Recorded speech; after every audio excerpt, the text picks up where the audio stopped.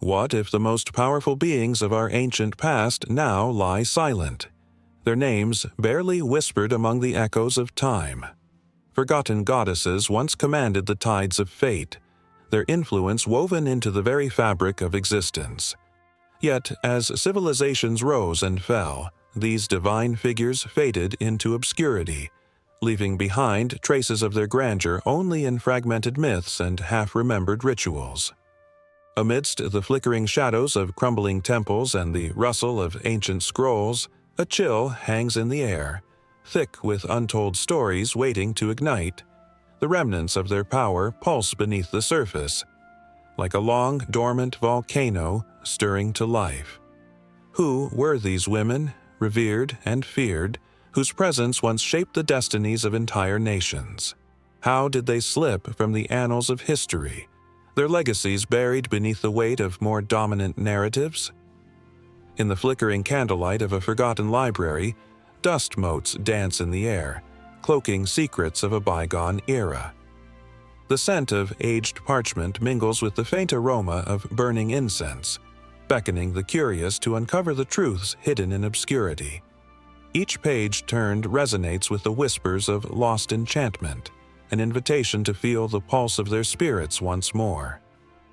The tension quickens, each word a heartbeat echoing in a timeless void, propelling the reader toward revelation. The air crackles with anticipation. What tragic fate befell these once revered deities? Some wielded the power of love and war, while others embraced the mysteries of the earth and sky. Their stories intertwine with the rise of empires and the fall of kings, each thread a testament to the duality of their nature, both nurturing and destructive. It is said that the last vestiges of their influence linger in the dreams of those who dare to remember, yet the truth is shrouded in a fog of forgetfulness. As night deepens, the weight of history presses down, heavy with the promise of revelation. What would it take to awaken their spirits? Would the world tremble at their return, or would the very fabric of society unravel at their feet? Fragments of their stories beckon, tantalizingly close yet forever out of reach. Can the past rise once more, reclaiming its rightful place in the collective consciousness, or will it remain a ghostly echo, haunting the dreams of those brave enough to seek the truth? In this realm of shadows and whispers, each revelation holds the power to reshape understanding. The forgotten goddesses stand at the precipice of rediscovery, their essence waiting to be rekindled. It is a matter of time before their stories burst forth, fierce and unyielding, challenging the narratives that sought to silence them. The ground trembles, anticipation crackling like electricity in the air. Something is coming, and it will change everything. In a dimly lit corner of an ancient library, dust motes dance lazily in the shafts of sunlight filtering through the cracked window. It is a place where whispers of the past echo softly, and the air is thick with the weight of untold stories. Among the forgotten tomes lies a treasure trove of myths, where tales of goddesses once revered have faded into obscurity. These are not the Olympians, nor the divine figures of well-known religions. These are the forgotten goddesses, powerful, fierce, and deeply human in their struggles. Each one carries with her the vibrant essence of a culture long gone, stories woven into the very fabric of their being. In the twinkling lights of the Mediterranean shores, Demeter breathed life into the fields. Yet in the shadows, Ereshkigal ruled the underworld, her heart heavy with grief as she mourned the death of her beloved. Their stories interlace with our own, carrying emotions that tug at the heartstrings, reminding us of love, loss, and the eternal struggle for identity. In the lush valleys of ancient Sumeria, Inanna, the goddess of love and war, donned her battle armor and danced with fierce abandon. Her songs of desire ignited the hearts of mortals, but she was also a figure of destruction, her rage capable of leveling mountains. The people worshipped her, crafting beautiful sculptures and intricate carvings to honor her presence. Yet, as centuries turned into millennia, her name slipped away, buried beneath the sands of time, while echoes of her powerful voice became mere whispers in the wind. Across the ocean, in a world untouched by European hands, the spirit of Pachamama thrived in the Andes. Revered as the earth goddess, she nourished the crops and held the balance of life. In her honor, festivals bloomed like the vibrant flora of her mountains, celebrating the cycles of birth and death that marked human existence. But as empires rose and fell, her worship waned, leaving behind only traces of the vibrant rituals that once filled the valleys with songs and laughter. In the frozen north, where the sun barely rose above the horizon during winter, the Sami people revered the goddess Beivi. She was the personification of the sun, a beacon of hope in the dark, cold months. Every spring, they would celebrate her return with songs and dances, offerings laid upon the snow, hoping for her warmth to melt the ice and awaken the earth. Yet as modernity crept in, her stories grew faint, memories fading like the last rays of sunlight, leaving behind a chilling silence in the hearts of those who once worshipped her. In the shadows of history, these goddesses fought battles not only with monsters and giants but also with the very tides of time that sought to erase them. They embodied power, grace, and vulnerability.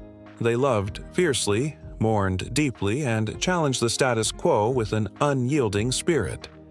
Each tale is a reminder of strength, wrapped in the soft silk of emotion, inviting readers to explore the depths of their own humanity through the lens of these powerful figures. Yet there is something haunting about their absence.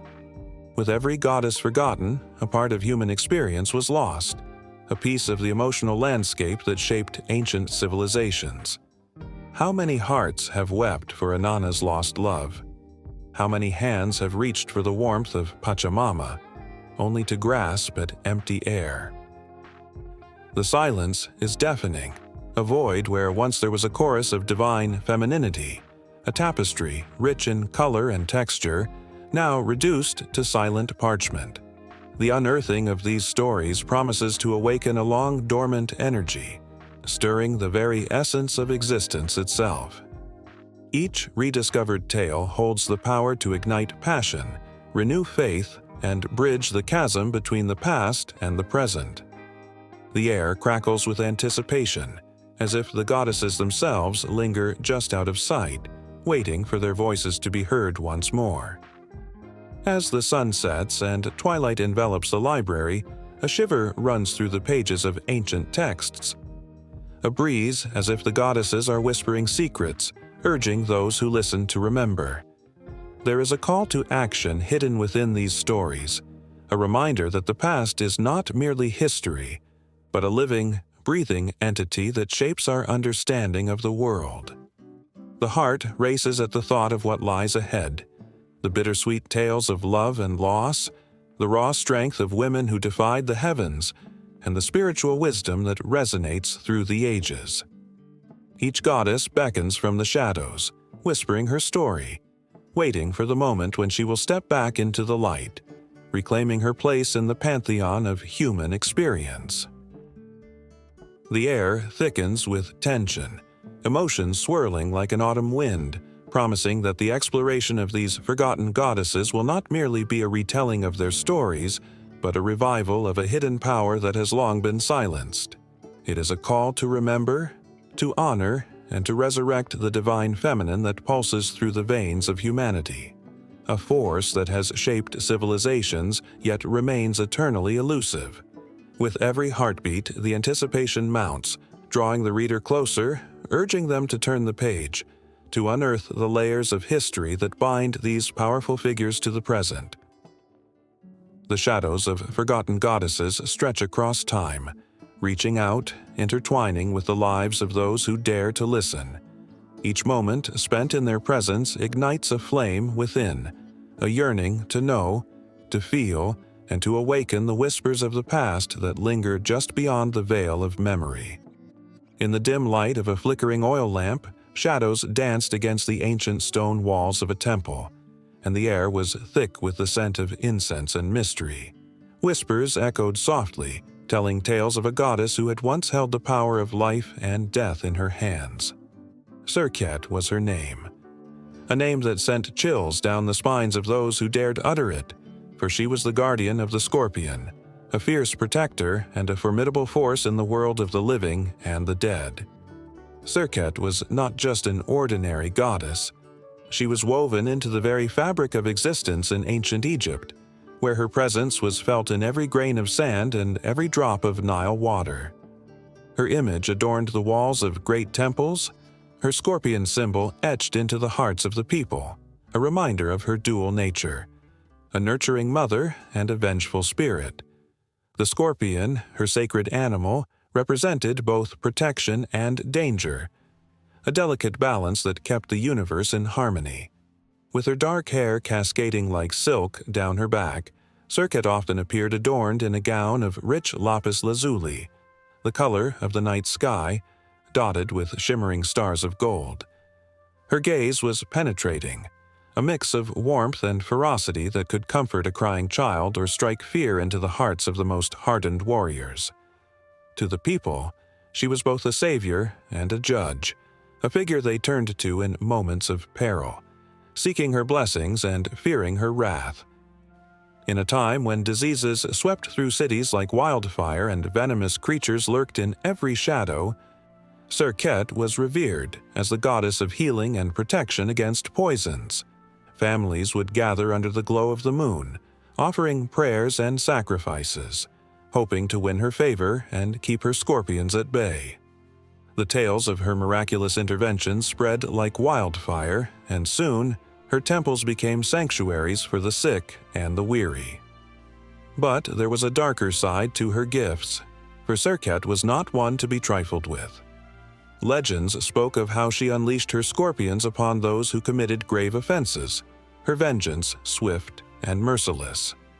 In the stories passed down through generations, a man who dared to insult her found himself surrounded by swarms of her venomous guardians, their stings a painful reminder of his transgressions. The desolate cries of the condemned echoed through the night, a haunting melody that told of her unyielding justice. As dusk fell over the bustling streets of Thebes, a priestess in Serket's temple prepared for a sacred ritual. Clad in white linen, she moved with grace, her heart racing as she lit incense and whispered prayers to the goddess. It was said that on this night, Serket would descend from the celestial realm to bless her followers. The air crackled with energy, and the atmosphere was thick with anticipation. The priestess felt the presence of something ancient and powerful, a force that sent goosebumps prickling across her skin. Suddenly, the temple doors swung open, revealing shadows that seemed to flicker and twist like the scorpions themselves. The priestess gasped, her breath caught in her throat as she stood before a figure shrouded in darkness. Serket's voice enveloped her, a melodic whisper that resonated in her very soul. "You have called me, child of the earth. What do you seek?" The priestess trembled, her heart pounding like a drum. She sought healing for her sick mother, who lay feverish and helpless at home. But a part of her quaked with fear.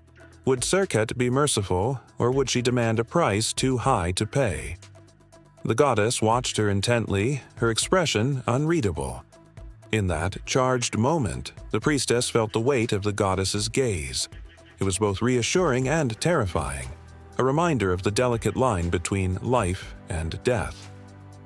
Around the world, tales of Serket's powers spread like wildfire. In distant lands, travelers spoke of her fiery temper and the protection she offered. Merchants painted her image on their carts, believing it would keep danger at bay. Yet, even among her most devoted followers, whispers of her fierce justice lingered in the air. Children learned to respect her, to honor her name with fear and reverence. After all, Serket was the one who could bring healing, but she was also the one who could unleash her scorpions upon the wicked. As the night deepened, the priestess made her desperate plea, her voice trembling as she spoke the words that had been passed down through generations. "Great Serket, goddess of scorpions, I come before you with a humble heart. My mother suffers, and I ask for your mercy." As she uttered the final syllable, a shiver coursed through the room, and the very fabric of reality seemed to shift. The candles flickered violently, casting eerie shadows that danced across the walls.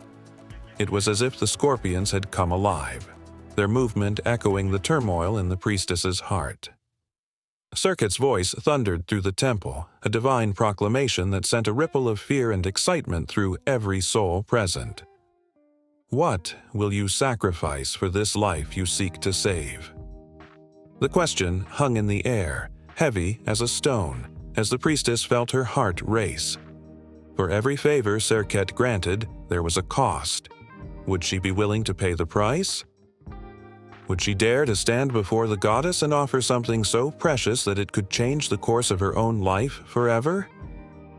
As the priestess contemplated her answer, the ground beneath her trembled, and the walls seemed to whisper secrets of ages past. The scorpions, both revered and feared, became a symbol of fate itself, their tiny bodies brimming with the power to protect or destroy.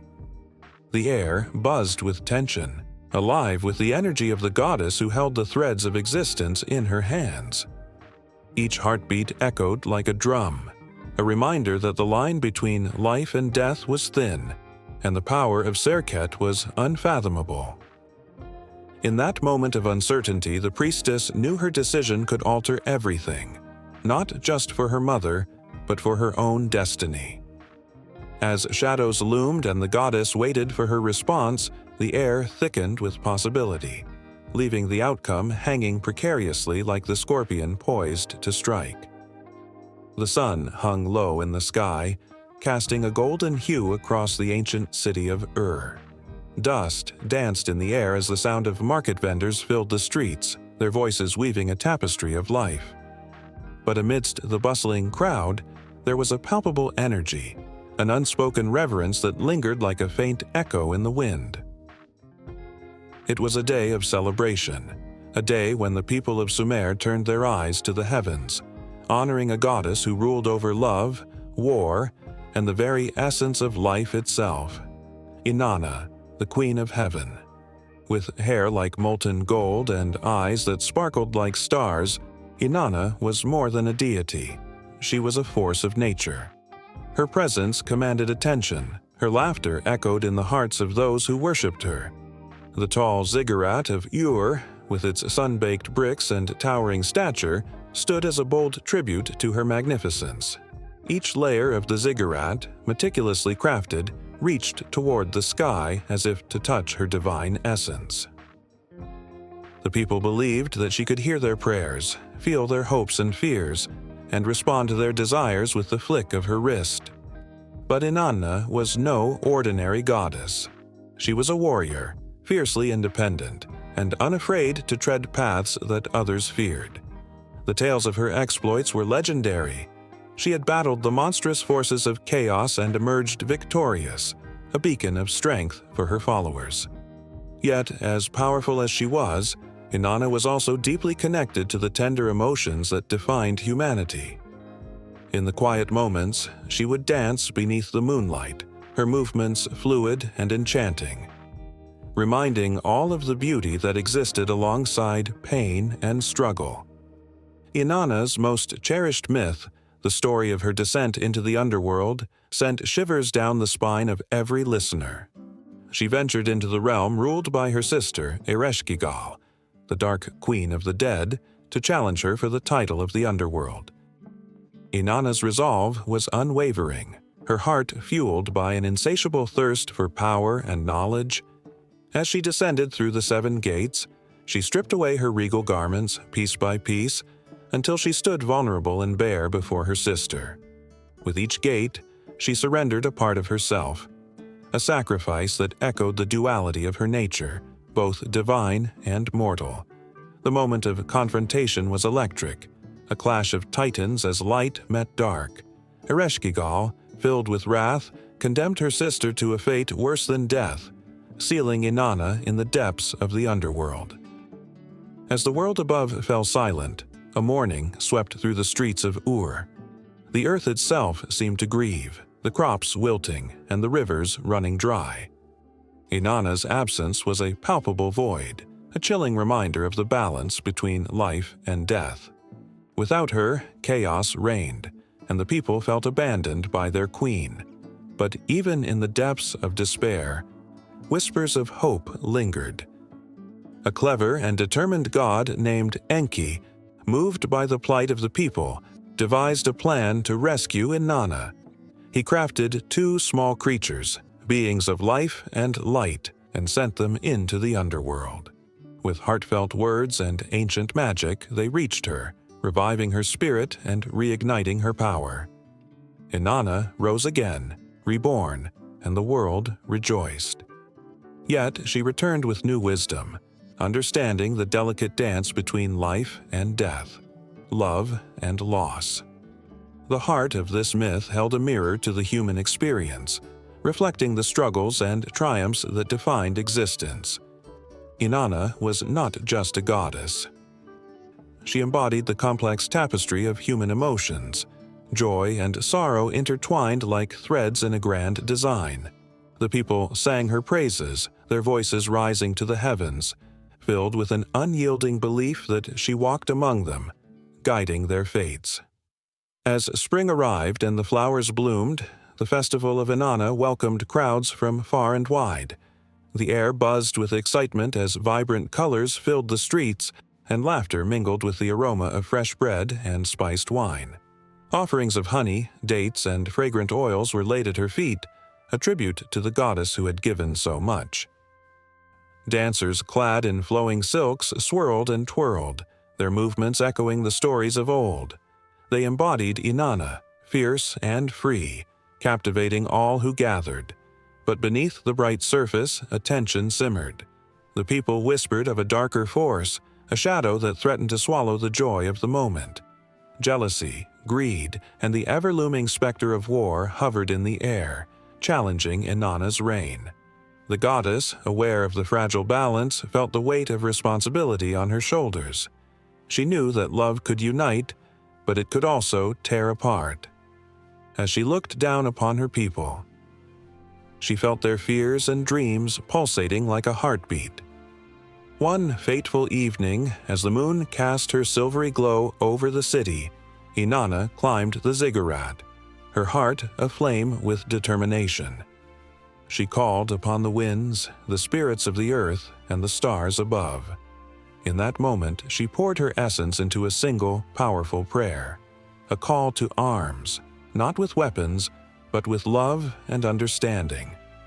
The people, feeling her call deep within their souls, joined her in a chorus of voices that rose into the night, a melody that intertwined their hopes and fears. As the first notes of transformation resonated through the land, a shift occurred. The darkness receded, and in its place blossomed the vibrant colors of unity.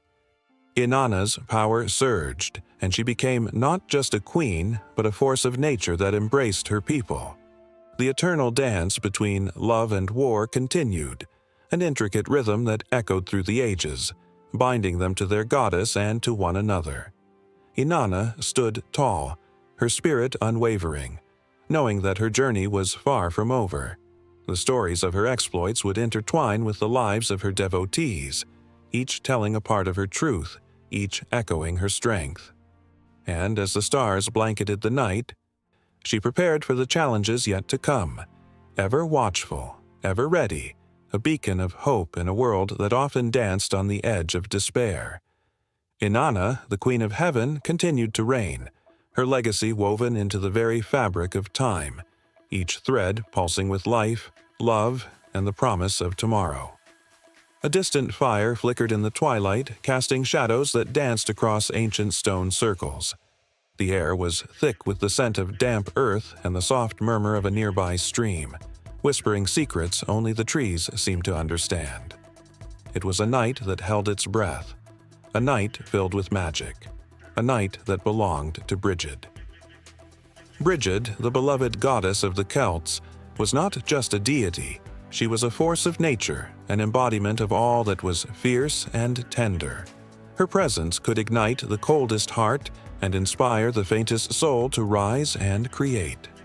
As the flames crackled, they seemed to pulse with her essence, warmth and light spilling forth like a mother's embrace. People gathered around the fire, their faces illuminated by its glow, eyes wide with reverence and longing. They whispered her name, a sacred chant that hung in the air, thick with expectation. Historically revered as the goddess of fire, fertility, and inspiration, Brigid transcended the boundaries of mere legend. She was a healer, a poet, a protector of livestock, and the keeper of the hearth. In ancient times, the Celts celebrated her festival of Imbolc, a day that marked the halfway point between winter and spring. On this day, they lit candles and fires, mirroring the returning warmth of the sun. The glow of her flames was not just a physical light, it represented hope, a promise that life would flourish again. In those days, when the chill of winter still lingered in the air, Brigid's spirit was invoked to bless the land and its people. Women, gathered in circles, would weave intricate crosses of rushes, symbols of protection and prosperity. They would whisper their dreams and fears into the fabric, sealing their wishes with the essence of the goddess. Each cross, hung over doorways and in homes, was a testament to faith and an invitation for Brigid's nurturing spirit to dwell among them. As the stories of Brigid circulated through villages, her persona grew more complex. She was often depicted with fiery red hair, a crown of flames that reflected her dominion over fire. This fiery essence was not merely destructive, it was also a source of warmth and creation. She roamed the land, igniting creativity in the hearts of artisans, guiding poets as they penned verses that sang of love and loss. In a world often steeped in hardship, Brigid became a beacon of inspiration, a reminder that beauty could blossom even from the harshest of circumstances. But the fire that burned within her also had a fierce side. Brigid was a warrior goddess, protecting her people from harm. Tales of her valor spread like wildfire, igniting a sense of courage among those who revered her. In battle, she was fierce and unyielding, wielding a sword that glimmered like the sun. The songs of her victories echoed in the hills, inspiring the weary to rise against oppression. In those moments of strife, they felt her presence beside them, urging them to fight for their beliefs. And yet, it was in the quiet moments that Brigid's true power shone the brightest. After the battles, as the soldiers returned home, tired and bloodied, they found solace in her embrace. The hearth, now crackling with warmth, became a sanctuary.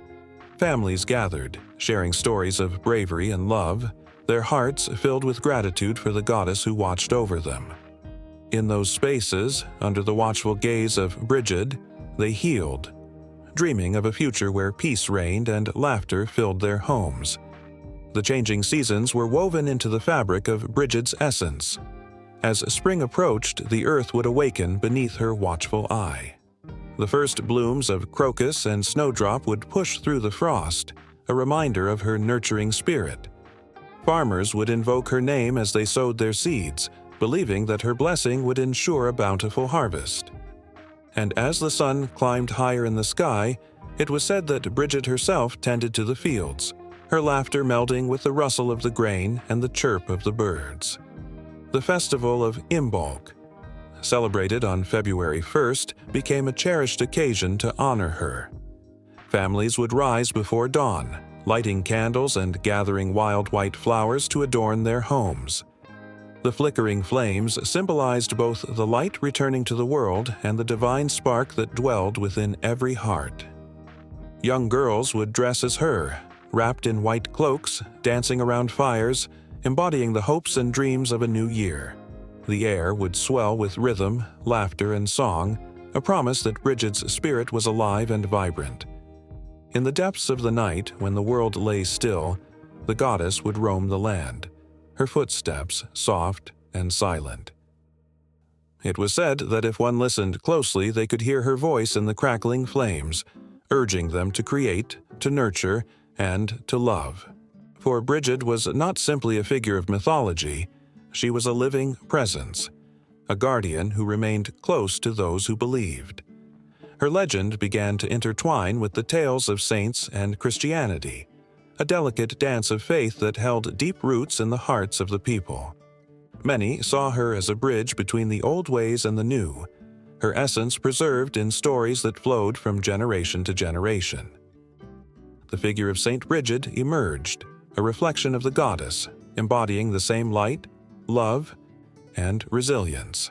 The ancient rites began to blend with new traditions, but the spirit of Bridget remained unbroken, a silent testament to the enduring power of belief. And so, as the flickering firelight cast long shadows across the sacred landscape, Bridget's legacy continued to thrive. With each passing season, her spirit danced among the people, igniting passions, nurturing creativity, and protecting those who called upon her name. The air was alive with the echoes of her laughter, a reminder that even in darkness the light of inspiration would never fade. The warmth of her fire became a guiding flame, illuminating the paths of those who sought her wisdom and grace. In that moment, the world was brimming with possibilities, all sparked by the unwavering essence of the extraordinary goddess Bridget. The air crackled with electrifying energy as the sun dipped beneath the horizon, casting a fiery glow across the ancient landscapes of Mesoamerica. In the shadows of the grand temples, a figure emerged, cloaked in the remnants of time. She was Coatlicue, the goddess whose very essence intertwined with life and death, creation and destruction, a looming presence that demanded both reverence and fear. Her name, meaning serpent skirt, echoed through the ages, whispered by those who dared to ponder the depths of her power. Clad in a terrifying and beautiful skirt made of intertwined snakes, her body represented the earth. Pregnant with possibility and danger, a constant reminder that creation often comes from chaos. Her skin, dark and textured, reflected the rawness of life itself. Those who looked upon her felt a shiver run down their spines. This was not just a goddess, she was the mother of all gods and goddesses, the primal force from which everything sprung forth. Around her, the sacred mountains stood silent, watchful guardians of her compelling story. Beneath the starlit sky, the whispers of the ancients echoed, tales of her children, mighty and divine, who roamed the lands with the weight of her legacy upon their shoulders. Huitzilopochtli, the sun god, was born from her, a fierce warrior destined to guide his people. Yet the circumstances of his birth were steeped in conflict. According to legend, Coatlicue was simply sweeping one day when she found a ball of feathers.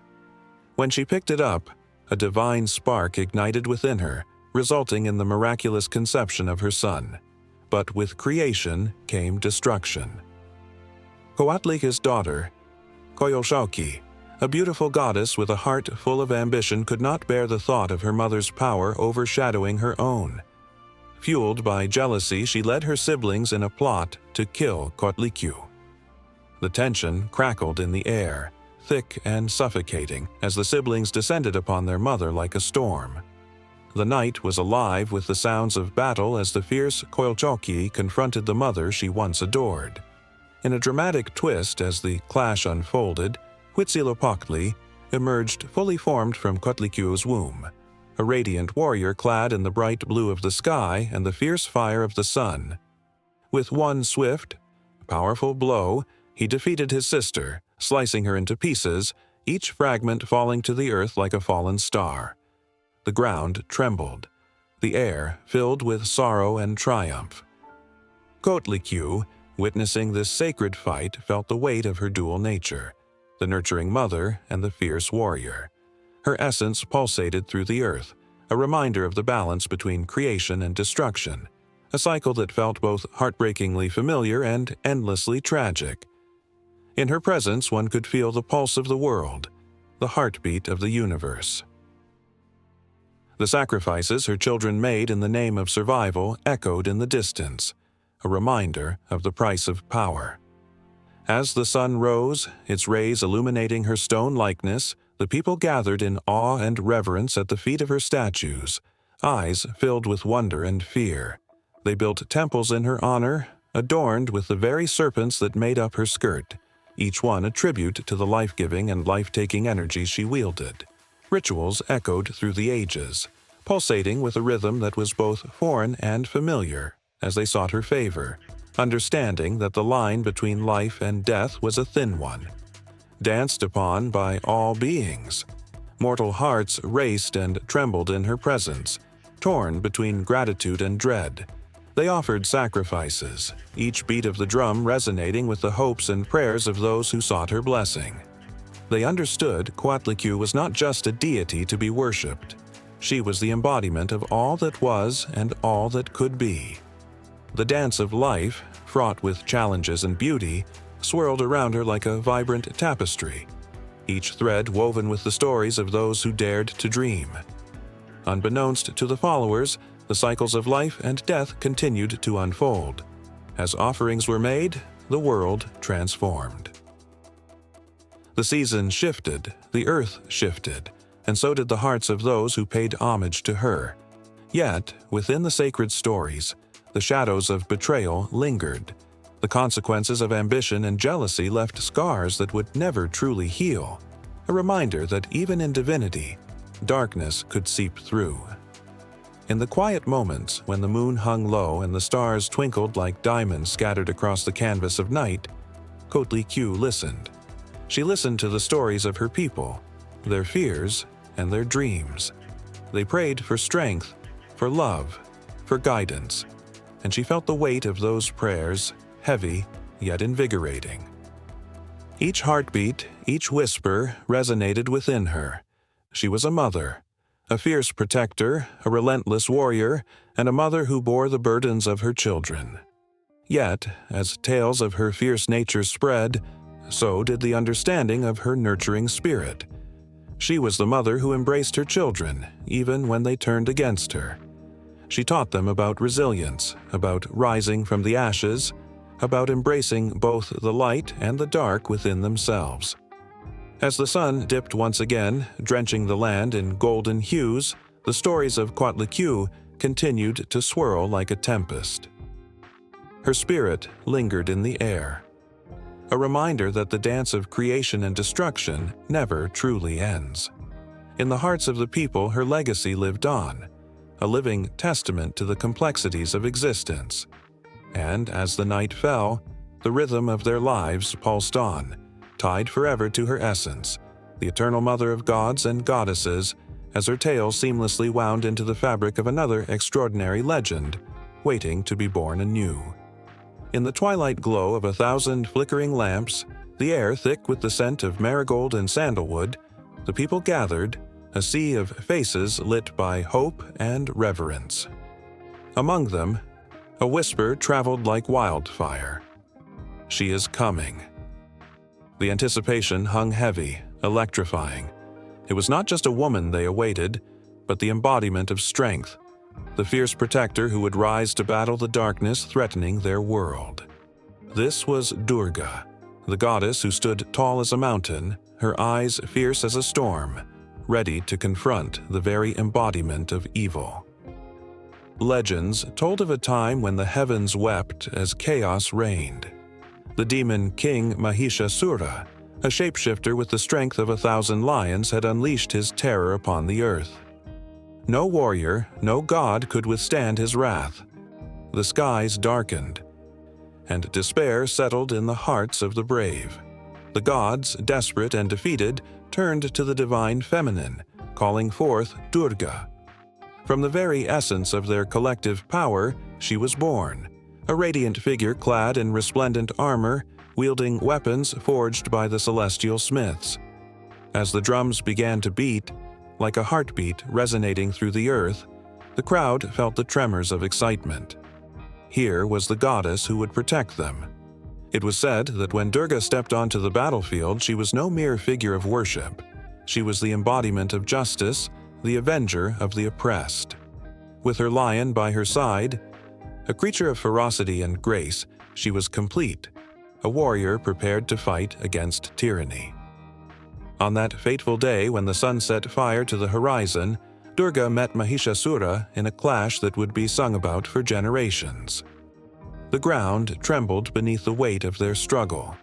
With each strike of her sword, her rage ignited the air, a tempest born from the pain of countless souls who had suffered under the demon's reign. The universe held its breath as she danced through the chaos. Swift, fierce, and utterly unstoppable, her arms moved like lightning, every swing of her weapon a testament to resilience, every battle cry a plea for justice. As Mahishasura transformed from lion to elephant and back again, he had no chance against her. Durga was the force of nature itself, embodying the truth that to protect is to be powerful, and to be powerful is to uphold justice. The battle raged through the night, shadows flickering against the backdrop of her glowing form, every clash ringing like a bell of hope for the downtrodden. With a final surge of strength, Durga pierced through the demon's heart, sending shockwaves of liberation through the air. The victory was not just hers. It was a triumph for every soul who had ever faced oppression. The sky cleared, revealing a brilliance that had long been obscured. The people rejoiced, their voices rising in unison as they chanted her name, Durga, the warrior, the protector. Yet, even as the celebrations began, a deeper understanding settled on the people. Durga was not merely a figure in a story. She was a reminder that courage lives in everyone. Mothers, daughters, and sisters found strength in her image, a bond that transcended time and space. They saw her not just as a goddess in a temple, but as a reflection of their own battles, the silent struggles, the unshakable will to fight for what is right. In every corner of the land, women lifted their heads high, feeling emboldened by the spirit of the goddess. In villages, Durga's festivals transformed into celebrations of not just her victories, but the victories of every woman who fought against injustice. The imagery of her slaying the buffalo demon became a powerful symbol of overcoming life's insurmountable challenges. In artworks, she was depicted not only as a divine warrior, but as a mother, a nurturer, a fierce protector of her children. The resonance of her tale wrapped around the hearts of millions like a protective shawl.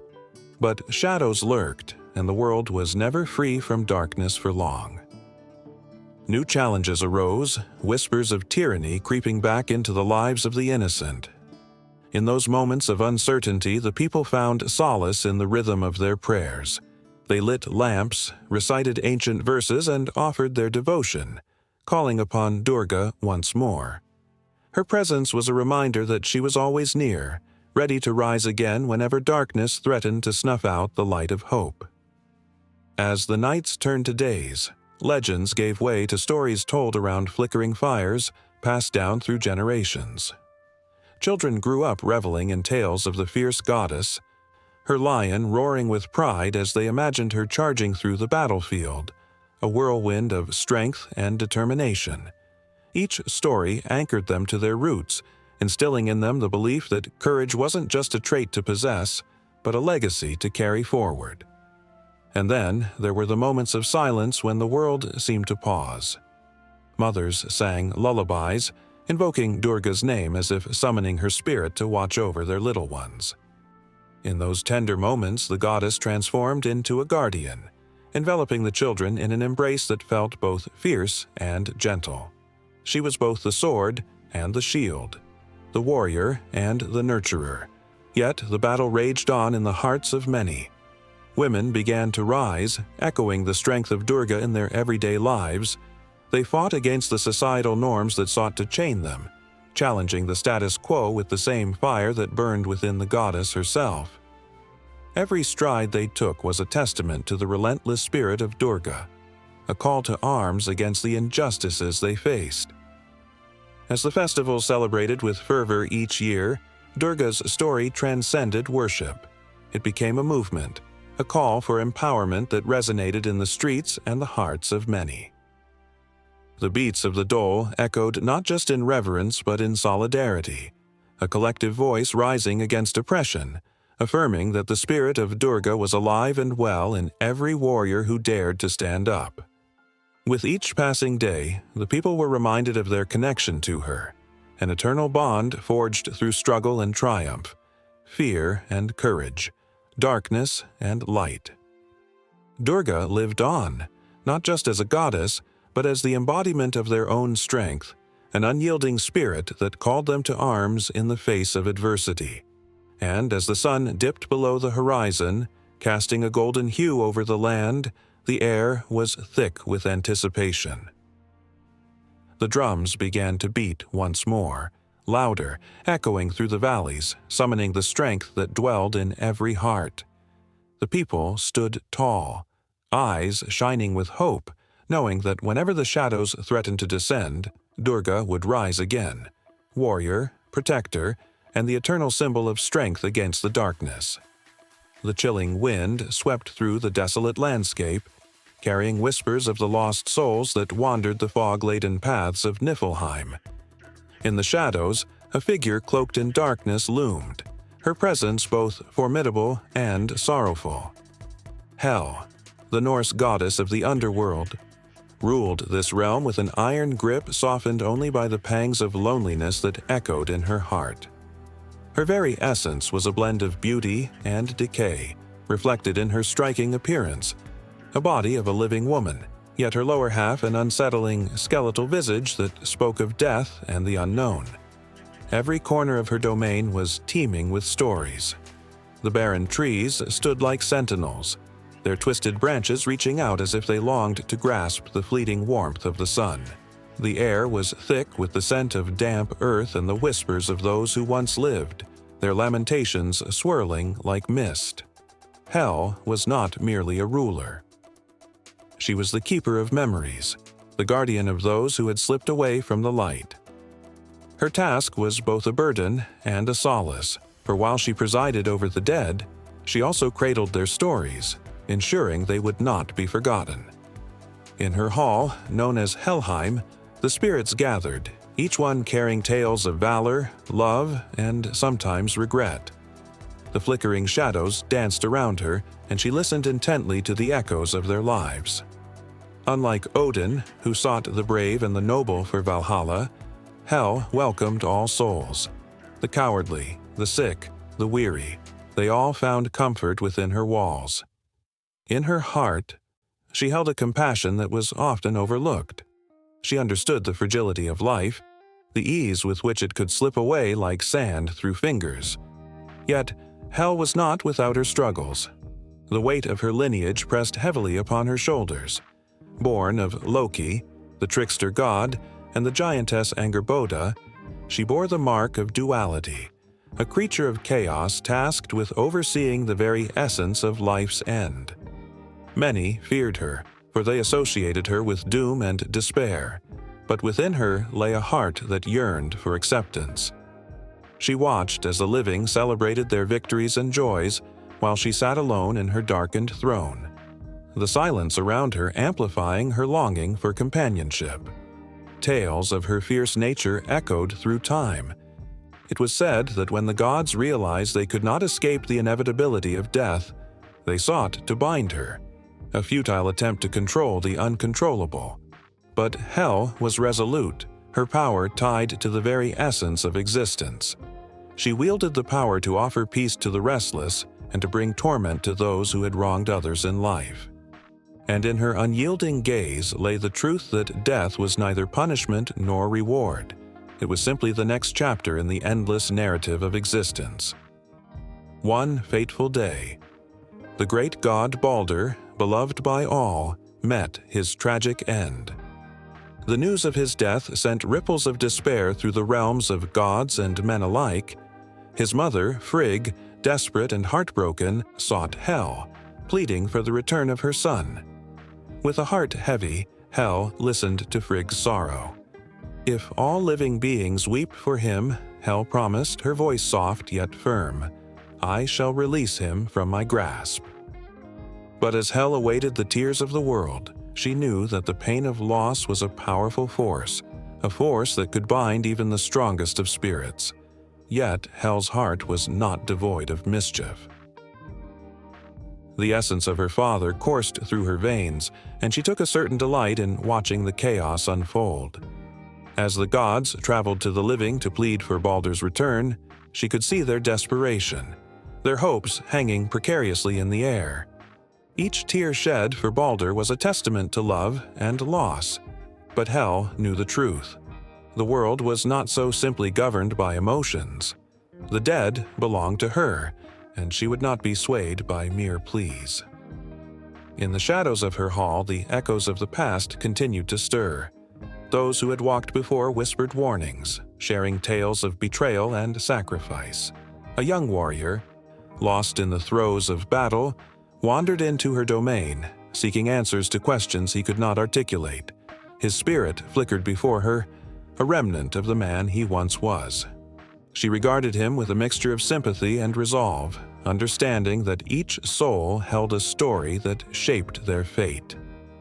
As she listened, a haunting melody filled the air, a song of grief sung by the lost. Hel's icy heart warmed slightly, the melodies intertwining with her own sorrow. In that moment, she felt the burden of her existence, a ruler of the dead, a keeper of stories, yet always yearning for connection. Her duality was a constant companion, weighing heavily upon her as she navigated the fine line between mercy and enforcement. The tales spun around her like webs, each thread representing a life that had touched the shores of her world. The cries of the deceased grew louder, intertwining with her thoughts. With each passing moment, the tension in her heart mounted. Would she ever find the acceptance she sought? Would she remain an eternal figure of solitude, haunting the peripheries of the living world? As the shadows lengthened and the night deepened, Hel pondered the essence of existence itself. Life and death were not enemies, they were intertwined. Two sides of the same coin. With a flick of her wrist, she sent a whisper of comfort to the lost souls, assuring them they were safe, that their stories would be told even in the darkest corners of the cosmos. But the world above continued to shift and change, and Hel understood that her role was not merely to oversee death, but to remind the living of their fragile connection to life. In her somber hall, the spirits gathered around her, drawn by her strength, her sadness, and her unyielding resolve. They needed her, and in that realization, her heart beat a little faster. Perhaps, just perhaps, she was not so alone after all. As the winds howled outside, a new presence approached her domain. A soul filled with a fervor of life, yet burdened by the weight of choices made. The door creaked open, and Hel's gaze sharpened. The dance of fate was still unfolding, and her story was far from over. On the shores of a restless sea, the waves crash and whisper secrets. The air is thick with salt and the scent of the earth, telling tales of life and loss. Here, where the river meets the ocean, the spirit of Yemoja breathes life into the waters, an eternal dance of creation and nurturing. She embodies the very essence of motherhood, a figure both feared and revered, commanding the depths with a gentle yet powerful presence. Yemoja, the West African goddess, is not just a deity. She is the lifeblood of rivers and the vast sea. Her nurturing spirit flows through the streams and cascades, embracing all who dwell in her watery embrace. Legends tell of her birth from the depths of the ocean, where she emerged as the first mother, the womb from which all life springs forth. Her name means mother whose children are fish. And this connection to the aquatic world pulses through the hearts of those living along the Niger, Senegal, and other rivers that carve their way through the rich tapestry of West Africa. As the sun sets, the horizon blazes with fiery oranges and purples, casting a surreal glow upon the water. Villagers gather by the banks, their voices low but filled with hope and reverence. They light candles, floating them on the surface, a tribute to Yemoja. Each flickering flame tells a story: the dreams of children, the wishes for lost loved ones, the prayers for safe passage across the waters. It's a ritual that has endured through generations, a moment where the past intertwines with the present as the waves lap gently at the shore, echoing their longing. The tales of Yemoja stretch back hundreds of years, woven into the fabric of the Yoruba people. In her presence, fishermen find bountiful catches, and mothers find solace in her embrace. She is often depicted as a beautiful woman, adorned with flowing blue and white garments that resemble the waves. Her hair, a cascade of water, glimmers under the sun like shimmering fish scales. With arms spread wide, she welcomes all, her children, her followers, her devoted believers, into the sanctuary of her waters. Yet her benevolence can shift. When angered, she is a force of nature, unleashing storms that can swallow entire villages. Her wrath is fierce, reminding the people of their place in the cycle of life. When a drought plagues the land or the rivers run dry, the community turns to her, pleading for rain and renewal. They understand that with her gifts come responsibilities. They must honor her and respect the natural world she nurtures. In the darkest nights, when the moon hangs low like a pearl, the goddess is said to wander the shores. Some claim to hear her voice carried by the wind, a haunting melody that beckons the lost to return home. The rhythm of the ocean mirrors the heartbeat of the earth, a reminder of the unity between humanity and the divine. Children listen wide-eyed as their elders recount tales of Yemoja, her laughter echoing like waves crashing on the rocks, her tears mingling with the rain that brings life to the thirsty ground. Every year, rituals are held in her honor, drawing thousands to the shores. Dancers adorned in blue and white sway to the music of drums, their bodies flowing like the water itself. They honor her with offerings, shells, fruits, and handmade crafts, each representing gratitude and respect. As they dance, the spirit of Yemoja wraps around them, filling the air with palpable energy. It's as if the goddess herself joins in the celebration, her laughter mingling with the rhythm of the drums. But the connection to Yemoja is not limited to the shores of West Africa. Her influence traveled across the ocean during the transatlantic slave trade, where her followers carried her spirit into the New World. In the Americas, she evolved, adapting to new cultures and traditions, yet always remaining the fierce protector of water and motherhood. In places like Brazil and Cuba, Yemoja's legacy thrives, her essence woven into the practices of candomblé and santeria. The stories may change, but her spirit endures, transcending time and geography. In the quiet moments of reflection, the waters speak in whispers. They tell of the struggles endured, the love shared, and the peace sought. Yemoja embodies the strength of the feminine spirit, a reminder that motherhood is not just about nurturing.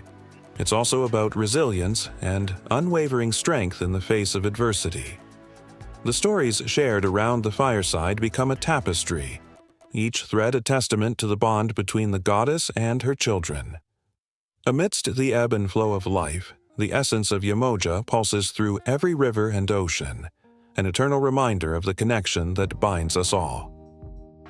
As the night deepens, the stars twinkle like scattered jewels across the sky, and the waves continue their ceaseless dance.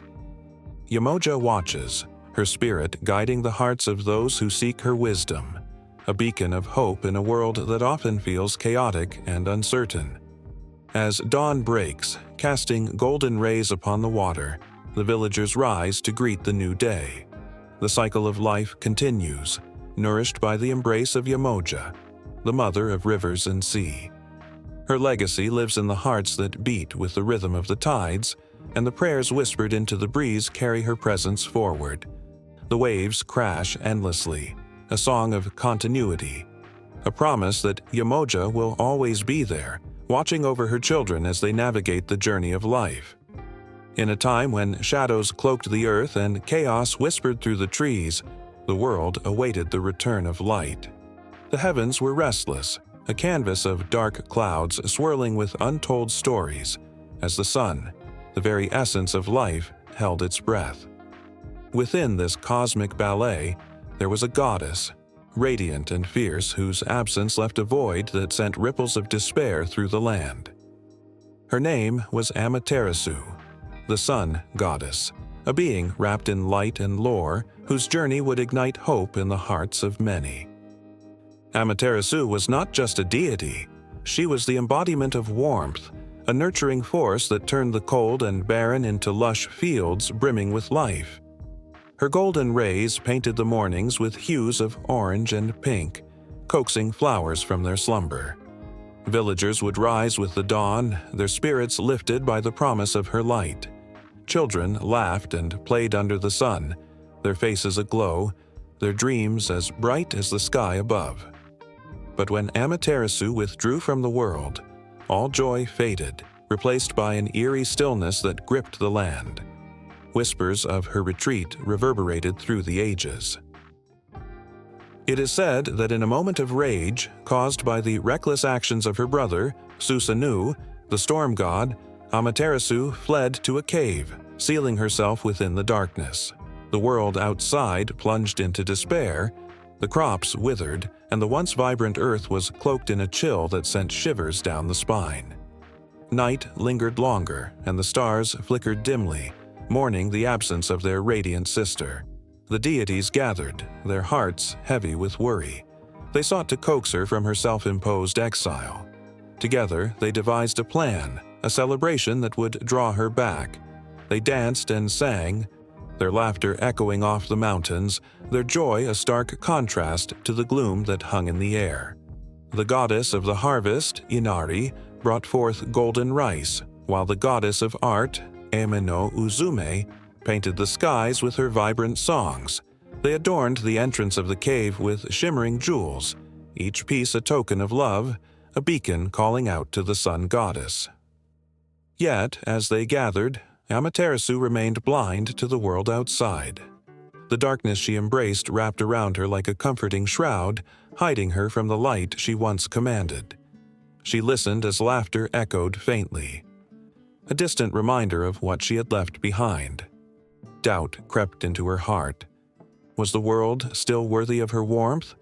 Was there still joy to be found in the chaos? Then, in a moment that shifted the tides of fate, Ame no Uzume stepped forward. Her spirit burned bright with determination. With a tambourine in hand, she began to dance, her movements a blend of grace and wild energy. She twirled and spun, her laughter a melody that pierced the silence. Mesmerized, even the other gods paused to watch her dance. The sound of her joy resonated, reverberating through the earth and into the cave, where Amaterasu sat, wrapped in her doubts. Curiosity flickered within her. What was this sound? What was this light that seemed to pierce her darkness? Slowly, she rose, stepping closer to the cave's entrance, drawn by the magnetic pull of joy. As she peered out, the sight that met her eyes took her breath away. There, in a divine spectacle of color and sound, was life, vibrant and unapologetic. Laughter erupted, filling the air like a spell that lifted her heart. Fueled by a rush of emotion, Amaterasu stepped into the light for the first time in what felt like an eternity. As she emerged, the sun broke through the clouds, casting golden rays across the land, igniting the earth with warmth and energy. Flowers blossomed, rivers sparkled, and the air shimmered with renewed hope. It was a rebirth of sorts, a moment when shadows fled and life reawakened. The people of Japan rejoiced, their hearts swelling with gratitude. They looked to the sky and thanked Amaterasu, their prayers a chorus of love resonating through time. The goddess smiled, her heart swelling as rays of light streamed from her being. She saw the beauty of life, the laughter of children, the warmth of families gathered together under her watchful gaze. The very essence of joy flowed through her, and in that moment, she felt whole again. But the legacy of Amaterasu did not end with her return. She became a symbol of resilience, a reminder that even in darkness, light could be found. Her spirit echoed through the ages, inspiring generations to seek hope in times of despair. She adorned herself with the power of the sun, the strength of her convictions illuminating the path for all who would follow. Yet tales of her power also held shadows, for with great light came great responsibility. Questions lingered in the hearts of mortals and deities alike. What would happen if darkness dared to creep back into the world? Would Amaterasu retreat again, or would she stand firm, a guardian against the chaos that loomed ever-present? As the sun settled in the sky, casting long shadows that danced on the earth, the air buzzed with anticipation. Would the goddess protect her realm from the storms that threatened to rise again? And how would her bond with her brother, the tempestuous Susanoo, evolve in the wake of their tumultuous past? In the twilight, beneath the watchful gaze of the stars, the world held its breath, teetering on the edge of a new chapter. The dance of light and shadow continued, a testament to the enduring spirit of Amaterasu, the sun goddess. As the first whispers of night began to fall, the stage was set for the next unfolding tale, where the struggle between darkness and light would echo through the ages, beckoning all to witness its beauty, its pain, and ultimately, its unyielding hope. The air was thick with the scent of fresh earth after a summer rain, a sweetness mingled with the sharpness of pine.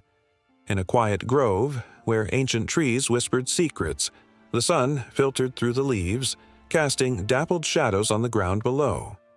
Here, in the stillness, the people of the Baltic paid homage to Lema, the goddess whose very essence danced between the threads of fate, life, and death. Lema, radiant and ethereal, stood as a guardian over the fates woven for every soul. Her presence was felt in every heartbeat, every breath, and every moment that echoed through the ages. She was not merely a deity cloaked in mythology.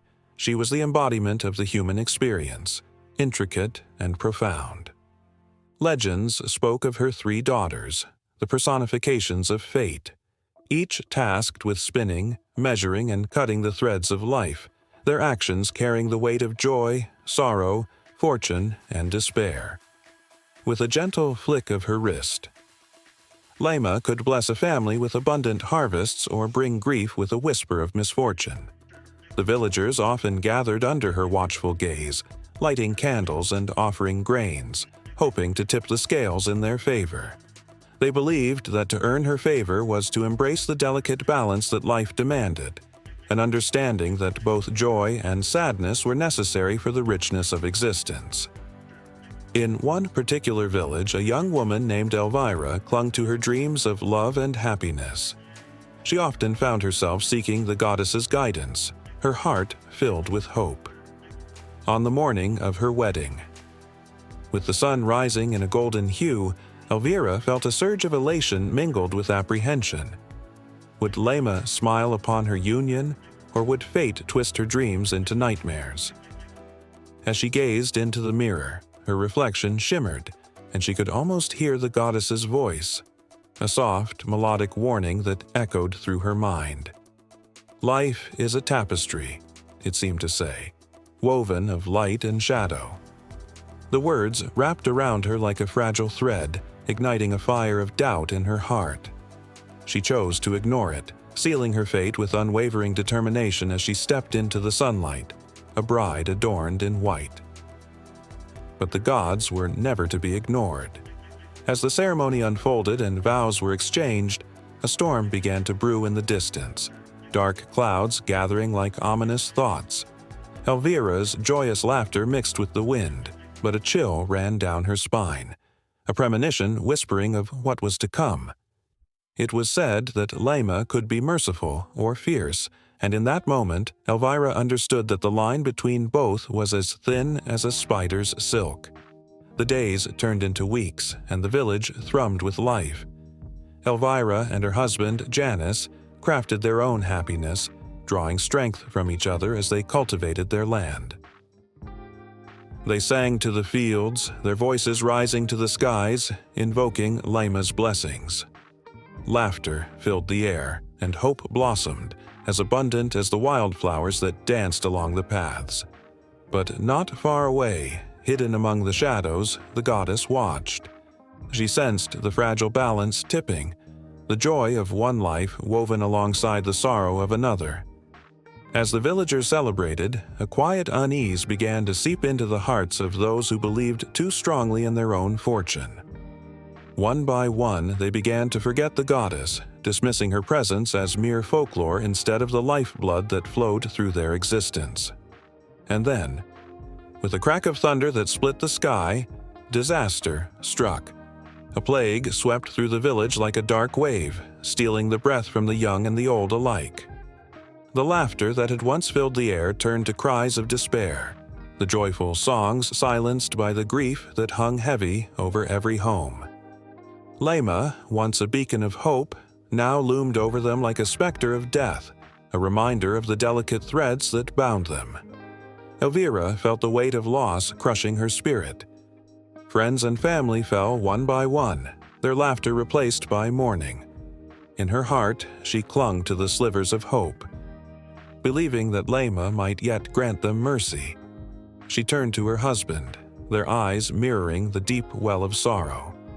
"Perhaps we forgot to honor her," Elvira whispered, desperation lacing her voice. "We took our happiness for granted." Janus nodded, a seed of realization taking root in his heart.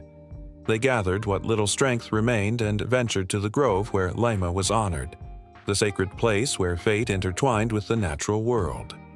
As they arrived, the air felt electric, charged with an anticipation both terrifying and exhilarating. They kneeled among the roots of the ancient trees, hands trembling as they offered grains and flowers, tears streaming down their faces. They poured their hearts out, pleading for forgiveness, for a chance to mend the broken tapestry woven by their actions. The wind began to stir, whispering through the leaves, carrying their words to the goddess. In that moment, Lema was not a distant figure cloaked in mythology. She was present, her essence entwined with their own. The villagers, witnessing the couple's plea, gathered around, igniting a flicker of hope.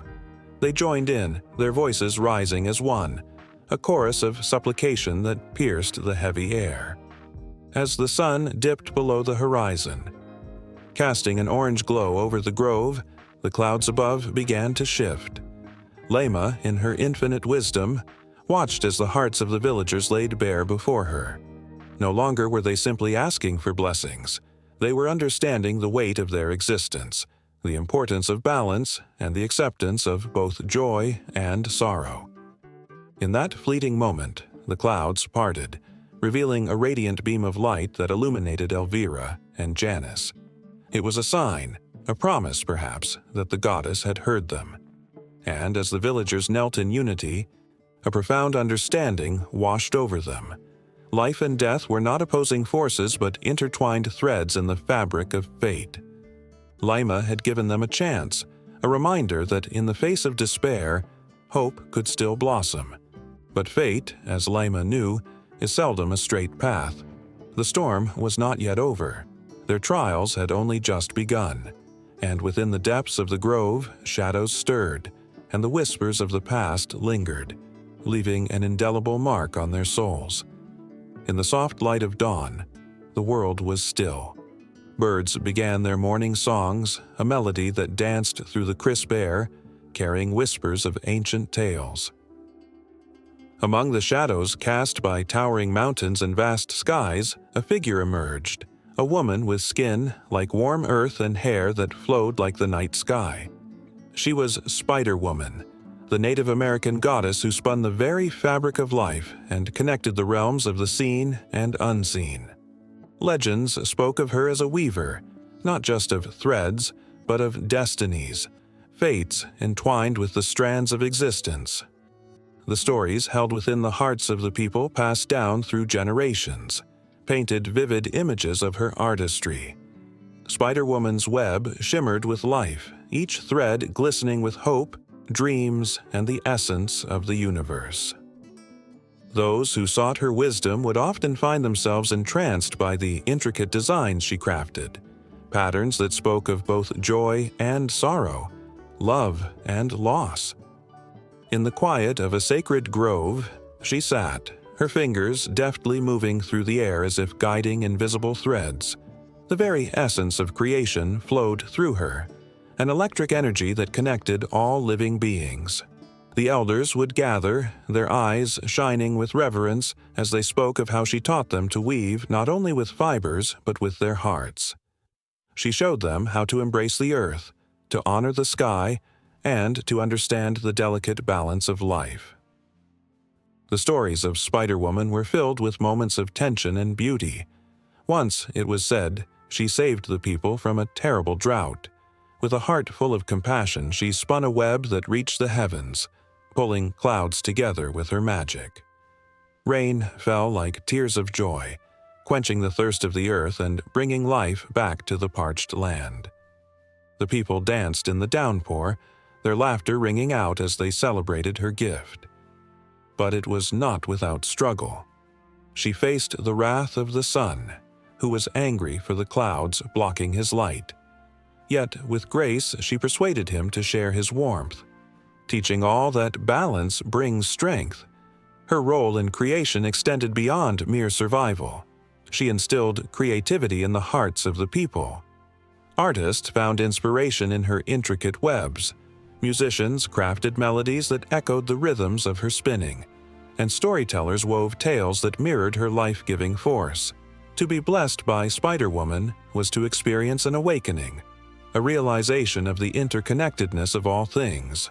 Children, eager to learn, would often gather around the fire, wide-eyed as the elders shared stories of her courage and wisdom.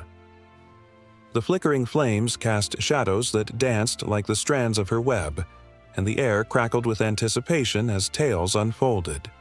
In one poignant story, a young girl, lost and alone, wandered into the wilderness.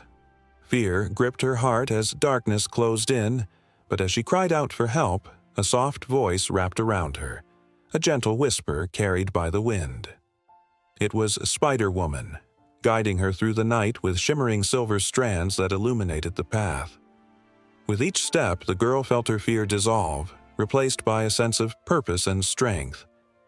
She followed the light until it led her back home, where the warmth of her family awaited. In that moment, she understood that she was never truly alone. Spider-Woman had woven her into the tapestry of life, reminding her that every individual is part of a greater whole. Yet not all stories were filled with light. There were moments of darkness, too. The legend spoke of a time when a great sickness swept across the land, leaving despair in its wake. The people turned to Spider-Woman, their hearts heavy with anguish. They pleaded for relief, for hope. With a heavy heart, she listened, feeling the weight of their suffering. But the solution came not from her alone. She summoned the spirits of the earth, the plants, and the animals, weaving their powers together in a sacred dance. The people, in turn, learned to listen to the rhythms of nature, the songs of the earth. They discovered healing in the roots and herbs that surrounded them, finding that they held the power to mend their broken bodies and spirits. Through all the trials and triumphs, Spider-Woman taught the people that life is a web of experiences, interlaced with joy and sorrow, love and loss. Her presence was a reminder of resilience, of the strength that comes from embracing challenges head-on. She showed them that every thread, no matter how tangled or frayed, had its place in the larger design. Every heartache was a lesson, every joy a celebration, and every moment a chance to weave something beautiful. As the sun dipped below the horizon, casting a golden glow over the land, Spider-Woman's stories continued to echo in the hearts of those who listened. They were tales of strength, unity, and the unbreakable bond between humanity and nature. The web she spun was not merely a creation of silk, but a living testament to the power of connection, a reminder that no one is truly alone, but instead part of an intricate design that holds the universe together. And so, the stories flowed like a river, carrying the essence of Spider-Woman into the hearts of future generations. The air filled with anticipation as the elders prepared to share the next chapter of her tale. The anticipation thick with the promise of more wonders to come. The moon rose high in the sky, casting a silvery light over the gathering, and in that sacred space the magic of Spider-Woman lived on, ever entwined with the stories yet to be told. The flickering flames danced in the darkness, casting shadows that twisted and turned like the thoughts of the people gathered around the hearth. It was here, in the comforting embrace of warmth, that the spirit of Vesta flickered to life. The air was thick with the scent of wood smoke and the lingering whisper of ancient prayers, a reminder of the sacred bond between the goddess and her devoted followers. She was not merely a deity to be worshipped from afar, but a presence that filled the hearts and homes of Romans with a sense of safety and belonging. Vesta, the goddess of the hearth, was the very essence of domestic tranquility.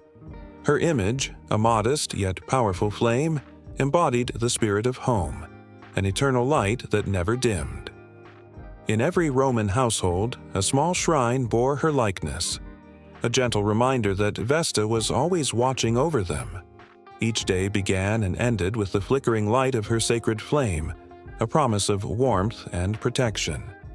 Families whispered their hopes and fears to her, believing she held the power to weave the threads of their lives together in harmony. As twilight descended, the town bustled with life, but an unspoken reverence filled the air when the sun dipped below the horizon. The festivals in her honor were vibrant spectacles, bursting with color and life, drawing crowds eager to pay homage. The most sacred of these was the Vestalia, celebrated in June. It was a time when women, the guardians of the home, gathered to honor Vesta, carrying offerings of bread and salt to her temple. Their faces glowed as they shared stories of faith, their voices rising in unison like a soft hymn, echoing through the streets as they prayed for Vesta's grace to fill their homes with joy and prosperity.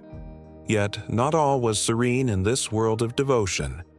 The flame that Vesta represented could just as easily be snuffed out, and the consequences could be dire. Tales of those who neglected their duties to her often floated through the air like autumn leaves, chilling the hearts of listeners. A family that allowed their sacred fire to die could find themselves cursed with strife and misfortune. The hearth was not just a physical space, it was the heart of the home. To keep it burning bright was a matter of life and death in more ways than one. In the Temple of Vesta in Rome, the Vestal Virgins danced in their flowing robes, each movement a tribute to their goddess. These women were the embodiment of purity and devotion, bound by vows that demanded their loyalty and service. They tended the sacred flame, ensuring it never went out, for it was said that as long as Vesta's fire blazed, the city of Rome would thrive. Their lives were steeped in ritual and responsibility, yet they were also marked by an undeniable sense of power. The people looked to them with awe, believing they could influence the very fate of the city with their prayers. But sacrifice was the price of such devotion. The tale of a young Vestal virgin, bound by duty yet yearning for love, sent shivers through those who heard it. She had been chosen for her purity, her future entwined with the fate of the city. But her heart longed for a young soldier, a passion that burned as fiercely as the hearth she tended. When their love was discovered, the consequences were swift and merciless. The soldier was executed, and she was condemned to a fate worse than death, buried alive. The flame of her heart was extinguished, leaving behind only the cold, unyielding stones of the temple, a haunting reminder of what was sacrificed in Vesta's name. As the stories unfolded in hushed whispers, a collective gasp echoed through the crowd gathered around the hearth. The eternal flame flickered ominously, as if reflecting the emotions swirling within the hearts of those present. The people knew that Vesta was not only a goddess of warmth and safety, but also a fierce protector of her own. She demanded loyalty, and in return, she offered her unwavering guardianship. When dawn broke, the sun spilled its golden light, illuminating the streets of Rome and the humble homes that lined them. Each house, however grand or simple, held its own flame, a testament to the unbreakable bond between Vesta and her followers. They rose with the sun, kindling their fires and whispering their morning prayers. The day was filled with endless possibilities, yet the heart of every home remained anchored in the steadfast presence of Vesta. And so, life continued, woven together by the threads of devotion, sacrifice, and love. The stories of Vesta's blessings and wrath echoed through the generations, each tale deepening the connection between the people and their goddess. The hearth became a symbol of the family unit, a place where laughter and tears mingled, where dreams were woven and memories forged. Yet the shadows of doubt lingered. The question of whether Vesta would always protect her people loomed in their hearts like the heavy clouds before a storm. Would the flame remain steady in the face of adversity? The air was thick with tension as the promise of change loomed on the horizon, and whispers of uncertainty rippled through the community. Each flicker of the flame held a story, a promise, and a warning, urging the people to honor their goddess and keep their hearths alive, for the heart of Rome depended on it. As dusk approached once again, the warmth of the hearth was a balm against the cool evening air. Families gathered, their faces illuminated by the soft glow, sharing tales of Vesta's blessings. Laughter echoed, mingled with the soft hum of prayers, each voice rising together in a tapestry of hope. And yet, in the shadows, a new story was weaving itself, a story of a challenge that would test the very fabric of their faith and the strength of their bond with the goddess who watched over them. In the quiet corners of Rome, the flickering light of Vesta's flame cast long shadows, hinting at the trials to come. Each heartbeat, each whispered prayer, held the weight of their past and the uncertainty of their future. Vesta, keeper of the hearth and home, would soon reveal the strength of her love and the depths of her wrath, forever shaping the lives of those who sought her favor. The eternal flame flickered, alive with secrets yet untold, ready to guide them through the storm that was about to break. The wind danced playfully through the tall grasses of the Slavic plains, carrying with it the scent of damp earth and the promise of rain. Beneath the sprawling sky, a figure moved, her long hair flowing like a river, her footsteps silent upon the rich soil. This was Mokosh, a name whispered among the villagers, a name that evoked reverence and warmth, embodying the very essence of life itself. Mokosh stood tall, a silhouette against the blazing sun, her presence palpable as the heartbeat of the earth. The villagers believed she was the spirit of the land, the Earth Mother who cradled seeds in her hands, nurturing them into existence. Her connection to fertility was undeniable as she watched over every birth, every harvest, and every bloom. When a child was born, it was said that Mokosh's blessing wrapped around the child like a mother's embrace, ensuring health and vigor, guiding them through their lives with her tender wisdom. In the quiet of the night, when the silver moon bathed the world in its soft glow, women gathered around a fire, their voices low and reverent as they spun tales of Mokosh. They spoke of her power over the soil, the grain, and the very cycles of life. Each word carved an image in the minds of listeners, the way she would dance through the fields, her feet kissing the earth, summoning life from the depths of the dark earth.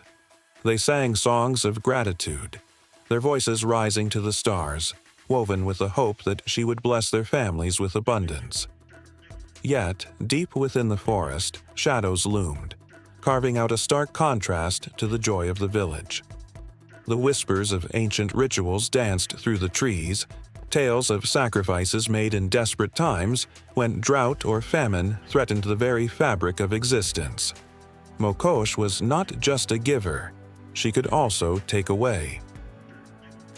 It was a delicate balance that the villagers understood well, their lives intertwined with her whims. If they angered her, the fields would wither and the rivers would run dry. Fear and reverence coexisted, a fragile thread connecting them to the goddess who held their fate in her hands. As the seasons changed, so too did the rituals. When the first hints of spring caressed the earth, the village would prepare for the spring festival. a vivid explosion of color and life. Women adorned themselves with crowns of wildflowers, while men carved wooden effigies to honor Mokosh. They would dance and sing, their laughter mingling with the sound of the wind, each joyful moment a tribute to the goddess who brought forth life. The air buzzed with anticipation as young couples sought her blessing for fertility, believing that the touch of Mokosh would ensure strong children and bountiful harvests. But not all evenings were filled with laughter. There were nights when the air grew heavy with tension, when men returned from long hunts, their faces drawn and weary. Dread often seeped into the hearts of the villagers as they gathered around the flickering flames, sharing tales of dark forces that threatened their world. It was said that the ancient spirits of the earth could be vengeful, eager to reclaim what was theirs. In those moments, the villagers called upon Mokosh with fervent prayers, their voices rising higher with each plea. They begged her protection, their hearts pounding like war drums, for they knew all too well the price of neglecting the Earth Mother. And then there was the drought.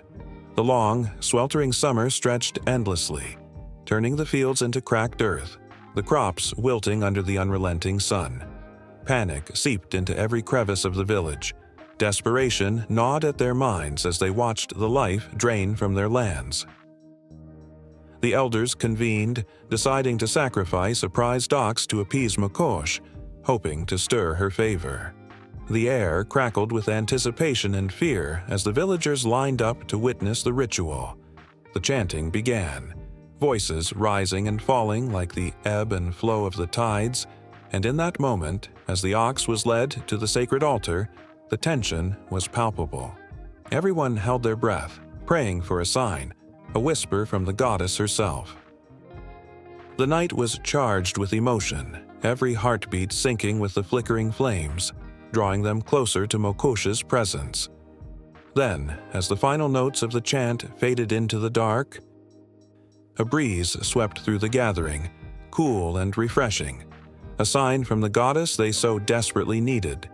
The ground trembled slightly, as if awakening from a long slumber, stirring hope once more.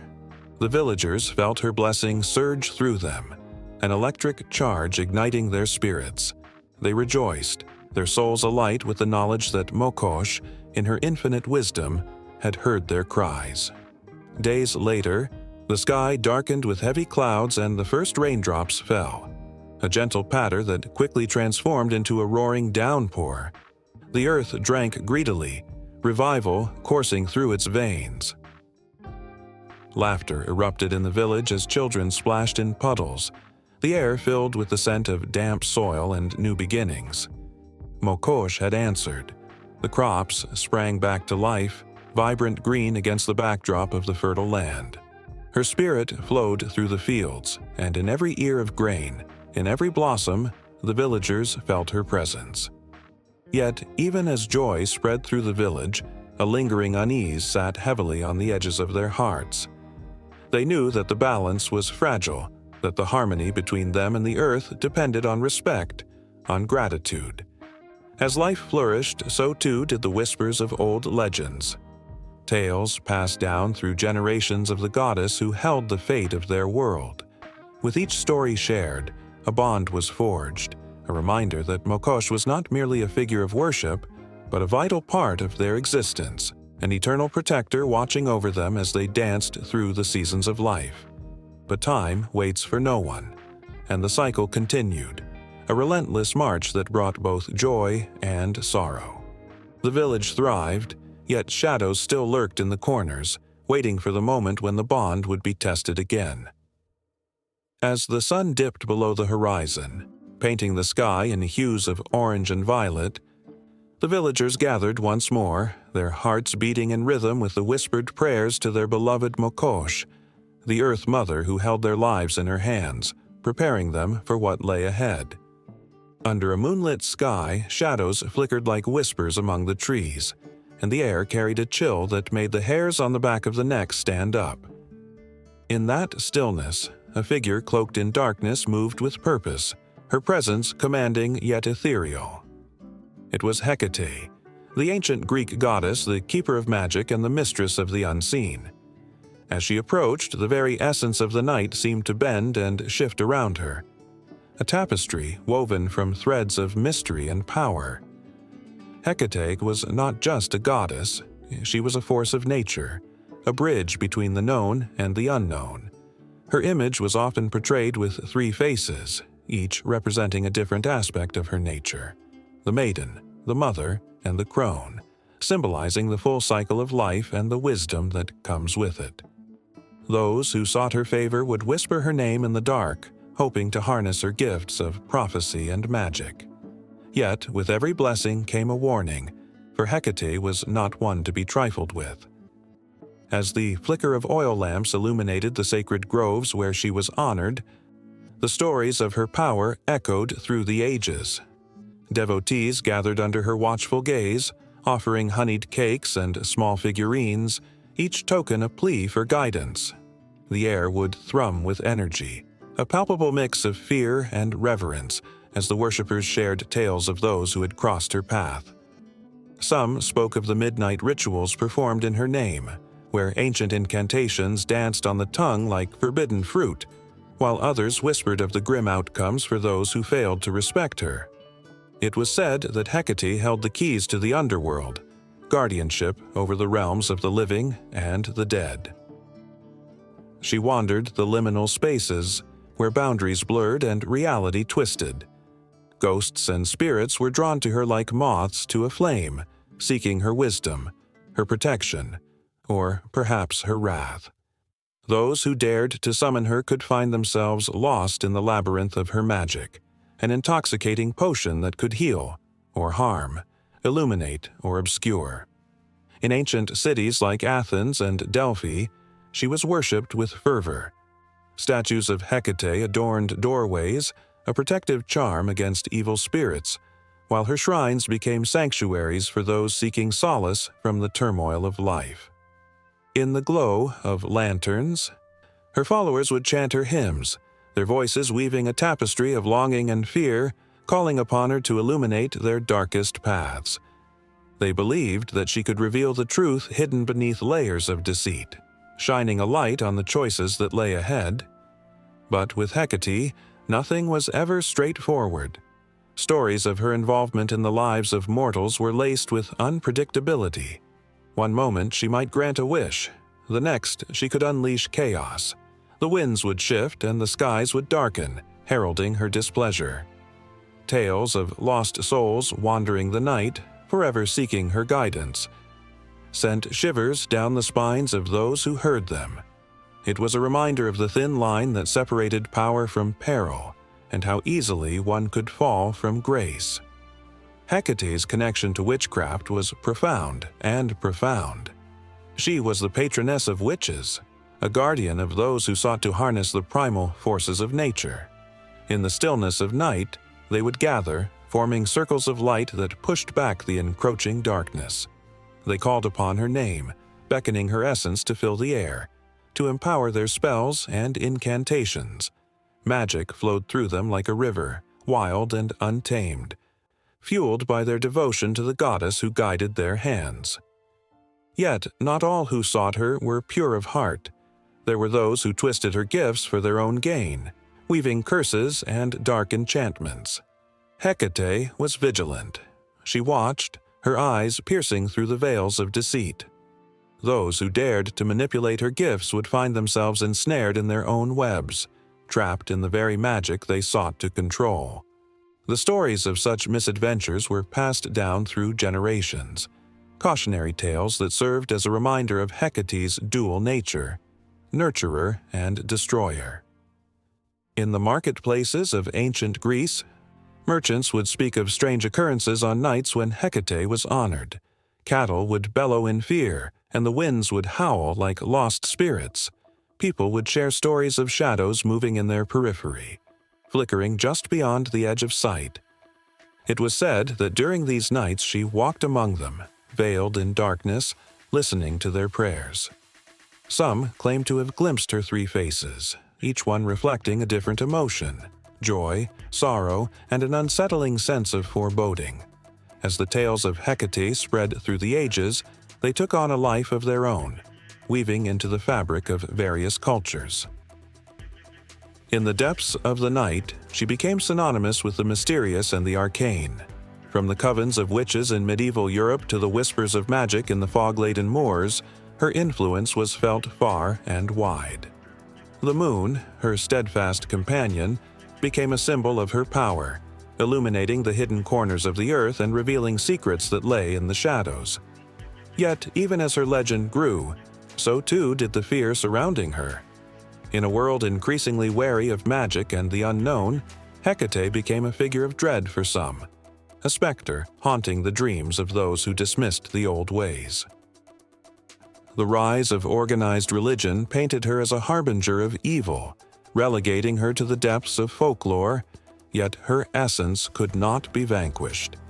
She thrived in the hearts of those who recognized the magic within themselves, those who dared to embrace the unknown. And so, as the night deepened and the stars sparkled like diamonds against the velvet sky, the tales of Hecate continued to pulse with life. Her spirit lingered in the air, a reminder of the fragile balance between light and dark, power and vulnerability. Those who called upon her name felt the thrill of the unknown, the electric anticipation of what might unfold.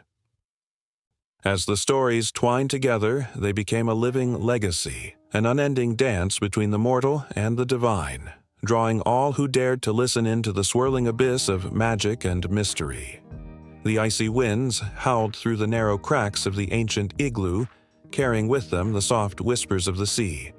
Outside, the frozen landscape stretched endlessly, a world of white and silence. But beneath the surface of the frigid water, life pulsed in vibrant colors. Here, in the depths of the Arctic Ocean, Sedna ruled, a powerful figure cloaked in mystery and sorrow. Her presence lingered like the gentle sway of seaweed in the current, a reminder of the delicate balance between the living and the lost. Sedna was not just a goddess, she was the heartbeat of all sea creatures, a nurturing spirit who embodied the very essence of life beneath the waves. In the Inuit legend, her hair flowed like the murky depths of the ocean, filled with the souls of the animals she guided. Each seal, walrus, and fish owed their existence to her mercy. When the Inuit hunted, they prayed to her, seeking her favor, for without her, their survival was tenuous at best. But in the stories, darkness often shadows the light. Sedna's life began not with power, but with betrayal. Once a beautiful maiden, she was tricked by a raven, an omen of misfortune. He transformed into a man and lured her away from her family, promising love and adventure. Sedna, naive and yearning for more than the confines of her village, followed him into the unknown. Yet, when reality shattered her dreams, when the raven revealed his true nature, she was cast aside like a broken shell. Heartbroken, Sedna fought her way back to her home, but the ocean had other plans. In her struggle, she fell into the icy depths, and there the sea claimed her as its own. As she sank deeper, her fingers were snatched away by the cruel waters, each digit becoming an animal, each loss a tribute to her transformation. Her hands, now the flippers of seals and the fins of fish, served as her connection to the world above. The agony of her severed fingers echoed through the waves, a haunting melody that resonated with the Inuit people. Sedna's tale was one of resilience, but also of profound sorrow, and as the Inuit gathered around their fires, they shared her story, their voices trembling with the weight of her grief. They spoke of her anger too, for she was no passive figure. Her rage could unleash storms, sending waves crashing against the ice, a reminder that she was not to be trifled with. The hunters, terrified yet reverent, knew that her approval was essential to their survival. They crafted offerings from seal meat and whale blubber, sending their prayers into the abyss, hoping to appease the mistress of the sea animals. One fateful night, as the auroras danced in the sky, the villagers whispered Sedna's name, their breath mingling with the icy air. They spoke of the seals, the walruses, and the fish, and how their lives depended on her mercy.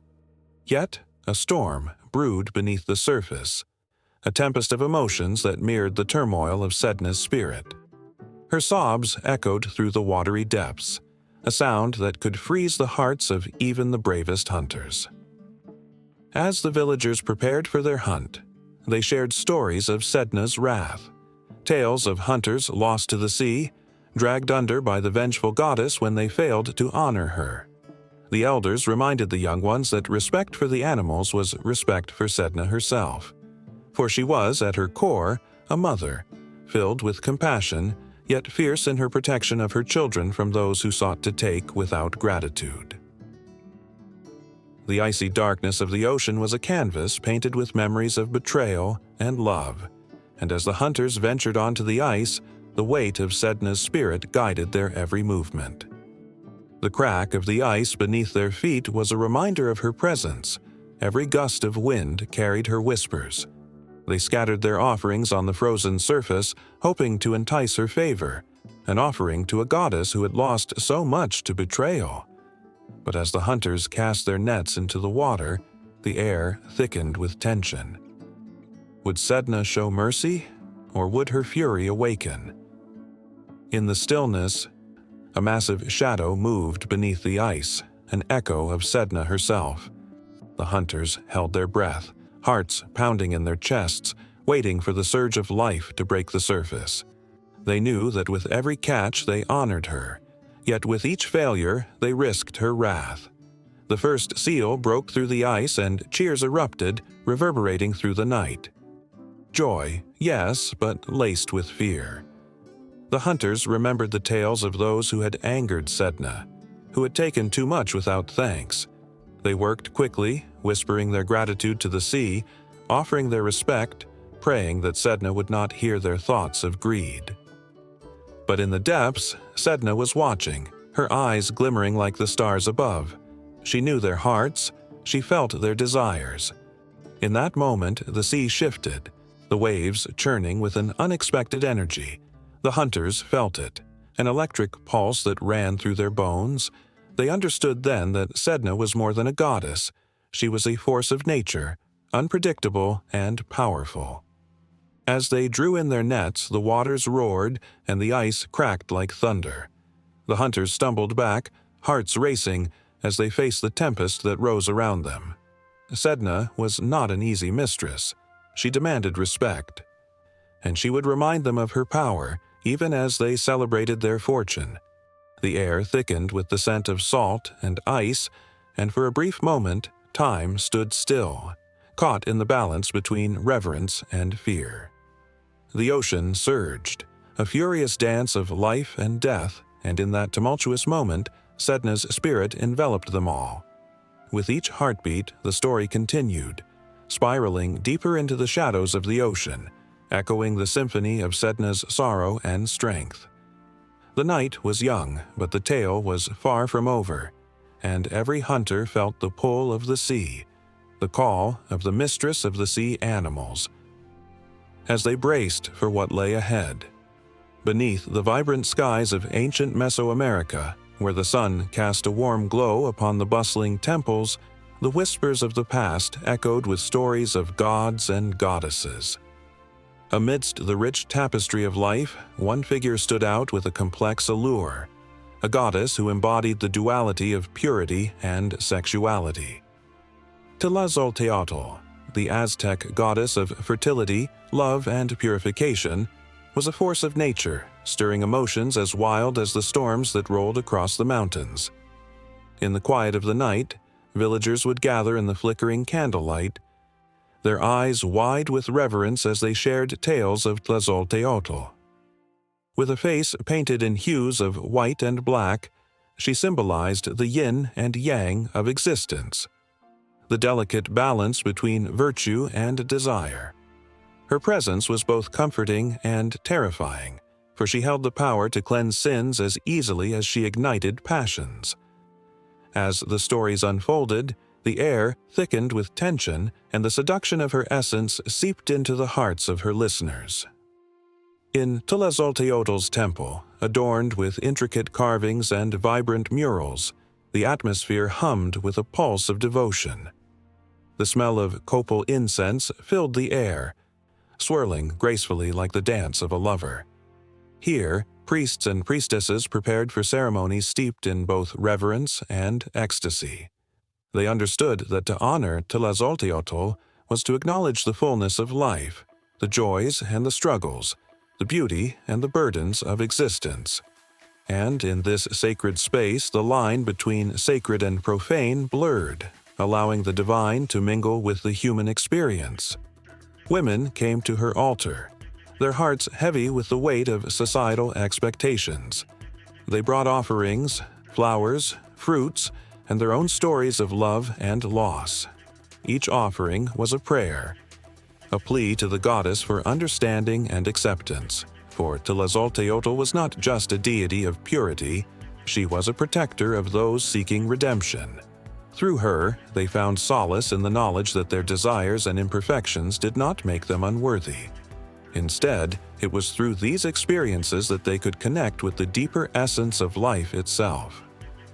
As the moon rose high, casting silver beams upon the temple stones, a palpable energy filled the air. In this sacred ambiance, a ritual unfolded. Priests and priestesses moved in unison, their bodies flowing with grace as they chanted ancient hymns. The rhythm of their voices rose and fell, echoing the heartbeat of the earth. They called upon Tlazolteotl, inviting her presence to bless their gathering.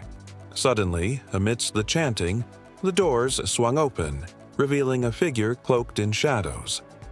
A woman stepped forward, her face painted in the same colors as the goddess herself, black and white, purity and sin intertwined. She was a priestess, devoted to Tlazolteotl, but she carried a burden, one of longing and unfulfilled desire. As she knelt before the altar, her heart ached, torn between the duty to her goddess and the pull of her own passions. With trembling hands, she placed a small offering at the foot of the altar, a handful of delicate flowers, vibrant and alive. As she did so, a gust of wind swept through the temple and the candles flickered violently, casting haunting shadows upon the walls. The energy shifted, and the air crackled with anticipation. The priestess felt a surge of warmth envelop her, as if Tlazolteotl herself was reaching out, whispering secrets only the heart could understand. In that moment, the boundaries of time seemed to dissolve. She recalled tales of the goddess, stories of lovers entwined in ecstasy, of the sacred act of creation. Passion surged within her, an insatiable desire that demanded to be acknowledged. With each heartbeat, she felt the duality of Tlazolteotl's nature, how the goddess embraced both the sacred and the profane, lifting veils of shame to reveal the beauty of human connection. With newfound courage, the priestess rose to her feet, her spirit ignited. She began to dance, her body moving with a rhythm that resonated with the very essence of Tlazolteotl. Her movements embodied the swirling energies of love and purity, a celebration of life's contrasts. Each sway stirred the hearts of those present, drawing them into a trance-like state, where they too could feel the goddess's spirit pulse through them. Onlookers were entranced, their faces illuminated with wonder as they witnessed the dance of the priestess. They felt the weight of their own desires lift, if only for a moment. In the presence of Tlazolteotl, they were reminded that it was entirely human to seek pleasure, to yearn for connection. The goddess taught them that purity was not the absence of desire but the acceptance of all facets of existence. As the dance reached its crescendo, the temple echoed with the collective heartbeat of the congregation, blending harmoniously with the spirit of the goddess. It was a moment frozen in time, where the boundaries between the earthly and the divine blurred, and Tlazolteotl's essence was palpable in the air. But just as quickly as it began, the dance came to a halt. The priestess fell to her knees, breathless yet exhilarated, feeling the weight of her offering transform within her. The light from the candles flickered low, casting shadows that seemed to whisper promises of love and forgiveness. In the silence that followed, a profound understanding washed over her. purity and sexuality were not enemies. They were two sides of the same sacred coin. And as the warmth of the goddess enveloped her once more, she realized she was not just a vessel of Tlazolteotl's spirit, but a living testament to the beauty of life itself. Outside, the stars twinkled brightly against the night sky, as if applauding the union of the divine and the mortal. The community emerged from the temple, transformed, carrying the goddess's energy within them as they dawned a new understanding of their own desires. The night was alive with possibilities, and the shadow of Tlazolteotl cast a long, inviting glow. As they walked away, they felt the stirring of something greater, a journey into the heart of what it meant to truly live, love, and embrace the complexity of the human experience.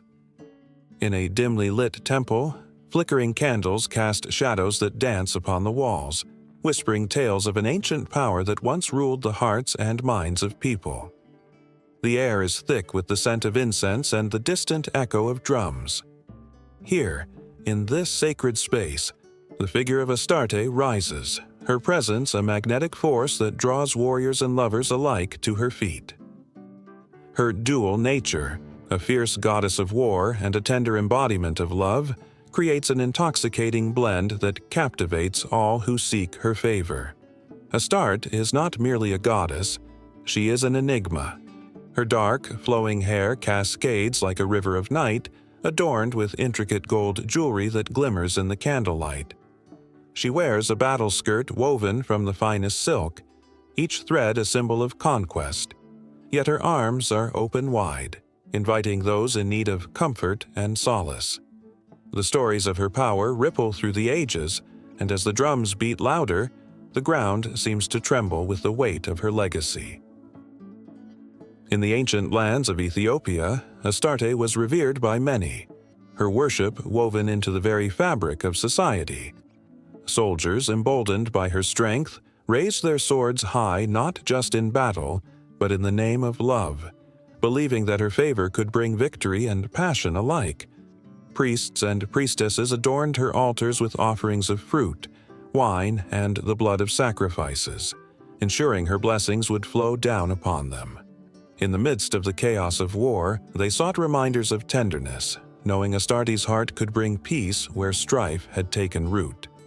As tales of her conquest spread, so did whispers of her love affairs. Astarte's heart was said to have known many, including that of the great god Baal. Their connection sparked fierce battles, for when love intertwined with ambition, the world echoed with intensity. Each encounter with her brought forth waves of passion and fury, a blend of emotions that left hearts both shattered and soaring. It was said that to catch her eye was to invite both ecstasy and peril, creating a tension that lingered in the air like a thunderstorm ready to break. In the midst of a brewing conflict, a young warrior named Kofi stood before her statue, his heart racing with a mix of fear and hope. He had heard of Astarte's power, stories passed from father to son around campfires at night. Tonight, as the moon hung low and the stars twinkled like diamonds, Kofi was determined to call upon her. He knelt on the cold stone floor, his palms pressed together in fervent prayer, his voice barely a whisper. Astarte, goddess of war, grant me strength. Goddess of love, guide my heart. The air shimmered, and for a fleeting moment Kofi felt her presence wrap around him like a warm embrace.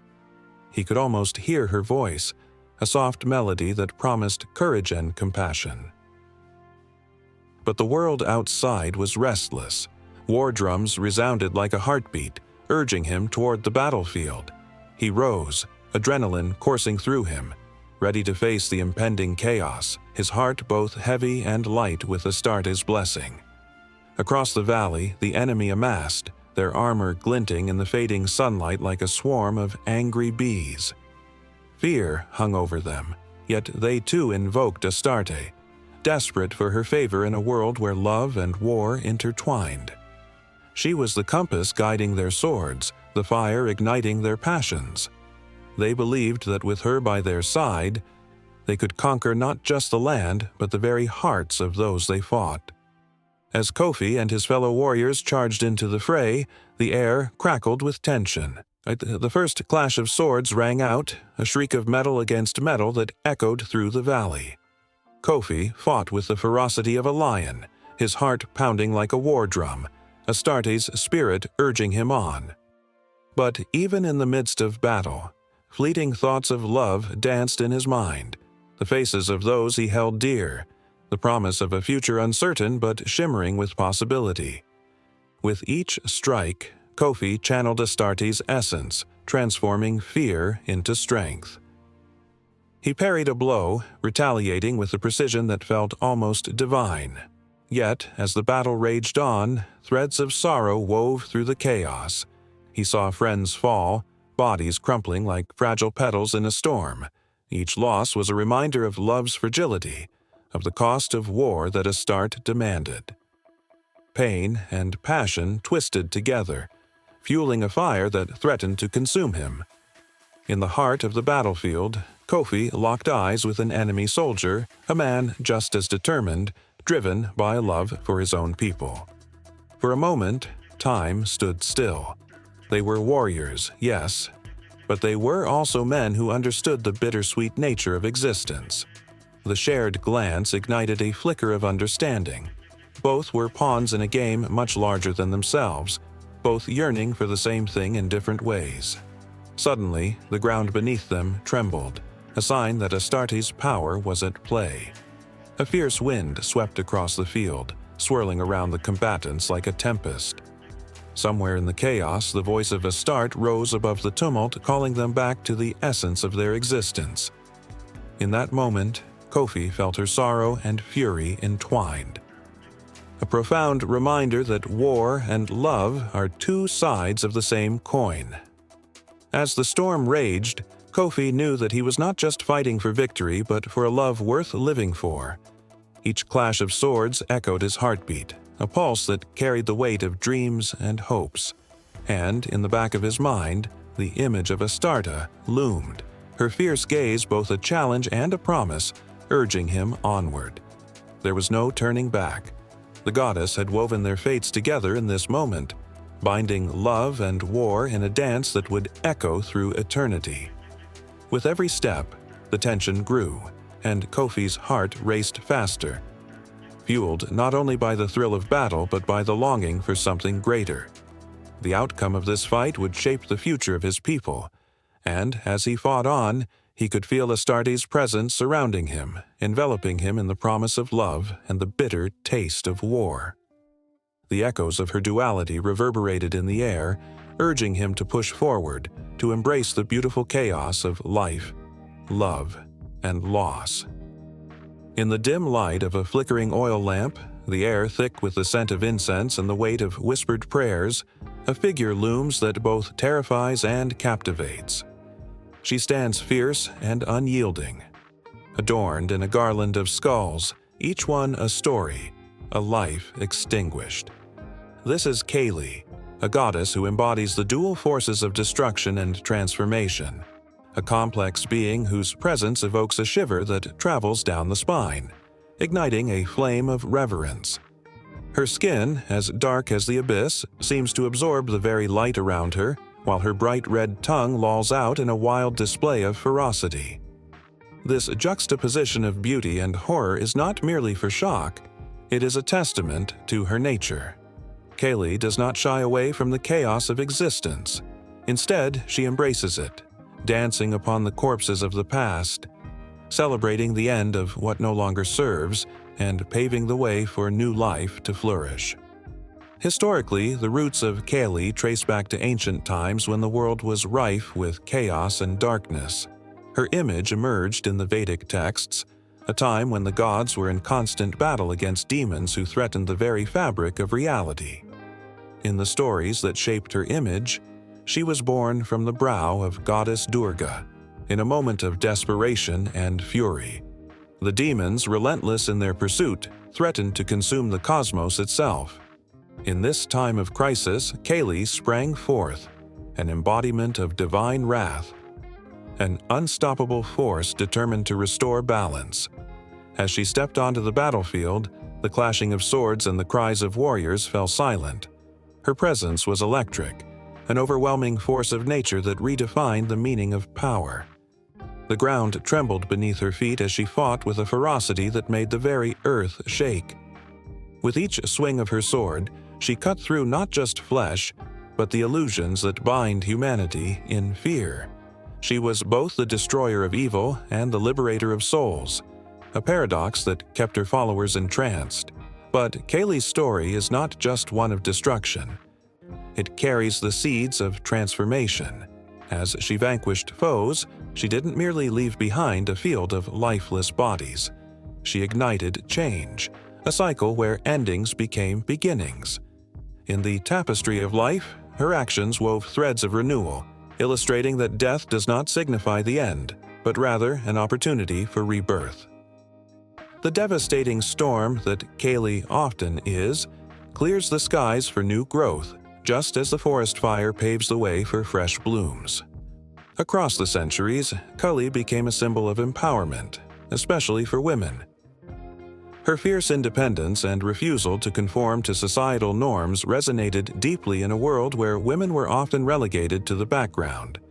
She became a beacon for those seeking to reclaim their power, encouraging them to shed the constraints of a world that sought to silence them. Temples dedicated to her sprang up, adorned with vibrant murals depicting her dance of destruction, inviting women to worship and draw strength from her image. Festivals in her honor burst forth with color and sound, the air vibrating with chants that echoed her name. Celebrations swelled in intensity, mirroring her chaotic spirit. Devotees, filled with a sense of urgency and passion, would gather, their eyes gleaming with devotion as they offered their prayers. Each mantra, each prayer, was a plea for transformation, a desire for the courage to confront their own demons, to cut through the bondage that held them captive. Kayleigh's dynamic nature set her apart from the other gods, making her an enigma, an eternal mystery.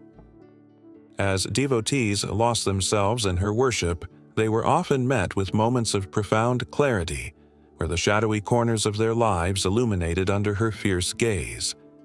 It was as if she reached into their souls, stirring buried fears, and forcing them to confront the darkness that lurked within. But the goddess knew the dance of destruction could be perilous. Those who sought her blessings often found themselves at a crossroads. Would they be ready to face their own shadows?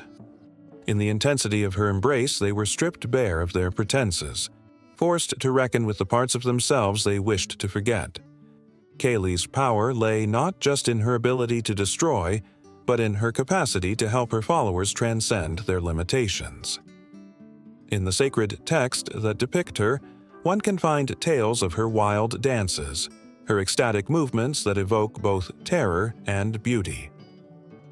The rhythm of her dance reverberates through the ages, a reminder of the cyclical nature of existence. As she twirls, she not only annihilates the old but also beckons forth the new, illustrating the profound truth that from chaos springs creation. It is a dance that is both violent and beautiful, a paradox that defies understanding yet compels one to witness it. Amidst the swirling chaos, a sense of peace emerges. Kayleigh is not just the harbinger of destruction, she is also the promise of transformation, a guide through the storm. In the moments of despair, when the world feels overwhelmingly dark, her presence is a reminder that shadows can exist only where there is light. Those who dare to look into her eyes find not just the ferocity of a warrior, but the unwavering strength of a mother who nurtures even as she destroys.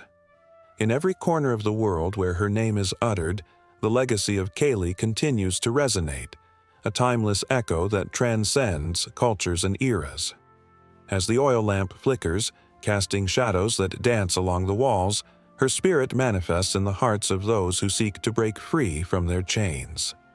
The tales of Kayleigh are whispers on the wind, a call to those brave enough to confront their own darkness, to embrace the destruction necessary to usher in new beginnings.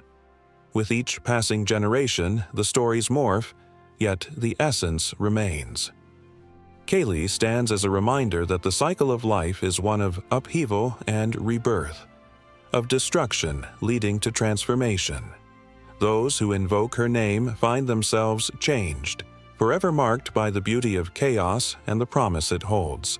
And as the night deepens and the echoes of her fierce laughter reverberate in the dark, the air thickens with the palpable energy of a goddess who teaches that in destruction lies the power to transform, to create anew.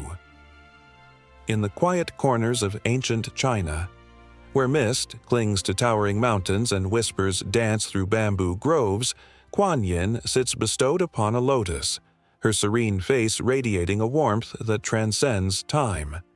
A soft glow surrounds her, as if the very essence of compassion is woven into the fabric of her being. She is the embodiment of mercy, a beacon of hope in a world often shadowed by suffering. Centuries ago, during the tumultuous Tang dynasty, tales of Kuan Yin spread like wildfire. Her name was spoken in hushed tones, reverberating through crowded marketplaces and echoing in the halls of emperors. Every heart yearning for solace found refuge in her presence. Her image adorned in temples, homes, and even humble shrines. With each prayer offered, each candle lit, a bond formed, a lifeline of compassion that offered strength to the weary and comfort to the sorrowful. One such heart belonged to May, a young girl whose laughter once filled the air like the sweet scent of jasmine.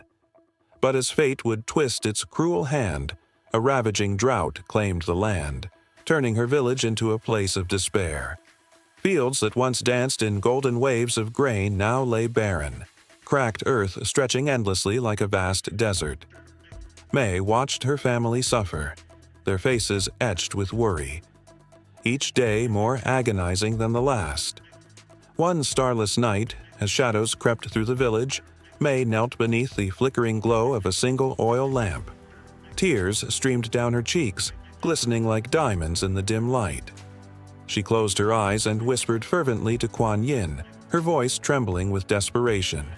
"Please, help us."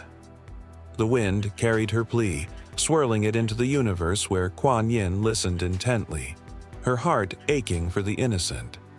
At that moment, in a realm beyond mortal understanding, Kuan Yin felt the weight of May's sorrow. With every tear shed, the goddess's resolve grew stronger.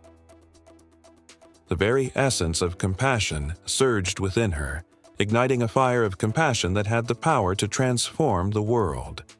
She extended her hand, and with it, a gentle wave of energy swept across the land, reaching May's village. A soft rain began to fall, first as a whisper, then as a torrent that soaked the earth, reviving the withering plants and bringing life back to the parched soil. Joy erupted in May's heart, bursting forth like blossoms after the long winter. The villagers danced in the rain, their laughter merging with the rhythmic patter of droplets. They lifted their arms to the heavens, thanking Kuan Yin, their savior. In that moment, May felt an unbreakable connection to Kuan Yin, a bond woven with the threads of love and gratitude. But the goddess's compassion extended beyond mere miracles.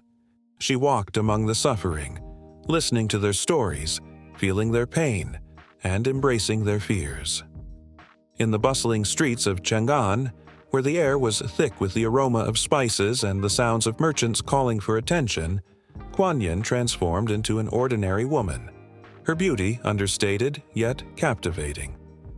She ventured into the homes of the destitute, offering words of kindness and hands that healed. Her laughter became a soothing balm, mending broken spirits and igniting a flicker of hope in the darkest corners. Children with dirt-streaked faces and hungry bellies would gather around her. Kuan Yin shared her own morsels, not only feeding their bodies but also their souls.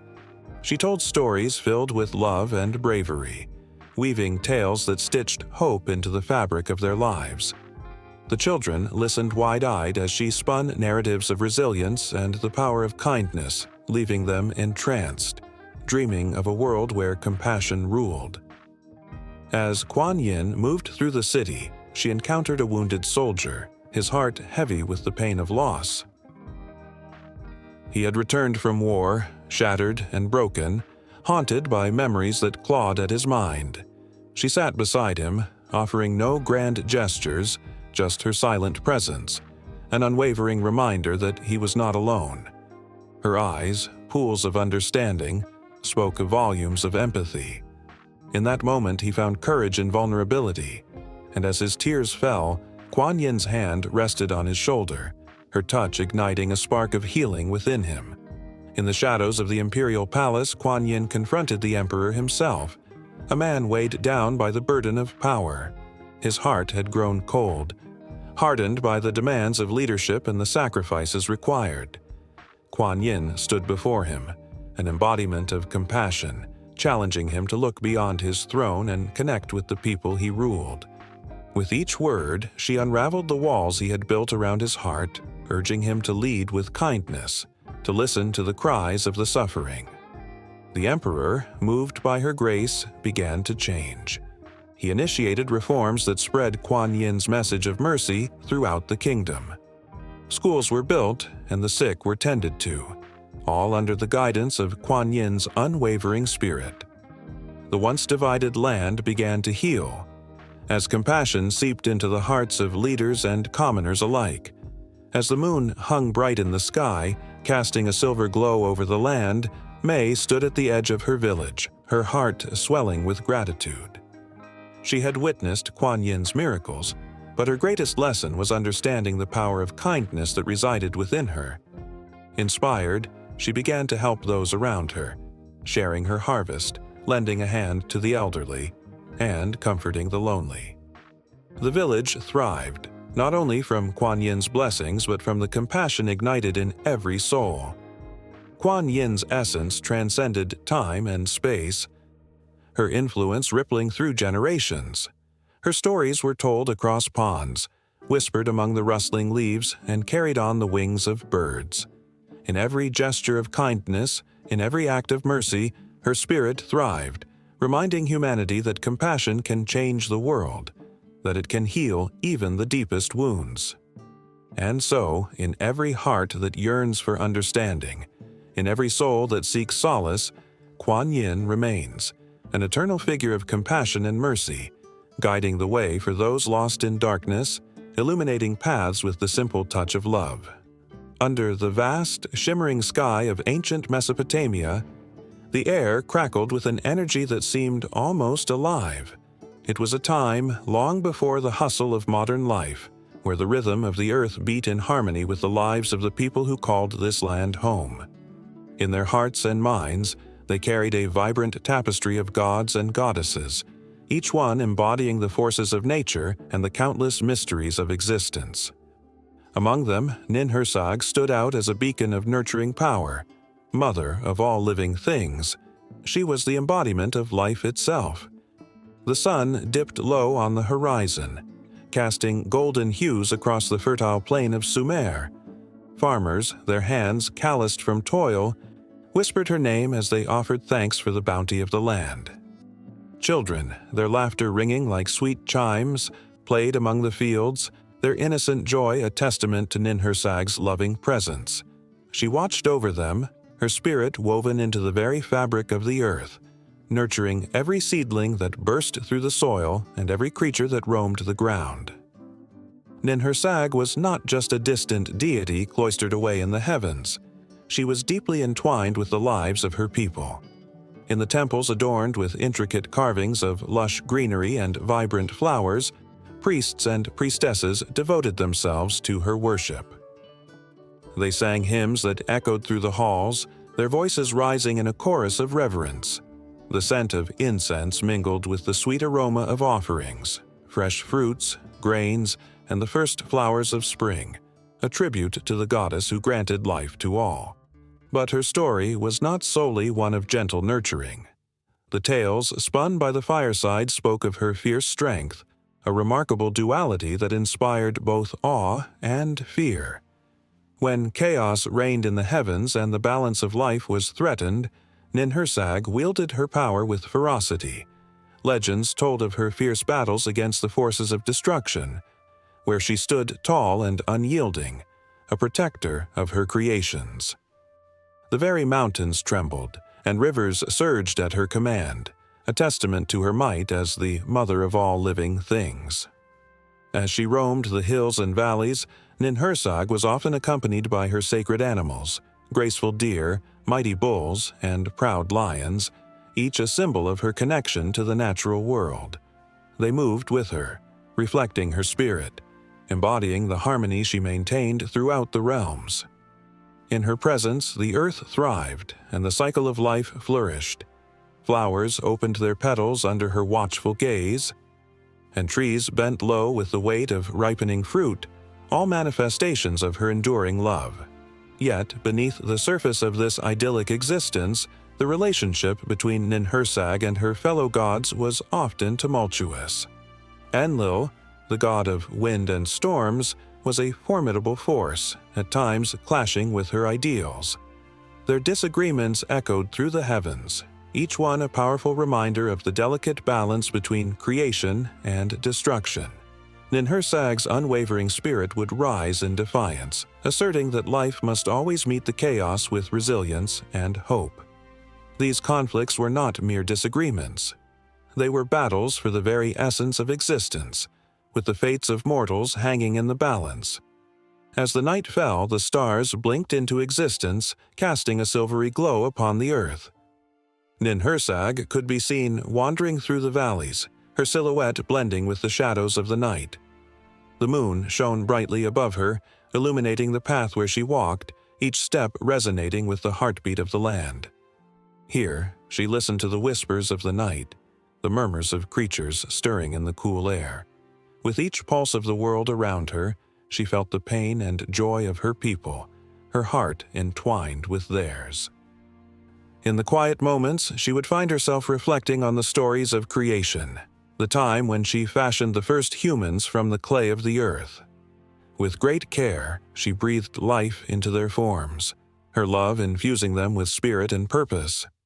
But with that gift came vulnerability, the burden of mortality that weighed heavily on her heart. Still, she embraced it all, knowing that life's beauty lay in its transience. Each laugh, each tear was a sacred dance, and in her nurturing embrace they found meaning, but the darkness was never far behind.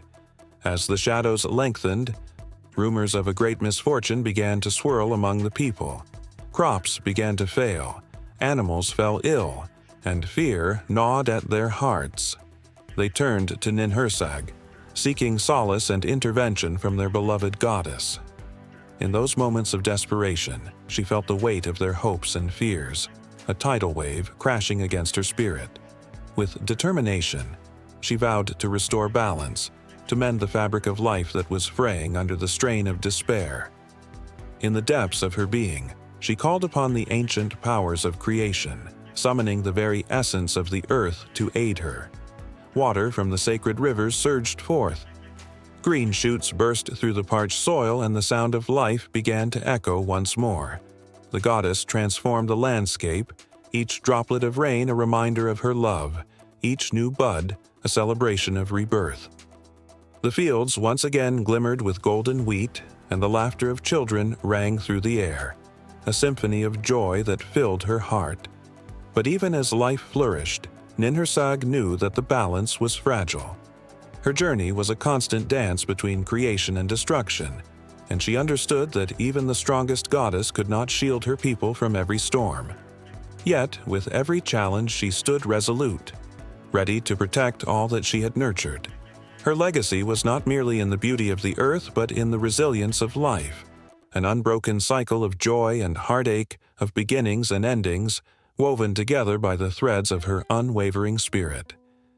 Each day dawned anew, and with it, the promise that Ninhursag would always be there, a guiding force, a loving mother, and a fierce protector, forever watching, forever nurturing, forever alive in the hearts of those who believed. In the quiet of night, when shadows stretch and whispers of the wind echo through the trees, a silvery glow spills across the land. This light, soft yet commanding, is the breath of Mayari, the Filipino goddess of the moon. She dances in the sky, a luminous figure whose presence blankets the world below in mystery and magic. With each flicker of her light, she cradles the hopes, dreams, and fears of those who look up and wonder.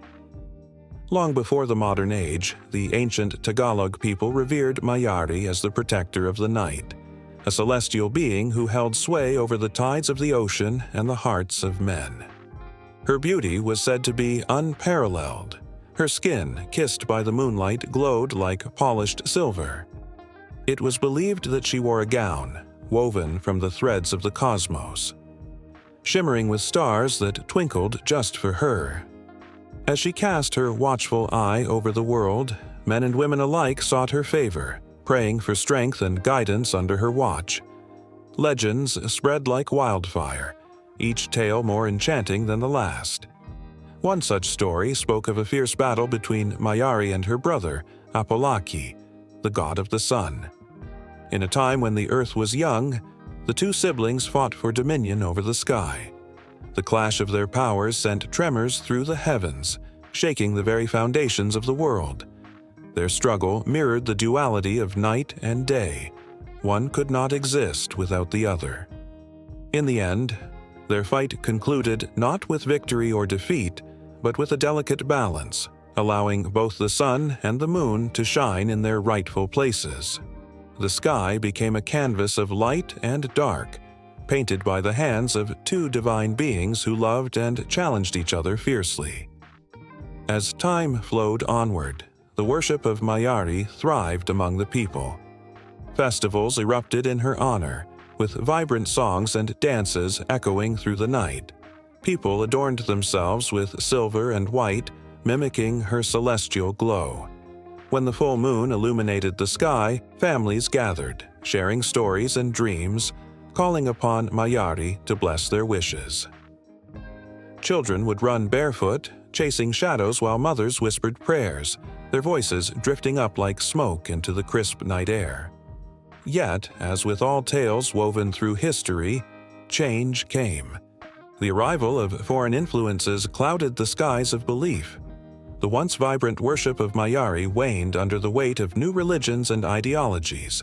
Her name, once a melody on the lips of many, began to fade. But even in those darkened times, her spirit lingered, hidden in the whispers of the wind, the rustling of leaves, and the flickering of candle flames. Amidst the shadows, a few brave souls clung to the old ways. They spoke of Mayari in hushed tones, sharing her stories with anyone who would listen. They believed that her spirit still roamed the night, guiding lost souls and protecting the world from despair. In moments of stillness, they would gaze up at the moon, feeling her presence wrap around them like a warm embrace, a reminder of the strength that lay within, the strength of a goddess who had battled not just for the skies, but for the hearts of her people. In those twilight hours when the moon hung heavy in the sky, longing for connection and understanding, Mayari was more than just a goddess. She was a friend. Those who felt lost would often seek her out in their dreams, where she would appear in all her glory. Her voice would flow like the gentle tide, soothing their worries, filling them with courage to face another day. They would awaken with a renewed spirit, ready to tackle their fears, fueled by the moonlight that danced through their windows. As the years turned into decades and decades into centuries, Mayari began to emerge once more, not as a distant memory but as a symbol of resilience. The youth, hungry for the roots of their heritage, began to remember the tales of their ancestors. They painted murals, crafted stories, and danced in her name, filling the air with laughter and music that echoed through the night. With each beat of the drum, they called upon her, breathing life into her essence, casting aside the shadows of obscurity. In the heart of the city, a celebration erupted under the full moon, where the vibrant pulse of humanity intertwined with the ethereal glow of Mayari. Lanterns floated into the sky, each carrying a wish, a plea for love, hope, and strength. The people danced, their feet moving to the rhythm of their ancestors, the sound weaving a tapestry of joy and reverence. As laughter rang out, the stars above seemed to twinkle in response. as if Mayari herself was joining in the celebration, a proud mother witnessing the revival of her legacy. Yet, amid the joy, a sense of urgency throbbed in the air. The world had shifted. Storms brewed on the horizon, and darkness threatened to creep back in. From the corner of the festival, an elder woman stood, her eyes filled with both wisdom and worry. She raised her voice, calling attention to the skies. Mayari sees us. She feels our love, but she also feels our pain. We must honor her not just in celebration, but in our actions. We must protect the earth, the seas, and the skies that she watches over. If we forget her, we risk losing not only the light of the moon, but the very essence of who we are. The crowd fell silent, the weight of her words sinking deep into their hearts. As they looked up at the radiant moon, they felt a connection, not just to Mayari, but to each other and to their past. The night pulsed with energy, a feeling of renewed purpose igniting within them. They knew then that they were not just celebrating an ancient goddess. They were reclaiming a part of themselves that had been lost to time. With each passing moment, the air thickened with anticipation, an unspoken promise binding them together. The flickering flames around them seemed to dance with renewed vigor, mirroring the flickering hope in their hearts. Mayari was watching, and in that moment they were ready to embrace her once more, to let her light guide them into the future, whatever that may hold. Lava spilled from the mouth of the volcano, a living river of red fury surging down the mountainside. The ground trembled, and the air held a searing warmth, thick with the scent of sulfur and earth. Beneath the surface, the heartbeat of the island pulsed wildly, as if the land itself was alive, thrumming with a ferocity that echoed the spirit of Pele, the native Hawaiian goddess of fire and volcanoes. Legends say that Pele was born in the fiery depths of the earth, her first breath igniting the flames that would carve the islands of Hawaii. To the people, she was not just a goddess. She was an embodiment of life, chaos, and transformation. Her story was etched into the very fabric of the land, a tapestry woven with threads of destruction and rebirth. High atop the volcanic peaks, Pele was said to dwell in a place where the sky kissed the earth's fiery mouth. Her fiery hair cascaded like molten lava, and her eyes burned with the intensity of 1,000 suns.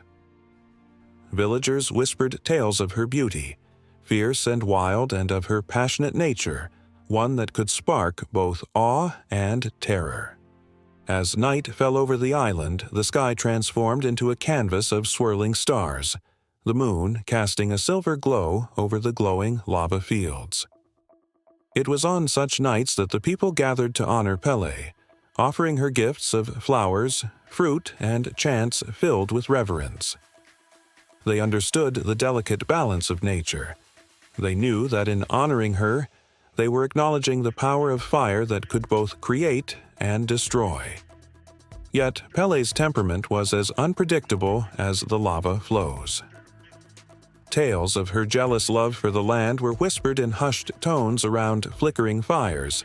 She had a fierce rivalry with her sister, Hiyaka, the goddess of hula and healing. Their relationship was a storm, a dance of love and conflict that defined the very essence of life on the islands. When Hiyaka ventured into the realm of mortals, her mission was one of love, to retrieve a cherished partner for Pele. But jealousy ignited within Pele's heart, flames of rage sparking from her very soul.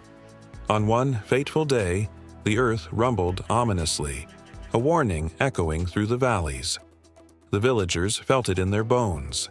They gathered, trembling not just from the earth's shudders but from the fear of what Pele might unleash.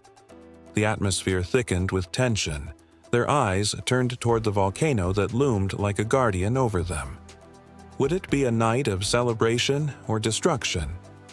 Suddenly, with a roar that shook the heavens, the volcano erupted.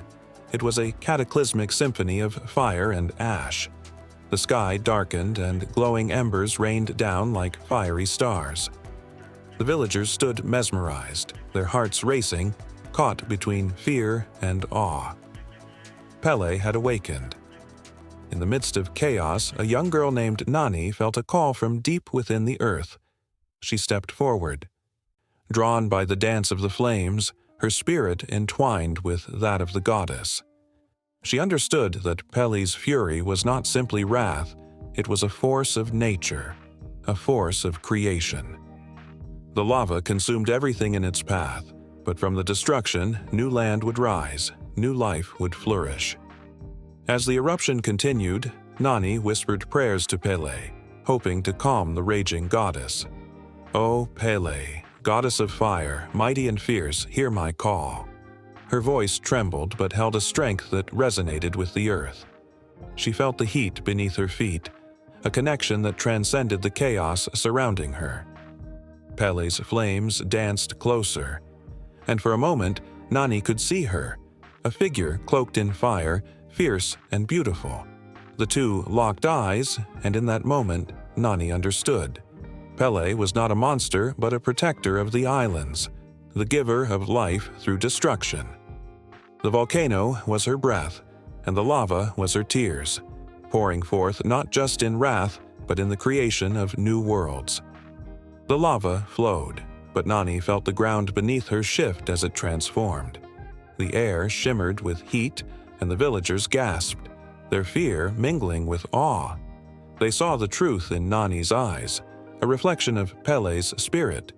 The goddess was alive within them, within their land. As the eruption waned, the villagers began to chant, their voices rising like smoke into the night. They honored Pele, acknowledging her dual nature. The goddess of fire was also a goddess of fertility, the one who could bring forth fields of lush greenery from barren rock. They understood now that the cycle of life was tied to her whims, that every eruption brought the promise of new beginnings. In that moment, Nani felt a transformation within herself. She was not just a girl, but a vessel for the goddess's spirit, a connection that would echo through generations. With every heartbeat, she felt the strength of her ancestors, their reverence for Pele flowing through her veins, igniting a fire within that would never extinguish.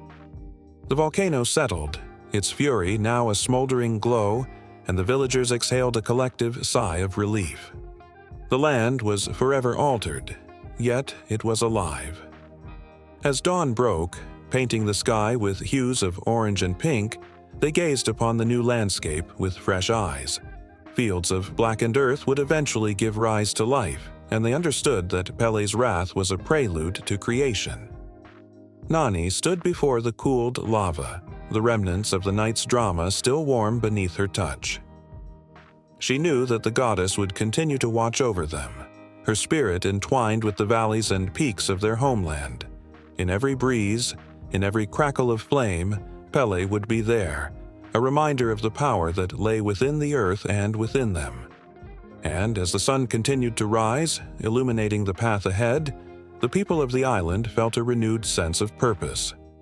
They would honor Pele, not out of fear, but with gratitude for the life she bestowed.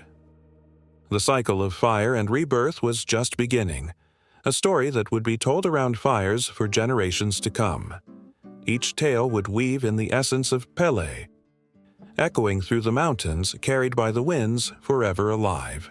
In the distance, the lava began to flow again, a gentle reminder that even in quiet moments, the heart of the island still beat with the fire of its goddess.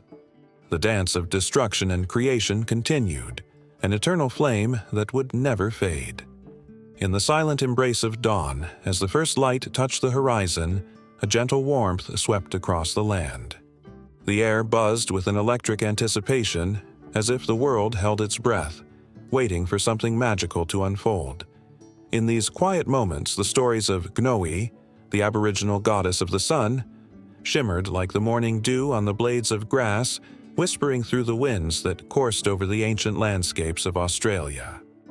Gnoe was not just a figure of myth, she was a beacon of hope and light for her people. Her story, passed down through generations, came alive with the flicker of each campfire and the rhythmic beat of the didgeridoo. She was the embodiment of the sun, a radiant force that painted the sky in hues of gold and crimson, bringing warmth and life to the earth. but she was also a mother searching for her lost children, a narrative woven with threads of love, longing, and the fierce power of a protective spirit. In the tales of Gnoe, there was a moment when darkness dared to swallow the world whole, when shadows stretched long and the very essence of light flickered on the verge of extinction. It was during this time that Gnoe rose, her heart heavy with sorrow yet pulsing with determination. With each step, the ground beneath her feet blossomed with flowers, the earth responding to her anguish and strength. The scent of blooming wildflowers filled the air, a fragrant reminder of life amidst despair.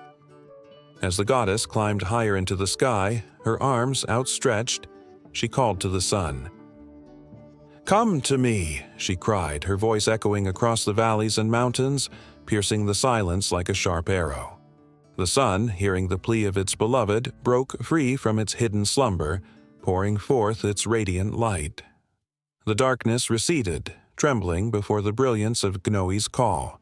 Light poured over the land, illuminating the faces of her people who had gathered below, their hearts swelling with joy, their spirits igniting with hope. But Gnoe's story was not one of mere triumph. It was layered with the complexity of loss, for in her ascension she left behind a longing that would echo through the ages. As she soared through the sky, she looked down at the earth, her heart aching for her children. They had wandered far, lost in a world of shadows, and she longed to bring them home.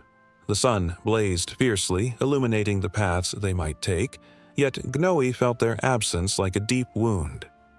As night fell, the stars winked down at her, a blanket of shimmering diamonds against the velvety backdrop of the sky, and Noe's heart grew heavy once more.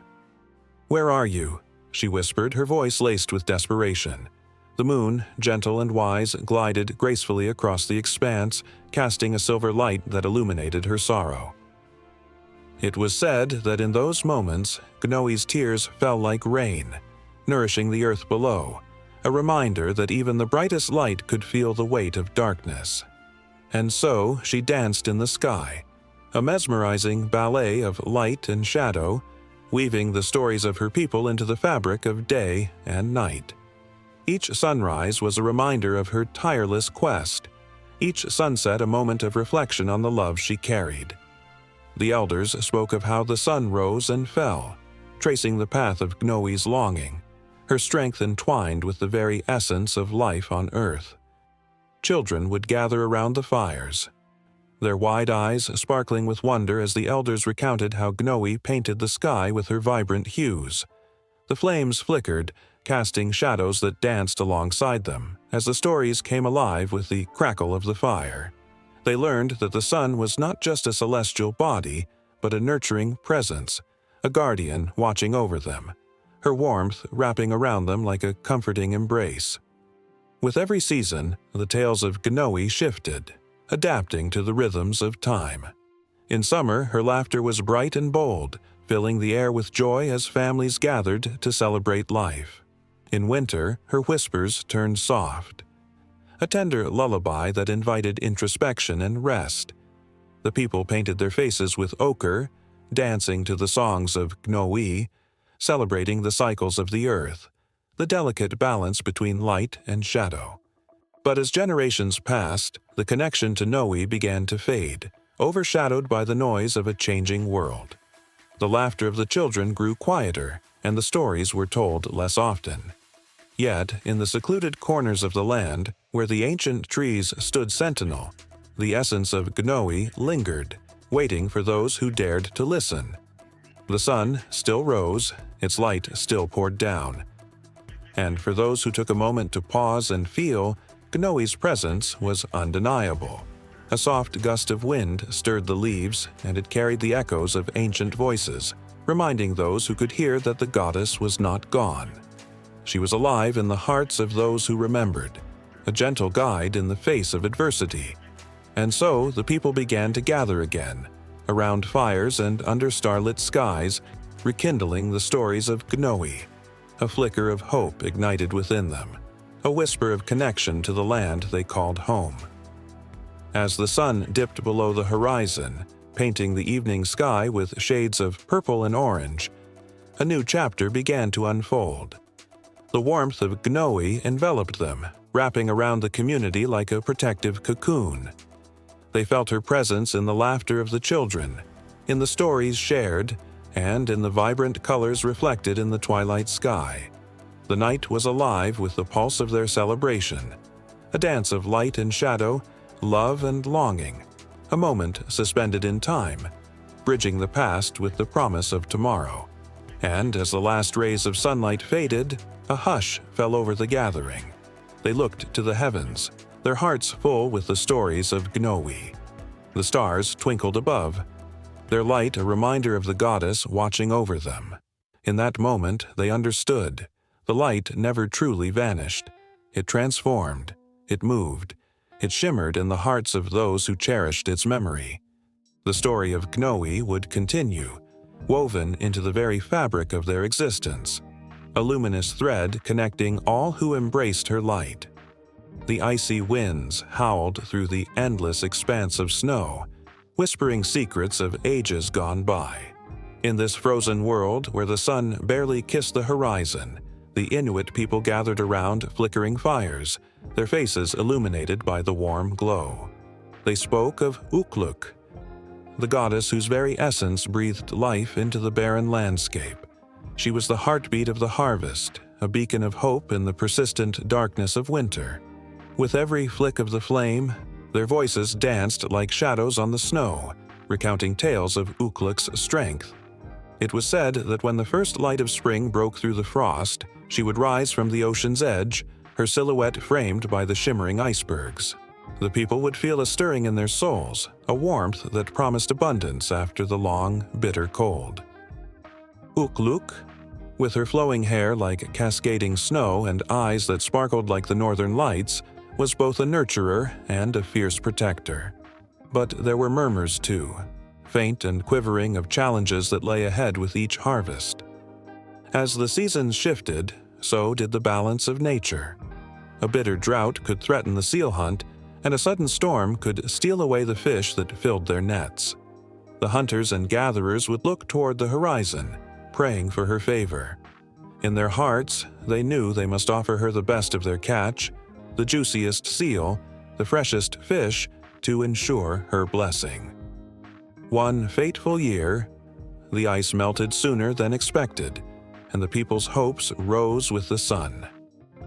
Children ran joyfully, laughter slicing through the cold as they gathered around the elders who shared tales of Ukluk's past deeds. She had once saved a village from starvation, guiding the lost hunters back into the light and filling their nets to overflowing. Those stories fueled their determination, igniting a fire within their spirits as they prepared for the harvest season that lay just ahead. Yet, with the warmth of spring came an unsettling unease. Whispers of a rival clan moving closer filled the air, threatening their territory. Fear gnawed at their hearts like a ravenous wolf stalking its prey. As the night air turned heavy, the people turned their faces to the sky, seeking Ukluk's guidance. The elders claimed that she could hear their unspoken worries, their silent prayers, and that she would respond in ways both subtle and profound. The first day of the harvest arrived, a symphony of energy and excitement. The village bustled with life, nets were cast into the shimmering waters, and the air was thick with the scent of salt and promise. Ukluk seemed to smile down upon them, her spirit woven into every wave that lapped at the shore. But then, clouds gathered ominously, dark and heavy, casting shadows over their joy. The wind began to howl, a foreboding omen that sent a chill racing down their spines. As they struggled against the storm, lightning cracked across the sky, illuminating a figure standing tall on an iceberg. It was Ukluk, her presence a stark contrast to the chaos. She raised her arms, and for a moment, time stood still. The wind howled, yet the people felt a warmth envelop them, a protective embrace that cut through the storm's fury. It was a sign. She was there, watching over them, her strength coursing through the very veins of the earth. With her blessing, the storm began to calm. The villagers, renewed with purpose, pressed on, their hearts beating in rhythm with the goddess's power. The nets filled, the fish were plentiful, and the community celebrated, their laughter rising to the heavens. They danced around the fire, their spirits entwined with Ukluk's energy, each movement a tribute to their keeper of the harvest. But just as hope blossomed, the rival clan struck under the cover of night. The people's joy turned to panic, their laughter silenced by the thudding of hearts in fear. Shadows moved through the village like phantoms, and as they prepared to protect their home, the ground beneath them trembled. The goddess sensed their strife, her spirit surged around them like a protective shield. In that moment, the villagers felt her presence stronger than ever, the very essence of survival and resilience. The air crackled, and with a thunderous roar, Ukluk appeared before them, fierce and radiant. Her voice boomed like the rolling thunder, urging them to rise, to fight for what was sacred. The villagers found themselves swept up in her strength, their fears transformed into courage. They banded together, united in purpose, driven by the will of the goddess, and charged into battle. Hearts like drums beating in unison. The clash was fierce, a storm of emotion and raw power. With every swing of a spear and every shout of defiance, Ukluk's spirit flowed through them, making them feel invincible. Just when despair threatened to grip their hearts, Ukluk manifested like an unstoppable force, a whirlwind of ice and flame. The rival clan faltered, their resolve shaken by the sheer ferocity of the goddess's will. As dawn broke, the echoes of the battle subsided, the land settling into a profound stillness. The villagers stood together, breathless and battered, but alive. They turned their eyes skyward, knowing that Ukluk had fought alongside them, her spirit forever intertwined with theirs. This victory was not just theirs. It belonged to the goddess who watched over the harvest, the protector of their hopes and dreams.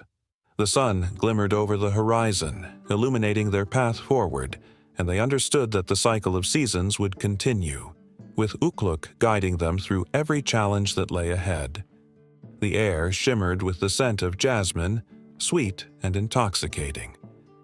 A serene river wove through the landscape, glistening under the sun's warm embrace, its surface like a mirror reflecting the vibrant hues of the surrounding flora. This was the sacred river of Ocean, a goddess revered not just for her beauty, but for her profound connection to love, fertility, and the very essence of life itself. It was here, in this lush paradise, that the rhythm of existence pulsed with the heartbeats of countless souls who sought her blessings. As the sun began its descent, casting golden rays across the water, the people gathered near the riverbanks, their eyes filled with hope and reverence. They whispered prayers into the gentle breeze, each word a delicate offering, a plea for Ocean's favor. The goddess was more than a figure of worship. She was a living force, a protector of the vulnerable and a nurturer of dreams. Her laughter was the sound of flowing water, her tears the rain that brought life to the parched earth. To them, she embodied the spirit of love itself, unfathomable, unyielding, and endlessly transformative. Her story was woven into the very fabric of their lives. Oshun was born from the union of the heavens and the earth, a radiant being whose beauty captivated the hearts of all.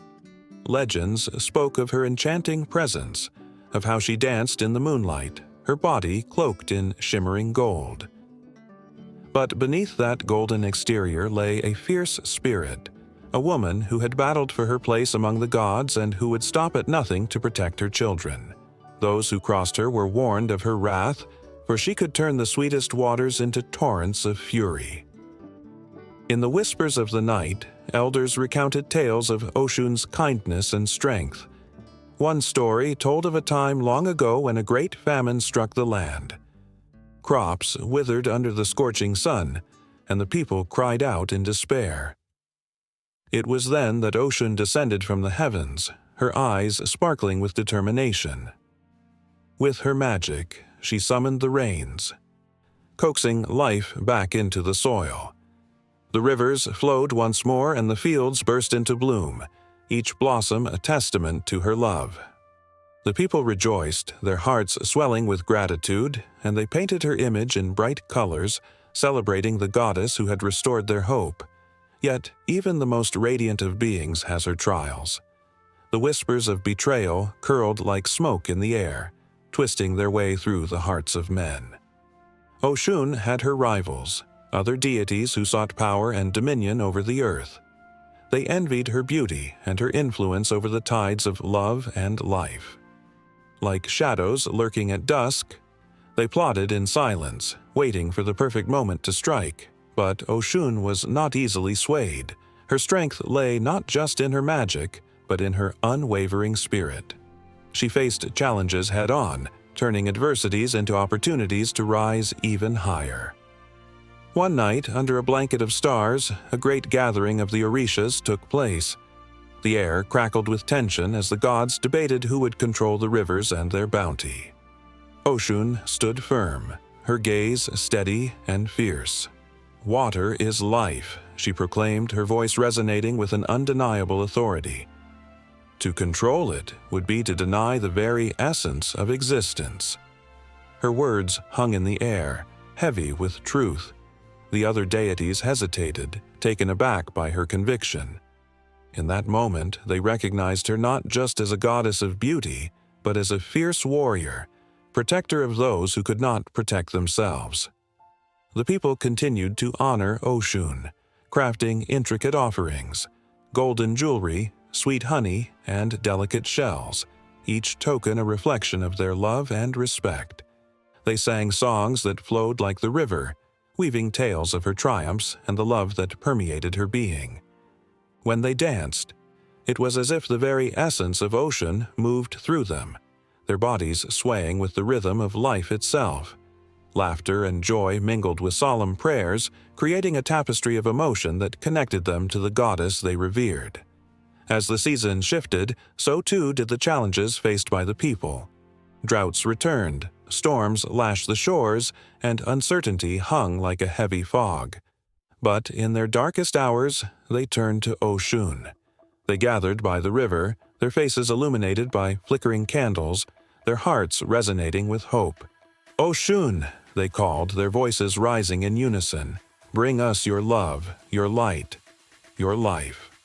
They cast offerings into the water, watching as they drifted away, each one a message of faith, a symbol of their unyielding belief in her. In that sacred space, the river danced in response, its waters swirling with the energy of their devotion. Each ripple carried their prayers, their dreams, melding into the essence of the goddess. It was a reminder that love and beauty could withstand even the fiercest storms, that life would always find a way to flourish against the odds. As they stood there, a soft breeze caressed their skin, and for a fleeting moment they felt her presence. Oshun, the goddess of love, beauty, and water, wrapping them in her embrace, whispering promises of renewal and hope. Yet the journey was not without its obstacles. As the world outside their riverbank pulsed with change, dark forces began to stir. A new era threatened to eclipse the old, and whispers of doubt began to creep into the hearts of the people. The sacred bond they shared with Oshun felt fragile, as if the very fabric of their belief was being tested. But it was in those moments of uncertainty that the true power of their love for the goddess shone brightest. When the storms raged and the waters rose, the people turned to each other, their unity a beacon of strength. They remembered the tales, the devotion, the warmth of Oshun's spirit. They chanted her name, their voices rising above the tempest, a powerful affirmation that love, beauty, and hope could conquer even the darkest of nights. Their faith was a river of its own, flowing endlessly, carving paths through the valleys of despair, always seeking, always yearning for the light that was Oshun. And so the goddess watched over them, her heart intertwined with theirs, guiding them through the shadows, illuminating their path with her light, forever a symbol of love, beauty, and the ever-flowing waters of life. In the ancient lands where the sun painted the sky with hues of gold and crimson, a river flowed like a silver ribbon through the parched earth. It was here, in the rich tapestry of Persia, that whispers of a goddess echoed among the mountains and valleys. Anahita, the goddess of water, fertility, and the nurturing aspect of life, stood as a beacon of hope and abundance. Her name was spoken in reverence, a melody that danced on the lips of those who sought her blessings. The scene unfolds in a vibrant village where the air buzzes with the anticipation of the spring festival. Women, adorned in colorful fabrics, gather at the riverbank, their laughter mingling with the sound of water splashing against smooth stones. Each ripple seemed to carry a prayer, a wish for healthy crops and fruitful unions. The villagers knew that without the grace of Anahita, their hopes could wither like the dry earth beneath the scorching sun. Anahita was not just a deity, she was a presence felt in the very essence of life. Her stories told of a time when she descended from the heavens, her beautiful form shimmering with the light of 1,000 stars. With each step, flowers bloomed and streams gushed forth, quenching the thirst of the land. She was celebrated not only for the life-giving waters she provided, but also for her fierce protection of women and children, ensuring their safety and prosperity. As the villagers prepared for their rituals, a young woman named Shirin stood apart, her heart a whirlwind of hope and fear. She longed for Anahita's favor, to give life to the dreams swirling in her mind. Shirin had suffered the heartbreak of loss, and the ache of emptiness weighed heavy on her soul. She believed in the goddess's power, convinced that a single prayer could transform her sorrow into joy. With trembling hands, she gathered flowers, vivid reds, soft pinks, and sunny yellows, each petal carrying her unspoken desires. She walked to the water's edge, feeling the coolness of the river wash over her feet. Her eyes closed as she whispered a prayer, a heartfelt plea carried by the gentle current. "Anahita, hear me," she breathed, her voice barely rising above the soft murmur of the flowing water. "Let the waters of life flow through me. Let my heart know joy once more." Meanwhile, the sky darkened, shifting from the cheerful tones of the day to a more somber shade. The villagers felt a chill, and the air crackled with tension. A storm was brewing, and whispers filled the air. Tales of Anahita's fierce nature. She was protective, and her wrath could be as powerful as her kindness. The river, once a symbol of life, could surge and consume if disrespected. As thunder rumbled in the distance, Shirin's heart raced. The villagers, now wary, began to retreat. They knew they needed to appease the goddess to avoid her fury. Rituals of old were summoned to life, sacred chants rising into the stormy skies, a desperate plea for balance and peace. In the midst of this turmoil, Anahita's spirit stirred, drawn to the hopes and fears of her worshippers. She sensed Shirin's yearning, the longing of a heart that had faced the abyss and still dared to dream. In that moment of chaos, the goddess revealed herself, not as a distant figure but as a vibrant pulse of life flowing through the river, through every villager, through Shirin herself.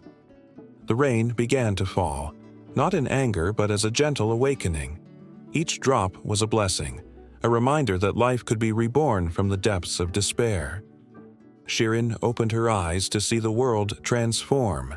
The river swelled, the flowers danced in the breeze, and the laughter of children echoed through the air, resonating with the heartbeat of Anahita. The storm receded, leaving behind a serene calm.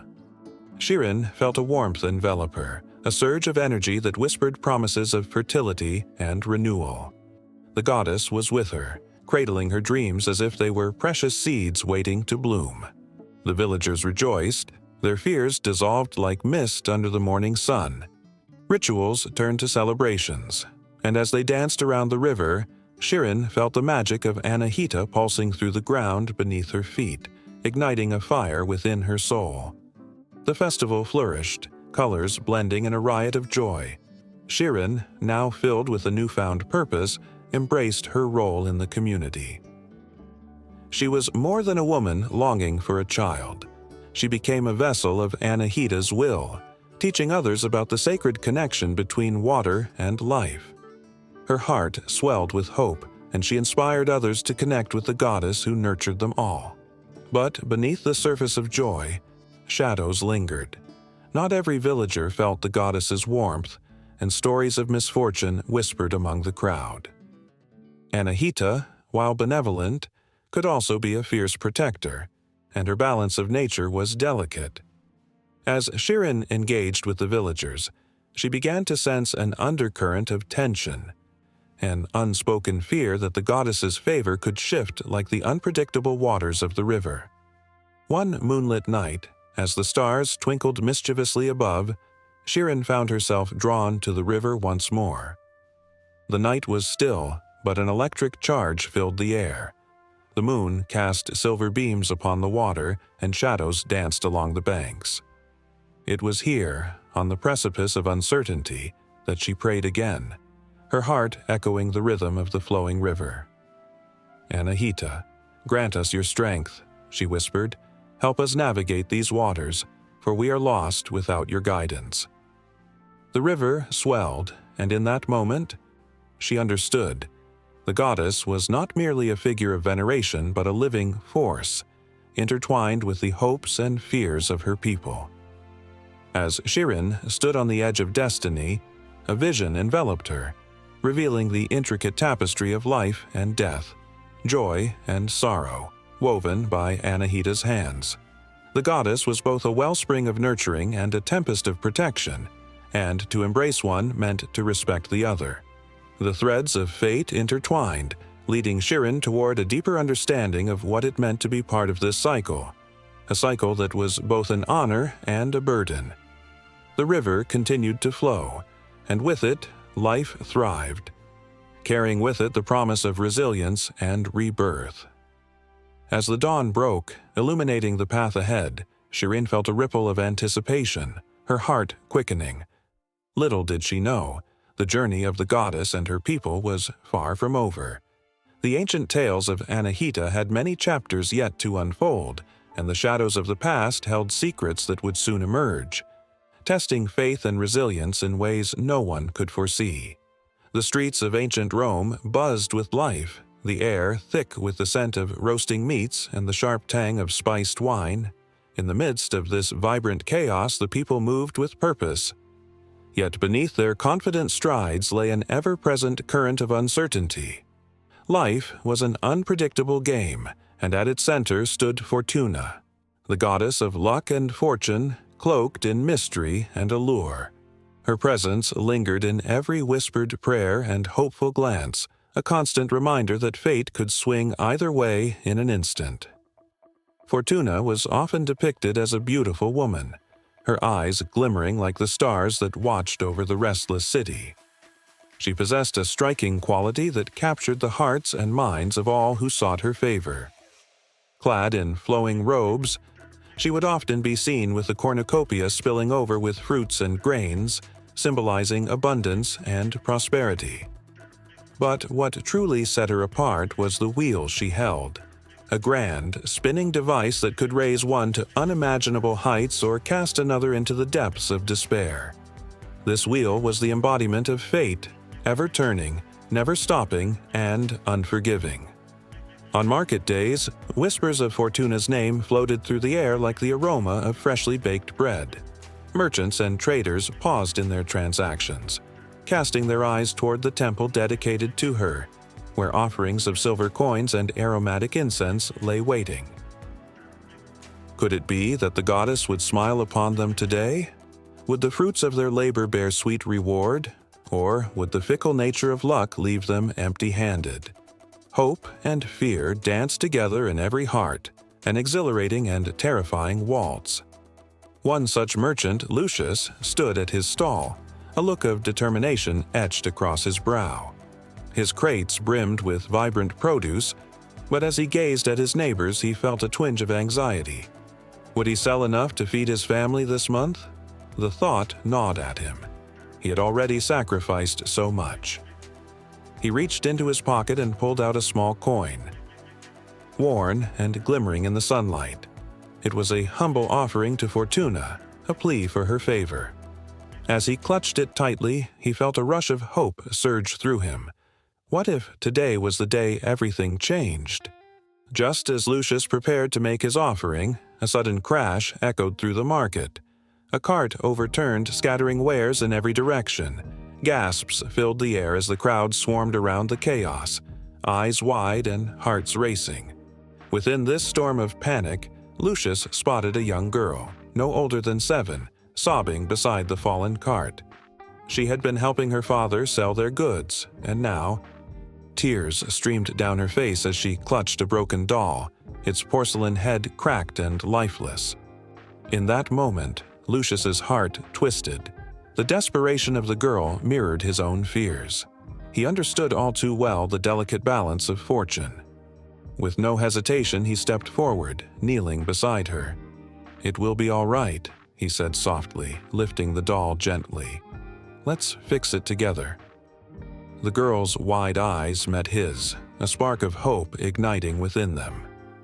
As they worked together to mend the doll, Lucius felt the weight of Fortuna's wheel turn ever so slightly in their favor.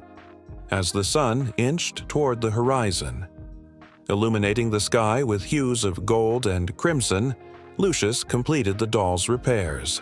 The girl beamed, her laughter ringing like sweet music through the tumult of the marketplace. In that instant, Fortuna smiled upon them, and Lucius felt a warmth spread through his chest. The day had not gone as he expected, but within the chaos, he had found purpose. He had been a beacon of light in someone else's shadow. Yet, as evening descended, the reality of life crept back in. The market began to close, and Lucius stood by his stall, unease gripping him once more. His crates were still heavy, laden with unsold produce. The weight of his failure pressed down like a stone in his stomach. He cast a glance toward the Temple of Fortuna, the flickering lamps casting a soft glow on its ancient stones. With a heavy heart, he approached, kneeling before the statue of the goddess, a silent plea forming on his lips. "Fortuna, I have given today, but I ask for your grace tomorrow," he whispered, his voice barely audible above the rustling leaves. "Let me rise with the sun and find fortune in my labor." As he stood to leave, he noticed a group of children playing nearby, their laughter infectious, a stark contrast to his own tumultuous thoughts. They were oblivious to the struggles of adulthood, lost in their innocent dreams. In that moment, Lucius realized something profound. Fortune wasn't merely about wealth or success. It was found in the connections forged in the face of adversity. It was in laughter shared, in kindness given, a reminder that luck could be reshaped by the hands of those willing to act. The wheel of Fortuna turned, and he felt its spin carry him forward, igniting a fire within him that he had not known for years. As night enveloped the city, the stars twinkled overhead like jewels scattered upon velvet. The warmth of hope clung to Lucius. Even as uncertainty loomed, he knew that tomorrow would bring its own trials, new choices, and the ever-elusive dance with Fortuna. The goddess of luck held her wheel tight, and he could only imagine how it would turn next. Would it be a season of bounty or a time of struggle? In the grand tapestry of life, each thread was woven with chance, circumstance, and the undeniable power of human connection. And so, as the moon rose high, casting a silver sheen upon the city, the stories of the people continued, entwined with Fortuna's enigmatic presence. As they moved through the night, hearts still full of hope and trepidation, one thing remained clear. Fortune was always just a heartbeat away, swirling in the air like the echoes of laughter and cries for help. The wheel spun on, a reminder that tomorrow was another day, a day where the tides could turn and fate could change with a single breath. In the dim light of a flickering lantern, the air thickens with the weight of ancient stories. Shadows stretch across the walls, twisting and morphing into shapes that whisper of the past. In this world of myth and mystery, no figure stands as compelling as Izanami, the Japanese goddess who embodies the delicate balance between life and death. Her story begins with a love that ignited the very foundations of existence, a love that would eventually plunge into the depths of despair. Born from the chaos of the cosmos, Izanami and her brother-husband Izanagi were tasked with creating the islands of Japan. As they descended from the heavenly plane, the two deities were filled with dreams of a fertile land. With the sacred spear, they stirred the ocean's depths, and from the briny water, land emerged. With each stroke of the spear, they forged islands and breathed life into the world. But in this beautiful act of creation, tragedy lurked just beneath the surface.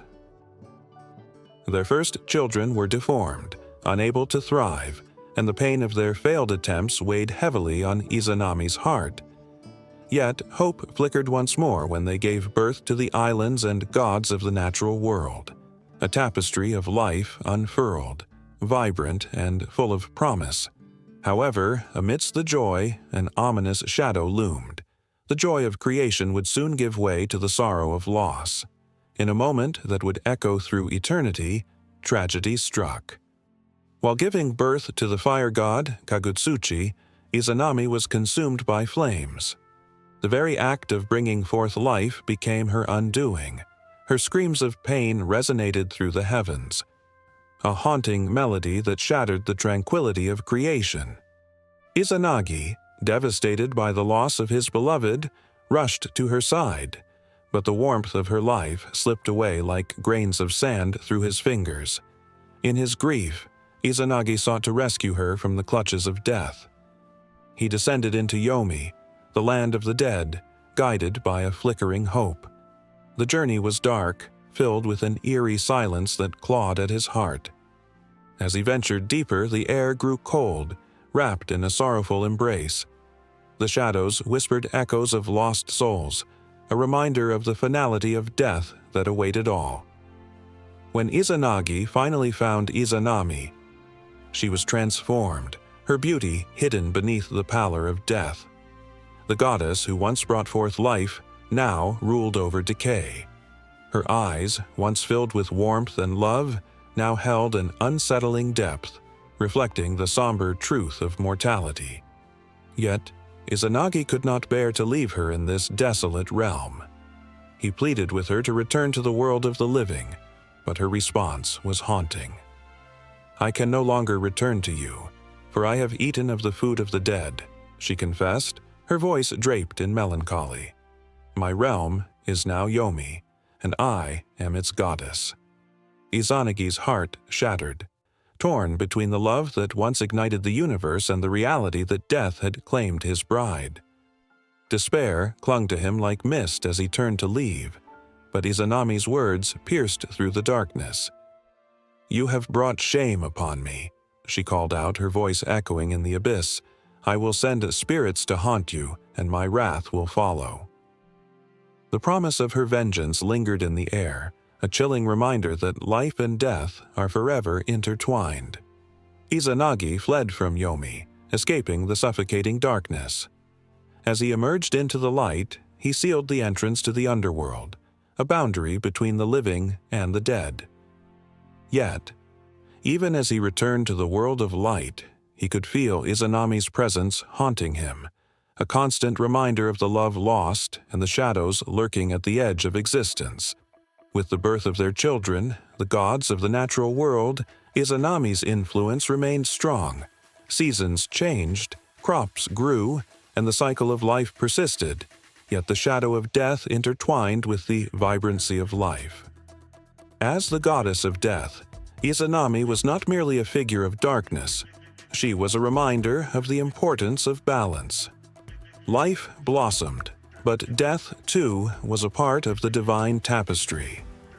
As the years turned into centuries, the tale of Izanami echoed through the ages.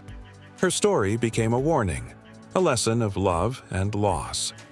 The rituals honoring her were filled with reverence, acknowledging the sacred nature of her duality. Offerings were made at shrines, where the line between the living and the dead blurred. people prayed for the favor of the goddess, seeking her protection and guidance in the cycle of life. In every generation, her essence lingered, reminding the people of Japan of the delicate balance between creation and destruction. Festivals were held to honor the dead, where lanterns lit the way for wandering spirits, guiding them back home. It was during these moments that Izanami's presence could be felt the strongest, a whisper in the wind, a rustle in the leaves, a sigh in the night. Yet, the cycle was never meant to end, for death was not a conclusion, but a transformation. As lives began anew, Izanami's spirit intertwined with each birth, a reminder that she was the silent guardian of the transitions that define existence. Each life came with the understanding of an inevitable end, and so the dance between life and death continued, an eternal waltz beneath the watchful gaze of the goddess. Even as the world modernized, the reverberations of Izanami's story persisted. In quiet moments, when the night felt heavy and shadows stretched long, her essence could still be felt, a gentle reminder that life and death are but two sides of the same coin. The darkness and light merged seamlessly, creating a rich tapestry of human experience where Izanami reigned supreme. As the lanterns flickered and the wind whispered secrets, a sense of anticipation filled the air, hinting at the next chapter waiting to unfold. The stories of the gods never truly end. They spiral into new beginnings, where creation and destruction are forever entwined, waiting for the next spark of life to ignite the embers of the past. The sun hung low in the sky, casting a warm golden hue over the fields where the earth seemed alive with promise. Wheat swayed gently, whispering secrets to the breeze, and the vibrant colors of fruits and vegetables beckoned like treasures waiting to be uncovered. It was harvest time, a moment charged with anticipation and hope. Yet beneath this beauty lay the shadow of a goddess whose heart throbbed with both love and despair. Demeter, the revered Greek goddess of agriculture, was a figure of both nurturing and turmoil. She walked among the crops, her fingers brushing against the golden stalks, feeling their life force pulse beneath her touch. Each ear of corn, every cluster of grapes, bore witness to her tireless devotion. It was said that when she walked, the earth itself sighed in relief, for she was the sustainer of life, a mother to all that grew. But her heart was heavy.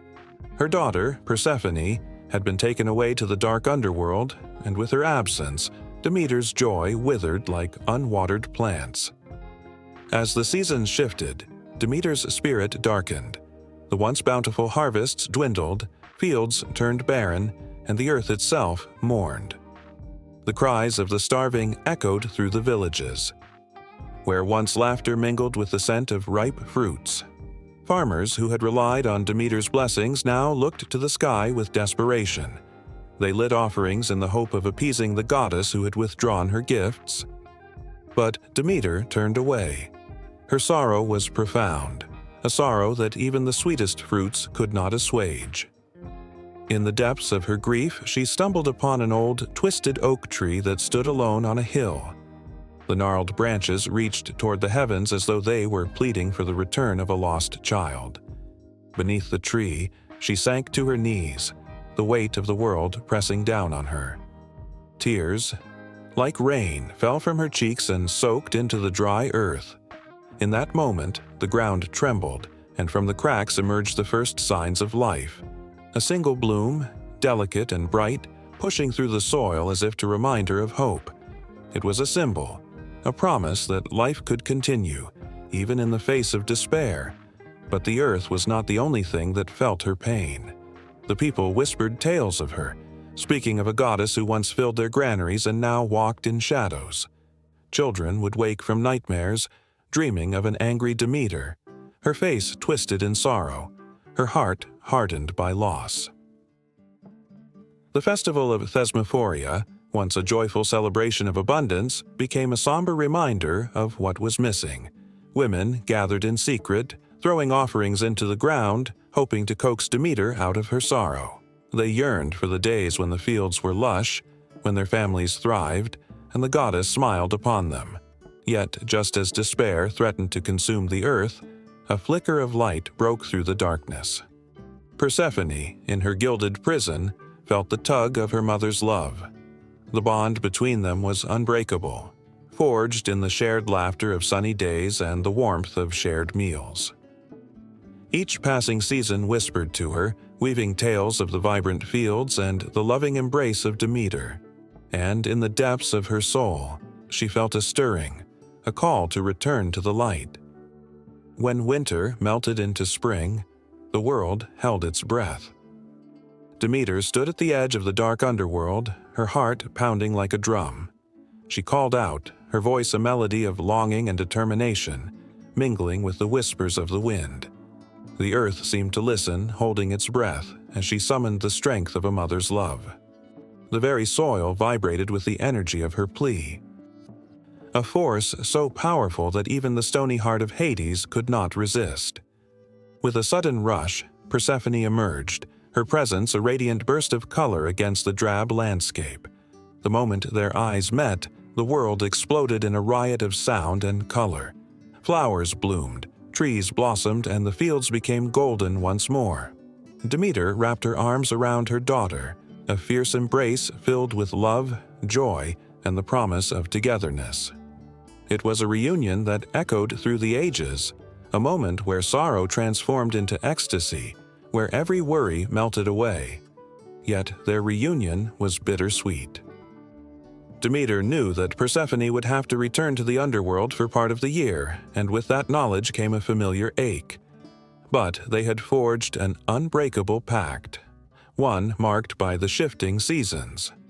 As Persephone took her place at her mother's side, Demeter felt the swell of hope rise within her.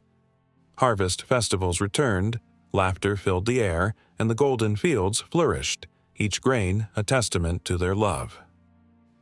As the sun dipped below the horizon, the sky blazed with colors too vivid to describe, and the people rejoiced. They danced and sang, honoring the rhythm of life that flowed from the goddess. In that moment, Demeter stood tall, a figure of strength and resilience embodying the cycles of life and death, joy and sorrow. The earth pulsed with energy, and for every heartbreak there was a promise of renewal. But in the back of her mind, a whisper lingered, the reminder of the time apart, the emptiness that would return when Persephone slipped away again. The goddess gazed over the fields, knowing that every harvest held the weight of both joy and grief, a constant reminder of what it meant to love fiercely and let go. And as the first stars began to twinkle in the darkening sky, Demeter turned her gaze toward the horizon, where shadows and light danced together. The story of her devotion was far from over. It was an eternal cycle, one that would span generations, weaving together threads of emotion, an unending tapestry of life itself. A cold mist clung to the hills, swirling like whispers among ancient stones, where once the fires of wisdom blazed high. At the edge of a forest, a bubbling cauldron simmered, its steam rising like the breaths of forgotten spirits. Caradwen stood over it, her long, dark hair flowing like shadows in the moonlight, her face a tapestry of power and grace.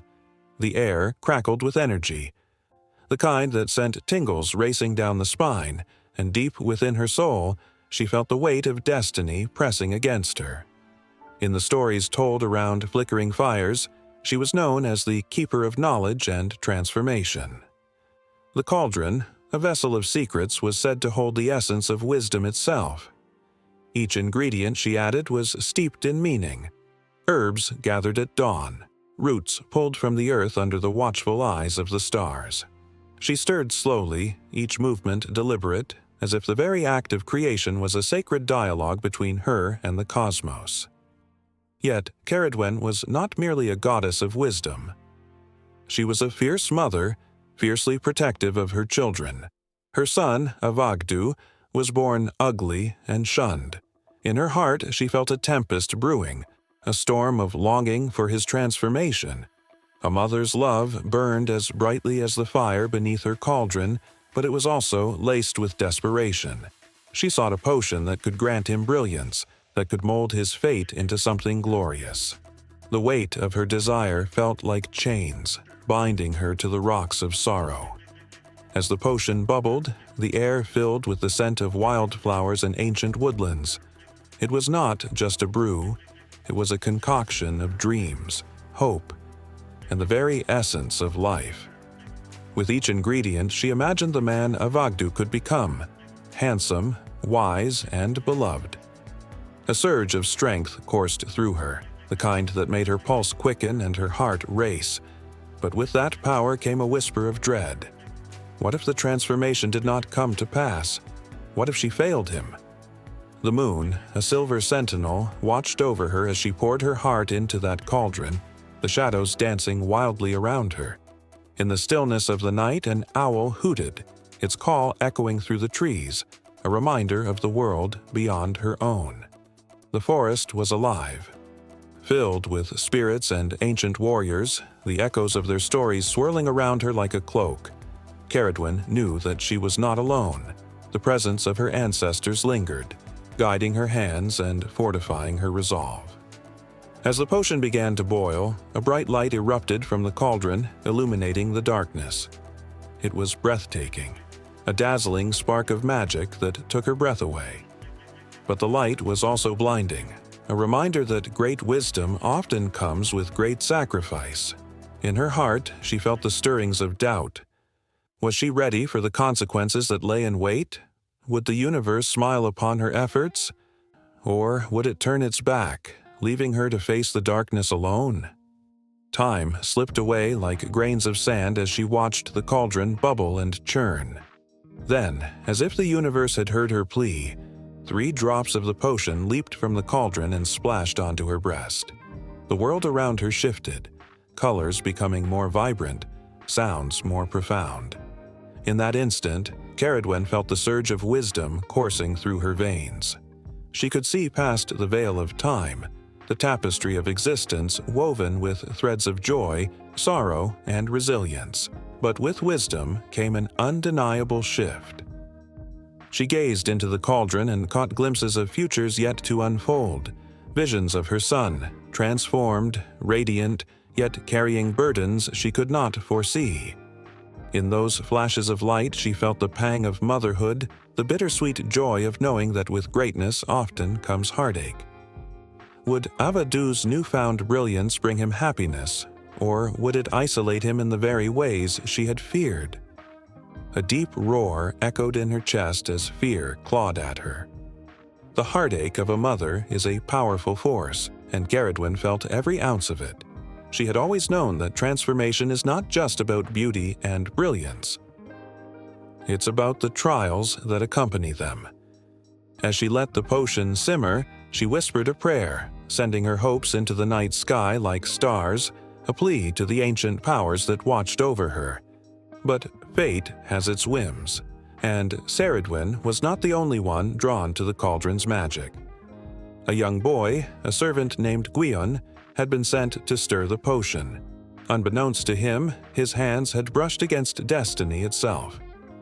He accidentally tasted a drop of the brew, and in that moment, the world exploded into a kaleidoscope of colors.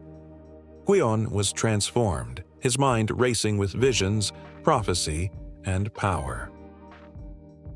He could feel the weight of the universe upon him, a blend of exhilaration and fear intertwining like lovers on a cold winter's night. Ceridwen felt the shift in the air, like a thunderstorm brewing on the horizon. She turned just in time to see Gwion change, and her heart raced as she realized her potion had seeped into another life. The very essence of her creation had slipped through her fingers, and as the truth unfurled, a new tension ignited. Would this transformation lead to enlightenment or chaos? Would she be able to reclaim what was hers, or was she destined to embark on a chase that would alter the very fabric of existence? A game of cat and mouse began, with Ceridwen in hot pursuit of the boy who had tasted her potion. She had become more than a mother. She was a force of nature, and her spirit roared with the ferocity of 1,000 storms. Every step she took was filled with purpose and urgency. The chase led her through the woods, where trees whispered secrets and rivers sang songs of wisdom.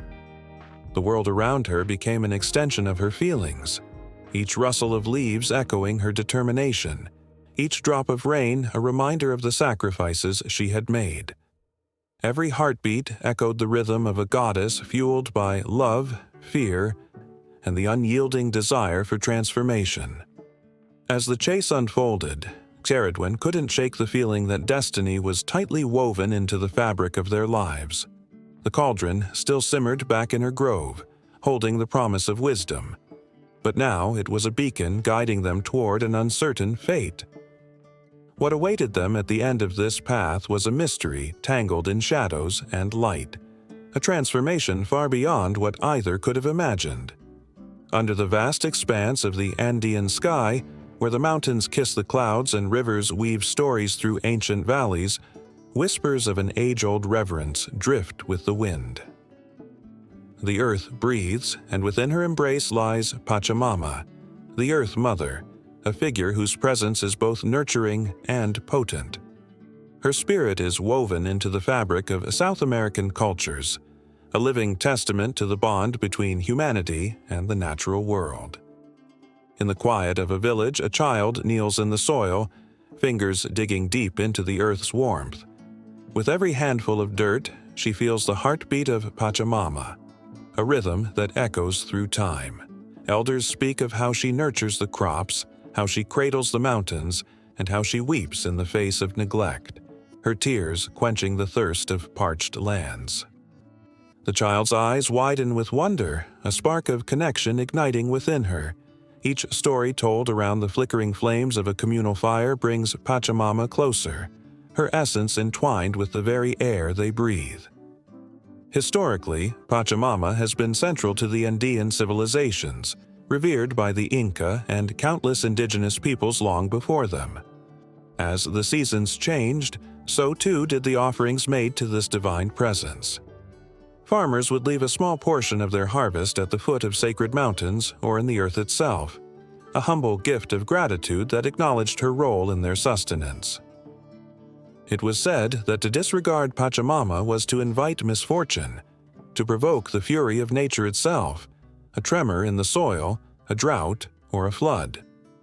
In the village square, the annual festival to honor Pachamama unfolds like a vibrant tapestry. Families gather, their faces painted with earth hues, each stroke a symbol of respect and love. The air is thick with the scent of corn, potatoes, and the sacred chicha, a fermented beverage that glimmers under the sun. Dancers clad in colorful textiles move rhythmically, their feet striking the earth, each step a reminder that they stand on sacred ground. Drums beat like thunder, echoing the heartbeat of Pachamama, as if she herself is dancing with them, alive and present.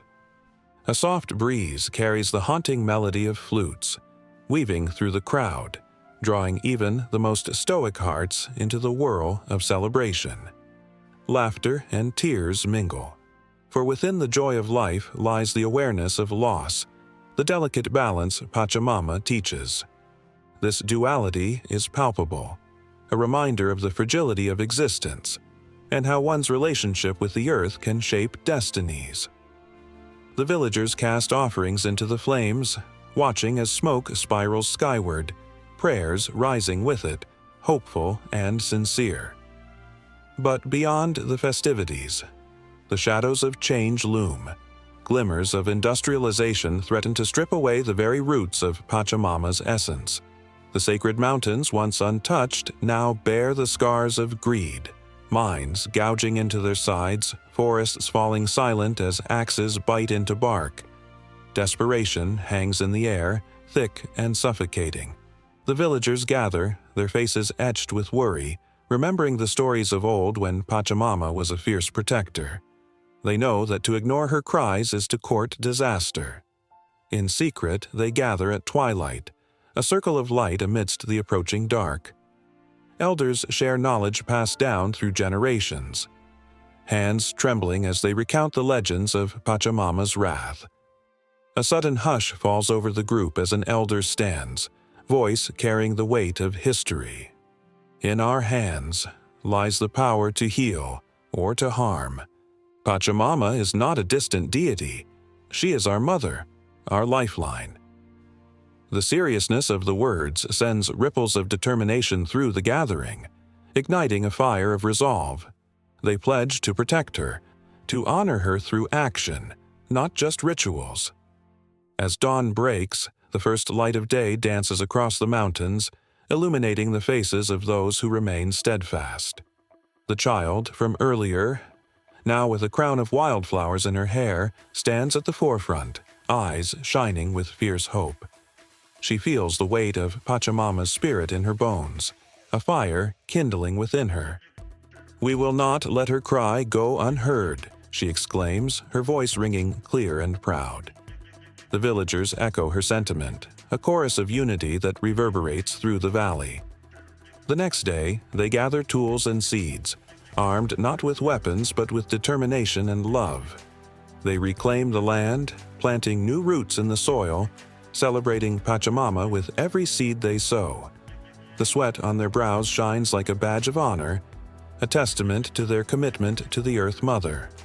As they work, they sing songs of gratitude, their voices harmonizing with the rustling leaves and the songs of distant birds. Word of their actions spreads to neighboring villages, drawing people together in a movement that grows stronger with each passing day. The spark ignites a flame of resistance, a collective promise to protect Pachamama and all that she represents. In the quiet nights, they gather to strategize, sharing heart-wrenching stories of loss, of lands ravaged and spirits broken. Their resolve hardens like the mountains themselves, unyielding and proud. Yet, the battles ahead will not be easy. As they stand on the cusp of change, the challenges loom larger than life. Developers, blinded by profits, march forward with machines that belch smoke and greed. The villagers' hearts race, yet within that fear lies an unquenchable spirit, a connection to Pachamama that runs deeper than any threat. They find strength in each other, in the warmth of shared stories and the embrace of Mother Earth. As night descends once more, the stars twinkle like the eyes of Pachamama herself, watching over them, guiding them. The village grows quiet, but the fire within them burns brightly, a promise echoing in the silence. Tomorrow will be another chance to honor their Earth Mother, another opportunity to fight for her love and life. The stories of Pachamama continue to weave through their lives, binding them together in a tapestry of hope, resilience, and undying love. A reminder that they are never alone in their quest to protect the heart of the earth. In the quiet, early hours of dawn, when the world holds its breath, a soft melody floats through the air whispering promises of wisdom and creativity. A figure emerges, radiant and serene, draped in pure white, her presence as calming as a gentle breeze. This is Saraswati, the Hindu goddess of knowledge, music, and the arts. Her eyes gleam with an infinite depth, a reflection of the wisdom she bestows upon her devotees. To witness her is to feel the pulse of creativity surge through one's veins, igniting a longing for understanding and expression. From ancient times, Saraswati has been revered not just as a goddess, but as a beacon of enlightenment. Temples adorned with intricate carvings echo tales of her grace. The sound of the veena, her divine instrument, resonates through the ages, a symbol of harmony and the creative spirit. Can you hear it? It's the essence of inspiration. A call to all who seek knowledge and artistic expression. It weaves through the hearts of scholars, musicians, and artists, binding them in a sacred thread of creativity. Her origins, steeped in myth, tell of a world where the rivers of wisdom flow abundantly. Saraswati emerged from the cosmic ocean of milk, born of the union of the great gods, embodying the purity of knowledge and the beauty of the arts. Each drop of her essence is a story waiting to be told, a note longing to be played, a masterpiece yearning to be born. The very fabric of Indian culture is interwoven with her influence, echoing through poetry, music, and philosophy. In the bustling towns and serene villages, children chant her name, their voices rising like a prayer into the sky. Teachers invoke her blessings before every lesson, hoping to channel her wisdom into their classrooms. Artists bow before her, seeking inspiration as they pick up their brushes, and musicians strum their instruments with reverence, hoping to catch even a glimpse of her divine melody. Everywhere, her presence is felt, a current that runs beneath the surface of everyday life, urging people to reach for their dreams. As the sun sets, casting a golden hue over the landscape, the festival of Vasant Panchami unfolds, a vibrant celebration dedicated to Saraswati. Schools and homes are adorned with yellow flowers and fresh fruits, offerings laid out with care and devotion. The air is thick with anticipation, a palpable energy that dances among the devotees. Children, dressed in their best attire, gather around statues of the goddess, their eyes wide with hope and excitement. They yearn for her favor, dreaming of bright futures filled with knowledge and creativity. In one quaint home, a young girl named Anaya clutches her newly gifted veena, her fingers trembling with both fear and anticipation. She has long admired the musicians who, with effortless grace, bring the instrument to life. Today, with the spirit of Saraswati around her, she is determined to play a melody that will echo through time. With each pluck of the strings, she pours her heart into the music, feeling the goddess's presence envelop her like a warm embrace. The notes rise, swirling into the air, painting a picture of her dreams and aspirations. As she plays, Anaya feels an unusual energy coursing through her. It's as if the very spirit of Saraswati is guiding her hands. With each note, she loses herself, transcending into a space where all doubts fade away. Tears of joy stream down her cheeks as she realizes that she is not just playing, she is connecting with something greater, something divine. The room fills with an ethereal light, illuminating the faces of her family, who watch in awe, their hearts swelling with pride. But the goddess's influence extends beyond the tender moments of creation. Through the ages, her blessings have inspired legendary figures. The great philosopher Adi Shankaracharya, who walked the earth with profound understanding, sought her guidance in his quest for truth. The poet Kalidasa, whose verses still echo in the hearts of millions, was rumored to have received her blessings, infusing his words with a lyrical beauty that transcends time. Each story, each life touched by Saraswati, is a testament to her enduring legacy. In a dimly lit room in a distant city, an artist named Ravi wrestles with his canvas, frustration mounting with every failed stroke. His heart aches to create something magnificent, something that would honor the goddess he reveres. He closes his eyes and whispers her name, feeling the weight of his aspirations. Suddenly, a vision floods his mind, a scene of vibrant colors and fluid forms. Opening his eyes, he races to the canvas, driven by an unseen force. With each brushstroke, he feels the goddess's energy flow through him, transforming his despair into a masterpiece that reflects the beauty of the world as he sees it. As dusk turns to night, stories of Saraswati flow like the Ganges, a river of creativity and enlightenment. In every corner of the subcontinent, poets recite verses, musicians fill the air with melodies, and artists create visual symphonies. The goddess is not just a figure in a temple, she is a force, an inspiration that transcends boundaries, urging humanity to seek knowledge and express their innermost thoughts. Her presence is felt in the laughter of children, the wisdom of the elderly, and the vibrant energy of society.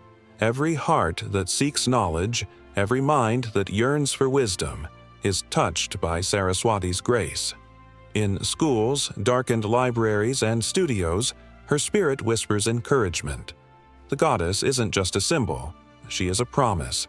The promise that with dedication, creativity, and love, one can overcome challenges and reach new heights. And as the night deepens, the moon casting a silver glow upon the world. The stories of Saraswati continue to unfurl, weaving a tapestry of hope, aspiration, and artistic brilliance that knows no end. The melody of knowledge and the rhythm of creativity dance together, creating an eternal echo of her divine influence that nourishes the soul. A soft breeze wafted through the ancient city of Ur, bringing with it the scent of blooming date palms and the distant murmur of the Euphrates River. It was a time when gods and mortals walked closely together, their destinies intertwined like the threads of a richly woven tapestry.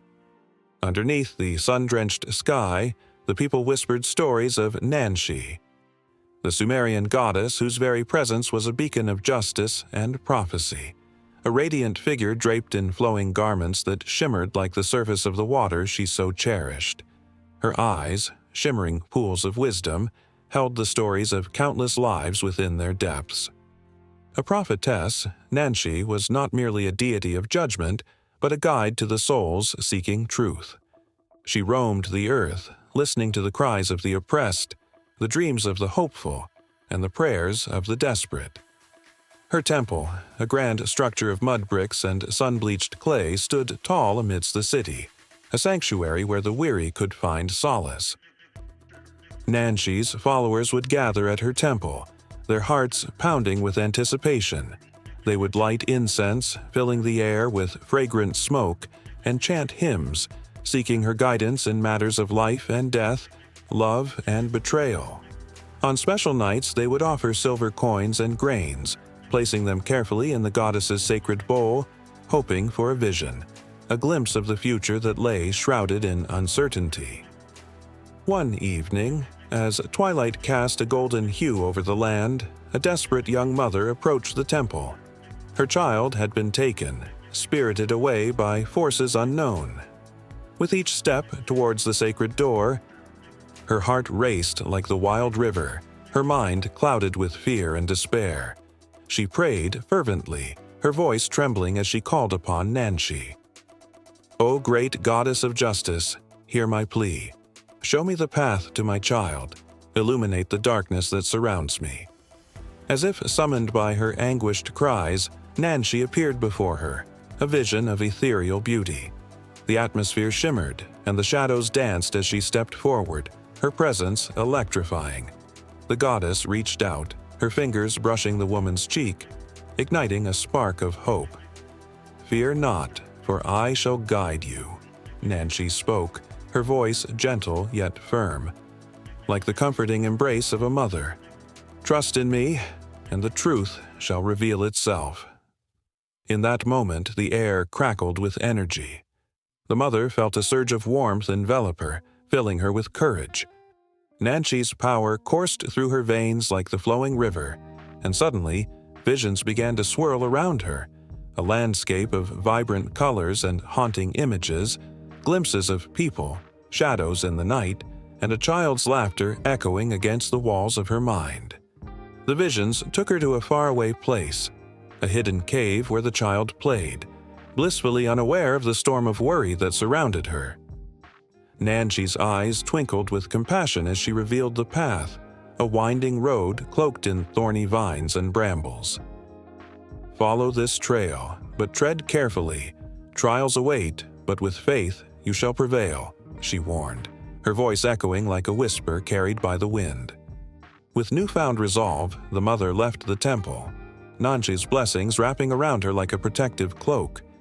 Each step along the path was steeped in uncertainty, but determination burned brightly within her. The darkness that once shrouded her heart was now illuminated by the goddess's love, guiding her through the night. Meanwhile, in the depths of the underworld, darkness stirred uneasily. A rival goddess watched from her shadowy realm, her heart simmering with jealousy. She had long envied Nanshi's influence over mortals, her ability to weave fate and justice. Why should she be the beacon of hope? The rival seethed, plotting her revenge. Shadows twisted around her and her eyes glowed with malice, eager to disrupt the fragile balance Nanshi had established among the living.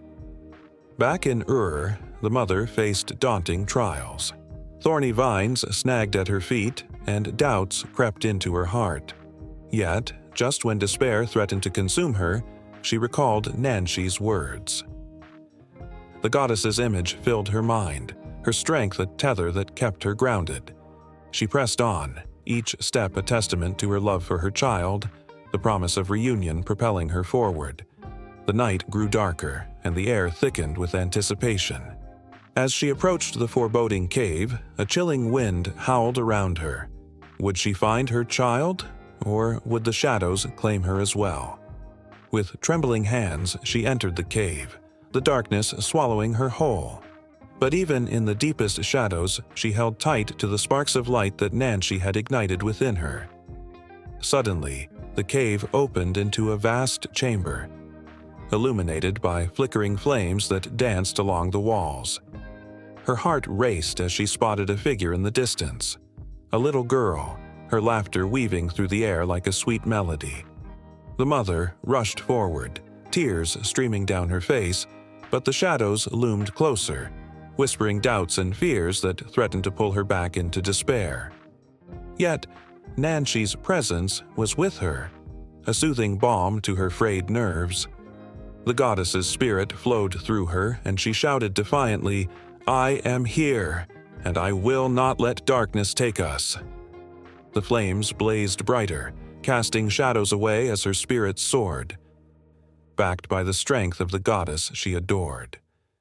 In that moment, the cave trembled, and the rival goddess's dark magic unleashed a tempest of chaos.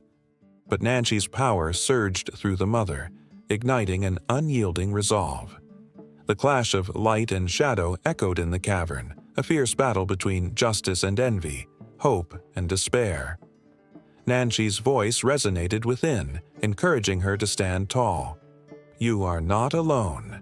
Trust in the light within you." The mother took a deep breath, fueled by love and determination, as she stepped into the heart of the storm. As the two forces collided, the world around them fractured, the balance of fate hanging by a thread and destiny poised on the edge of a knife. The night sky stretched endlessly above, a heavy blanket of dark, twinkling stars that felt almost within reach. The cold air nipped at exposed skin, but the Inuit people remained steadfast, their eyes glued to the heavens, whispering prayers to Anu, the goddess of the sky. She was a figure woven into the very fabric of their being, a luminous presence who painted the universe with her gentle strokes of auroras, illuminating the darkness with her vibrant colors. Each flicker of light was a reminder of her power, a celestial dance that made hearts race with hope and reverence. In the silence of the Arctic night, the stories of Anu echoed in the minds and hearts of the Inuit. Legends told of a time when Anu walked among the people, her long, flowing hair mimicking the ribbons of the northern lights. She taught them to read the skies, to understand the signs and whispers of nature. She was a protector, a nurturing force who watched over the hunters and gatherers, guiding them through the harshest winters and the darkest storms. As the first light of dawn began to pulse on the horizon, the elders gathered, their faces etched with lines of wisdom and fatigue. They spoke in hushed tones, their words wrapped in tradition. "Anu watches over us," one elder said, his voice trembling with age. "When the skies dance, it is she celebrating our resilience." This was no mere tale. It was a bond that connected them to their ancestors and their future, a thread of survival in a world where every moment was a test of strength. But the climate was changing. The warm breath of the earth was shifting, and with it, the balance that Anu had nurtured for centuries began to tremble. The elders sensed it before anyone else, an unsettling stillness in the air, a foreboding cloud hanging over the land. The stars, once vibrant and welcoming, flickered with uncertainty, as if Anu herself was troubled. The Inuit people felt this unease, each heart echoing the pangs of their goddess. One fateful night, the sky erupted with an intensity that left the people breathless. The auroras surged in a violent display of greens and pinks, swirling like a tempest. Children gasped, clinging to their parents while the elders raised their arms, invoking Anu's spirit. They felt the weight of their goddess's distress, sensing that the very essence of their world was at stake. Was this a warning? A plea for help? In a small hunting camp, a young girl named Kira watched in awe as the colors danced above her. She had been raised on stories of Anu, tales of how she created the stars and the sea, how she shaped the land with her gentle touch. Yet this was different. There was a raw power in the air, a storm brewing within the peace she had always known. Kira felt a connection, a pull toward the whirlwind of colors above. "Anu," she whispered, her voice barely a breath. "What do you need from us?" The winds howled as if answering her call, and in that moment, Kira saw a vision, a glimpse of Anu herself, standing tall against the skyline, her eyes a tempest of emotion. The goddess looked down upon her people with love, but also with a fierce determination, as if she were ready to fight against the very forces threatening her realm. Kira's heart raced. What could a simple girl do to honor such a powerful deity? With each passing day, the tension grew. The elders convened more frequently, their faces drawn, worry lines deepening. They spoke of sacrifices and prayers, of rituals long forgotten yet needed now more than ever. Kira listened intently, her resolve solidifying with each story shared around the flickering fire. She felt a calling, a purpose igniting within her. Perhaps she was meant to be the bridge, the voice that would carry forth Anu's message. The next night, under the vast, starry sky, Kira gathered her friends, a group of brave souls ready to face the unknown. They formed a circle, holding hands, their young hearts pounding in unison. Kira closed her eyes, focusing on Anu's spirit, the warmth of her presence wrapping around them like a protective cloak. "Anu, we ask for your guidance," she began, her voice steady. "Show us how we can help." The winds picked up, swirling around them, enveloping them in a flurry of energy. In that moment, Kira felt the electric pulse of Anu coursing through her veins. It was a rush of emotions, fear, love, hope, all intertwining and weaving a tapestry of strength. The auroras above responded, flickering wildly as if dancing to the rhythm of their pleas. Then, as if the heavens answered her call, a single beam of light shot down from the sky, illuminating Kira and her friends with a golden glow. They gasped, awestruck, their fears washing away. It was a sign, a promise that Anu was with them, guiding them through the tempest. Kira glanced at her companions, their eyes wide with wonder, and knew this was only the beginning. Anu's presence thrummed in the air, a promise of change and a plea for action. The children, fueled by the goddess's energy, returned to their village with a newfound determination. They spoke of their vision, igniting a spark in the hearts of their elders. The people gathered, united by a common purpose, a celebration of Anu and a call to honor her gifts. As the community prepared for the ritual, Kira felt the weight of expectation on her shoulders. Anu was counting on them, and the stakes had never felt higher. The night of the ceremony arrived and the atmosphere was electric, charged with anticipation and love. As they lit the fires and sang songs of old, the stars above responded, twinkling with a brilliance that made Kira's heart swell. But somewhere, deep in the heart of the icy world, forces were at work, forces that sought to disrupt the harmony Anu had nurtured for centuries. Demands of a changing climate, the encroachment of greed and indifference, and the whispers of forgotten ways lingered in the shadows.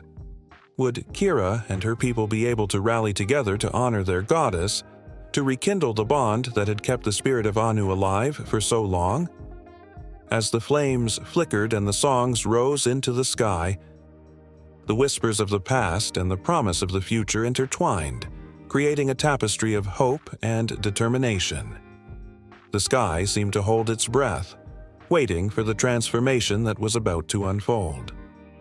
The wind howled through the ancient trees, whispering forgotten tales as the moon hung low and luminous in the sky. It cast a silvery glow on the ground below, illuminating a figure cloaked in a flowing gown that seemed to shimmer with an ethereal light. This was Frigg, the Germanic goddess of motherhood and fertility, the very essence of life and nurturing. As she walked through the shadowy grove, a sense of warmth radiated from her, a comforting embrace that enveloped all who dared to come near. Frigg's eyes, deep and wise, held stories of ages past and futures yet to unfold. She was not just a goddess, she was a mother, a protector, the embodiment of unconditional love. From the moment she entered the scene, an energy filled the air, a palpable force that drew in everyone nearby.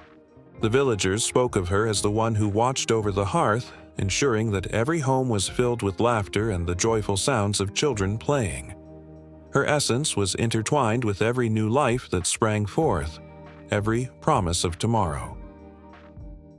In one of the modest homes nestled in the quiet village, a mother cradled her newborn, tears of joy glistening on her cheeks.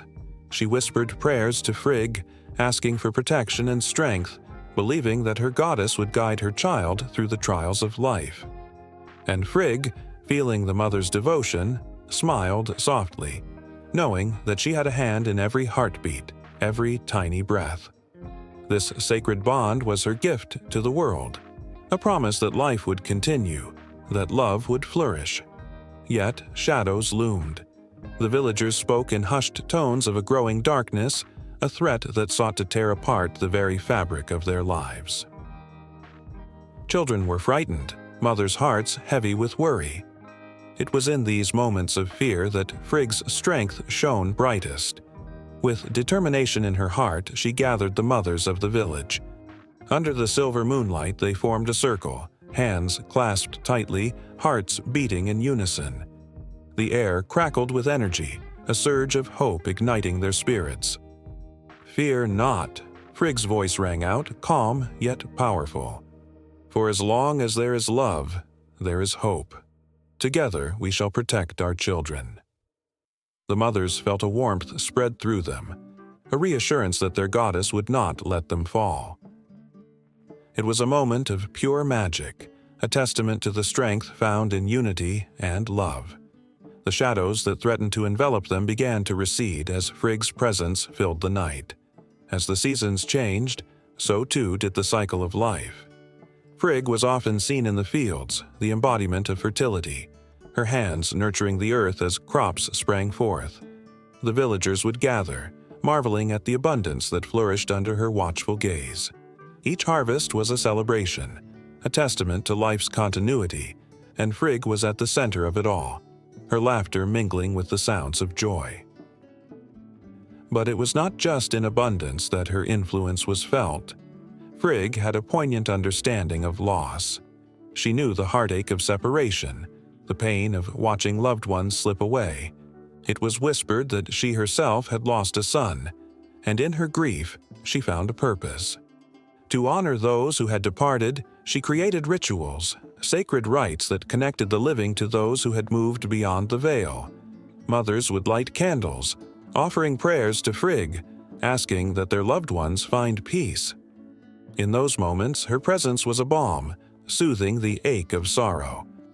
On stormy nights, when thunder roared and lightning split the sky, Frigg became a protector, a fierce guardian of motherhood.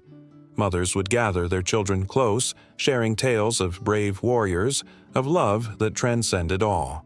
Frigg's spirit would weave through their stories, filling the air with courage. The children, eyes wide with wonder, would listen intently, feeling her strength in every word. It was a promise that no matter how fierce the storm, they would always be safe beneath her wings. But the world was not without its trials. As the village faced famine and uncertainty, Frigg's heart ached for her people. She sought counsel from the wise, her own heart heavy with the burdens of motherhood. In these moments of quiet reflection, she found solace in the simple things, the laughter of children playing, the warmth of a shared meal, and the strength of a community coming together. One fateful day, as Frigg wandered through a meadow, she came across a young girl weeping. The child clutched a withered flower, its petals drooping, much like her spirit. Frigg knelt beside her, gentle and kind. "What troubles you, dear one?" she asked softly. The girl looked up, her eyes filled with despair. "I thought this flower would bloom forever, but it is dying," she replied. Frigg smiled, understanding the fear of losing something precious. "Just as flowers must wither, so too must we find strength in the cycle of life. New blooms will come, they always do." With a wave of her hand, the meadow seemed to shimmer, and the girl's heart lifted, a spark of hope igniting within her. Through the years, Frigg's legend grew, entwined with stories of love, loss, and the unyielding spirit of motherhood. Her name became synonymous with care, her essence woven into the very fabric of life itself. Villagers would leave offerings at her altar, tokens of gratitude for the blessings she bestowed, each small act a reminder of the power of love. Every year, as the sun began to rise higher in the sky, signaling the approach of spring, the villagers gathered to celebrate a festival in her honor. Laughter echoed through the valleys as mothers and children danced, their joy a tribute to the goddess who had nurtured them. It was a day of connection, where every heartbeat pulsed with the promise of new life, and Frigg's spirit danced among them, an ever-present reminder of the power of motherhood and the bonds that tie families together. And so the tale of Frigg continued to weave through the lives of those who believed, her power forever etched in the hearts of mothers, a guiding light through both the brightest days and the darkest nights. Each story told, each prayer whispered, formed an unbreakable connection between the goddess and her people, a testament to the enduring nature of love and the sacred gift of motherhood. In the quiet moments of reflection, they felt her presence, reassuring them that they were never alone, that life, in all its beauty and fragility, would always find a way to flourish. The sun dipped below the horizon, casting long shadows over ancient Rome, where the scent of blooming laurel mingled with the evening air. It was a time when whispers of love and promises of fidelity danced amongst the bustling streets, and the heart of the city thudded with the rhythm of life. In this world, one figure stood as a beacon of strength and tenderness, the Roman goddess Juno, a protector of women and the sacred bonds of marriage. Juno was not just a deity, she was a living embodiment of love, loyalty, and fierce protection. As the wife of Jupiter, king of the gods, she commanded reverence and devotion. Her presence was felt in the quiet moments of a bride preparing for her wedding, her heart racing with hope and dreams. Juno bestowed her blessings upon the intricate ceremonies where vows were exchanged and futures intertwined. The flickering candles, the fragrant flowers, and the joyous laughter of family and friends filled the air, but it was Juno who infused those moments with her divine essence, ensuring that love would endure. But not all love stories were simple. In the shadows, beneath the beauty of Roman life, there were tears and heartbreak. Juno, with her watchful eyes, saw it all. She felt the anguish of women wronged and the despair of broken promises. It was said that she could hear the anguished cries of those who suffered, and her heart ached for them. In temples adorned with exquisite statues and vibrant frescoes, women would gather, lighting candles and praying for Juno's mercy, seeking her guidance in times of trouble. They whispered their fears, their hopes, and their desires, believing that the goddess would take their burdens and transform them into strength.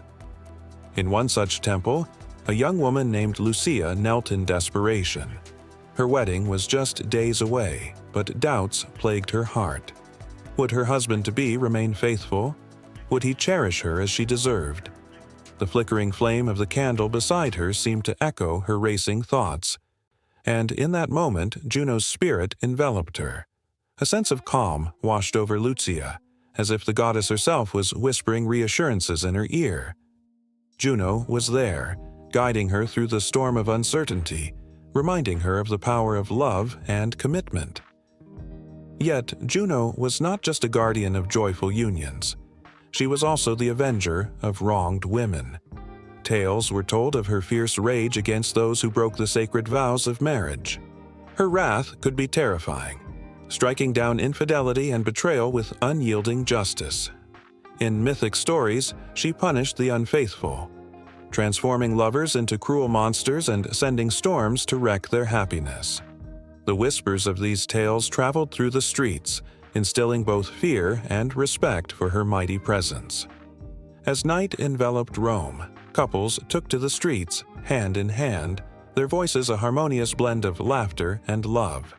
But in the corners of the city, shadows lingered. Deception lurked in the hearts of some.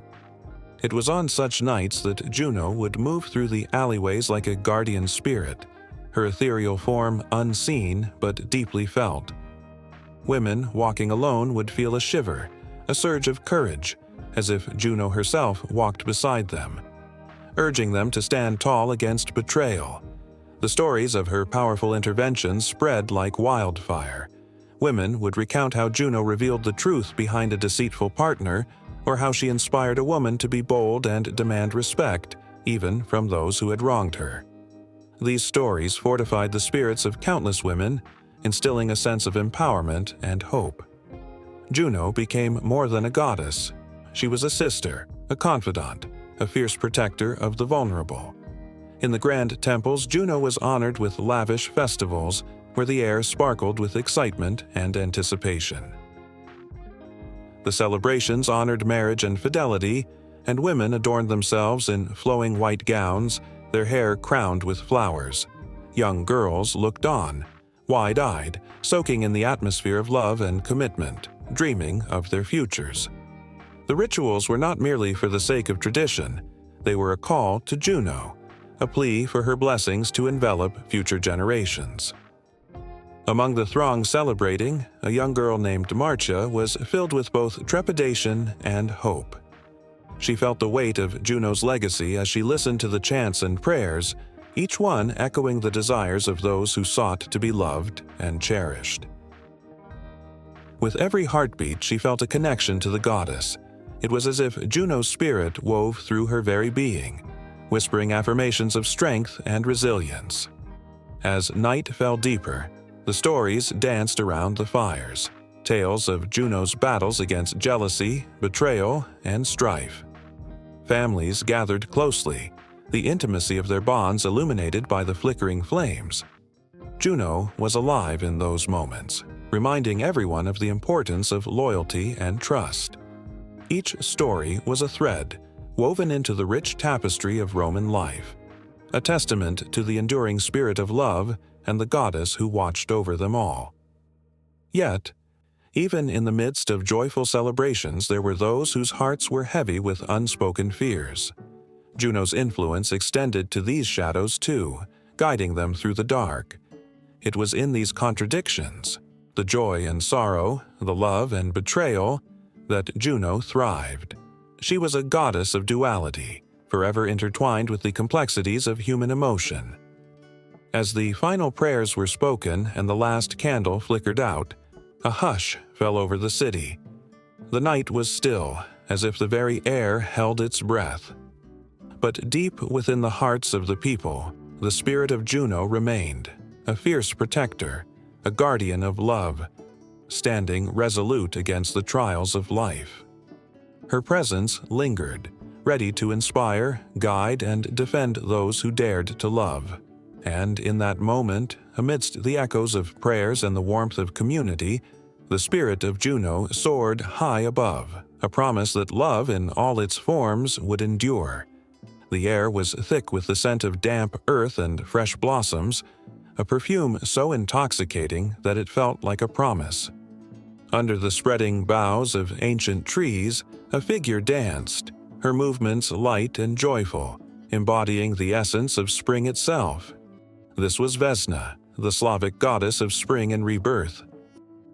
Her presence breathed life into the world that had lain dormant under a shroud of winter.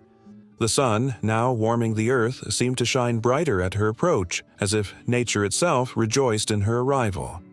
Vesna was not just a goddess, she was a force, a vibrant spirit that stirred the hearts of all.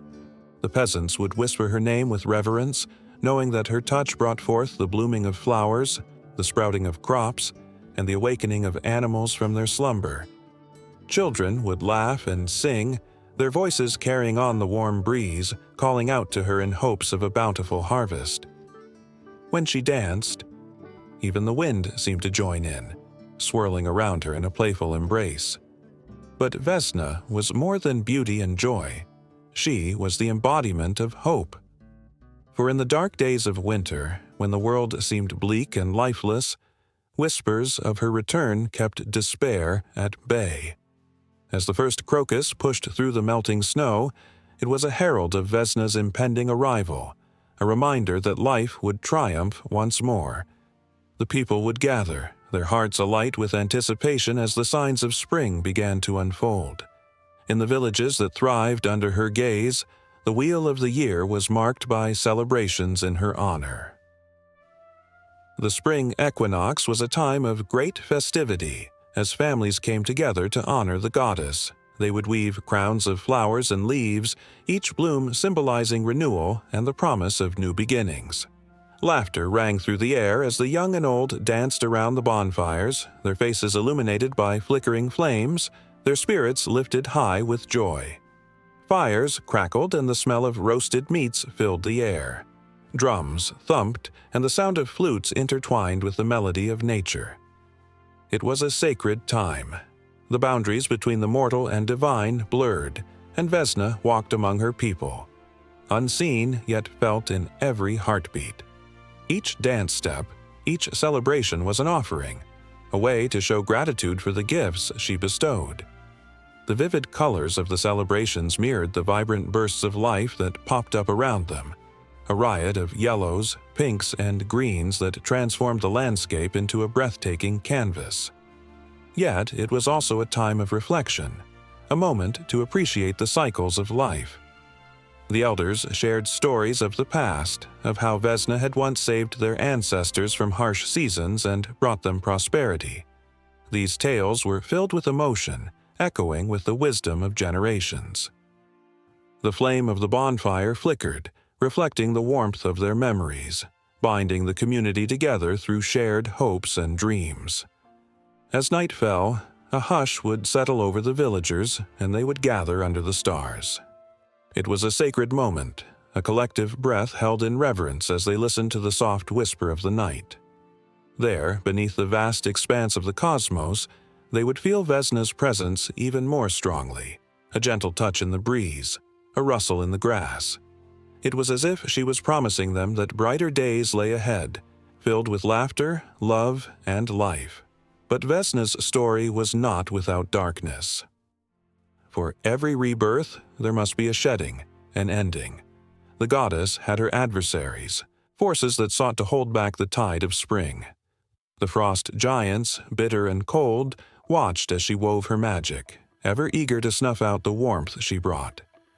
Each year, as Vesna awakened the earth, the giants would send chilling winds and unexpected snowfalls to test her strength. Yet, time and again, she prevailed, her resilience a testament to the indomitable spirit of the life itself. It was said that in her past, Vesna had battled the frost giants fiercely, their icy tendrils threatening to engulf her vibrant world. The clash of forces turned the sky dark, and the ground shook with their power. But Vesna, with her laughter like the tinkling of chimes, gathered the strength of the sun and the warmth of the earth, pushing back against the cold. The earth trembled beneath her dance, and with each step, she brought forth the colors of spring, forcing the giants into retreat as she claimed her rightful place. Her strength was awe-inspiring, but it was her compassion that truly captivated those who honored her. Vesna knew the struggles of her people. She understood their fears and hopes. When crops failed or storms ravaged the land, the villagers turned to her, praying for her guidance and protection. In their hearts, they felt her answer, a warmth that spread through their veins, a surge of hope igniting their spirits. The goddess became a symbol of resilience, a reminder that even in the darkest of times, The light of spring was just around the corner. With each passing day, as the sun climbed higher in the sky, her laughter filled the fields. The once silent trees began to hum with the buzz of bees, while the air danced with the flutter of butterflies, all drawn to her vibrant energy. Flowers burst forth from the soil, painting the landscape in hues of gold and violet. Vesna's essence permeated every corner of nature, reminding everyone that life could always begin anew. Through the seasons, Vesna remained a constant presence, a beacon of hope and renewal. As the villagers leaned into the warmth of her spirit, they found strength in her legacy, knowing that they too could rise from their own struggles. Each spring was a reminder of their connection to the goddess, a bond that transcended time and space, linking them to the cycles of life and the beauty of rebirth. And as the sun dipped below the horizon, casting long shadows over the earth, the festival of Vesna would carry on, a living testament to the power of spring. The air pulsed with life and energy, an unbroken circle of existence that would continue on, echoing the promise of rebirth, flourishing in every heartbeat, every laugh, every dance. The tale of Vesna would weave seamlessly into the next chapter of life, an eternal dance between despair and hope, winter and spring, a story that never truly ends. In the quiet moments before dawn, the world held its breath. A soft mist rolled over the lush Thai landscape, painting the rice paddies in shades of emerald and gold. The air was heavy with the scent of dew and anticipation, as if nature itself were whispering secrets of old. Amidst this tranquil beauty, a figure emerged, bathed in the soft glow of the early light. Phra Mei Thorani stood tall, her presence commanding yet soothing, embodying the power of the earth and the life-giving essence of water. Phra Mei Thorani, the earth goddess of water, was often depicted with long flowing hair that cascaded like waterfalls around her shoulders. Her serene face held a wisdom that transcended time, eyes sparkling with the reflection of 1,000 rivers. In her outstretched arms, she cradled the very essence of life, the waters that nurtured the earth. The stories of her deeds were whispered from generation to generation, tales of strength and compassion that resonated deeply within the hearts of those who listened. As the sun began to rise, its golden rays danced upon the surface of the nearby river, a shimmering tribute to the goddess. The villagers who had long revered Phra Mei Thorani gathered at the water's edge, their offerings in hand. Fresh flowers, fragrant incense, and small tokens of gratitude were laid upon the altar of stones, each a symbol of their connection to the divine. They believed that the goddess listened to their hopes and fears, and in her benevolence, she brought forth rains to nourish their crops and foster abundance in their lives. Yet, the reverence for Phra Mei Thorani was not without struggle. Dark clouds loomed on the horizon, a storm threatening to disrupt the delicate balance of nature. The villagers felt the weight of their worries, their hearts heavy with the uncertainty of what was to come. Would the rains be too fierce, or would they come too late? They turned to the goddess, praying for her guidance, their voices mingling with the soft sounds of the flowing river, creating a symphony of desperation and hope. In the depths of the earth, Phra Mei Thorani felt the pulse of her land. Each beat resonated within her like a heartbeat. She knew the fears of her people. She had watched over them through countless seasons, her spirit intertwined with every drop of rain that fell. The earth trembled with the weight of their prayers, and the goddess, sensing the turmoil, gathered her strength. The waters began to churn beneath her feet, swirling with the energy of her resolve. In that moment, a vision unfolded before her, one of devastation and despair. A great flood, an unforgiving tide that would sweep through the village, erasing everything in its path. But alongside that vision came another, a brighter one, filled with hope and rebirth. The goddess knew that she could not allow the darkness to prevail. With a fierce determination, she plunged her hands into the earth, drawing forth the waters that lay hidden beneath its surface. The villagers gasped as the ground shook, a tremor that echoed the goddess's actions. They watched in awe as the river swelled, its waters rising in a powerful surge. Fra-Me-Thorani's form shimmered with the energy of her action, and with a bellowing cry, she released the waters, sending them cascading forth like a torrent of life. The rains would come, but they would be tempered by her wisdom and care.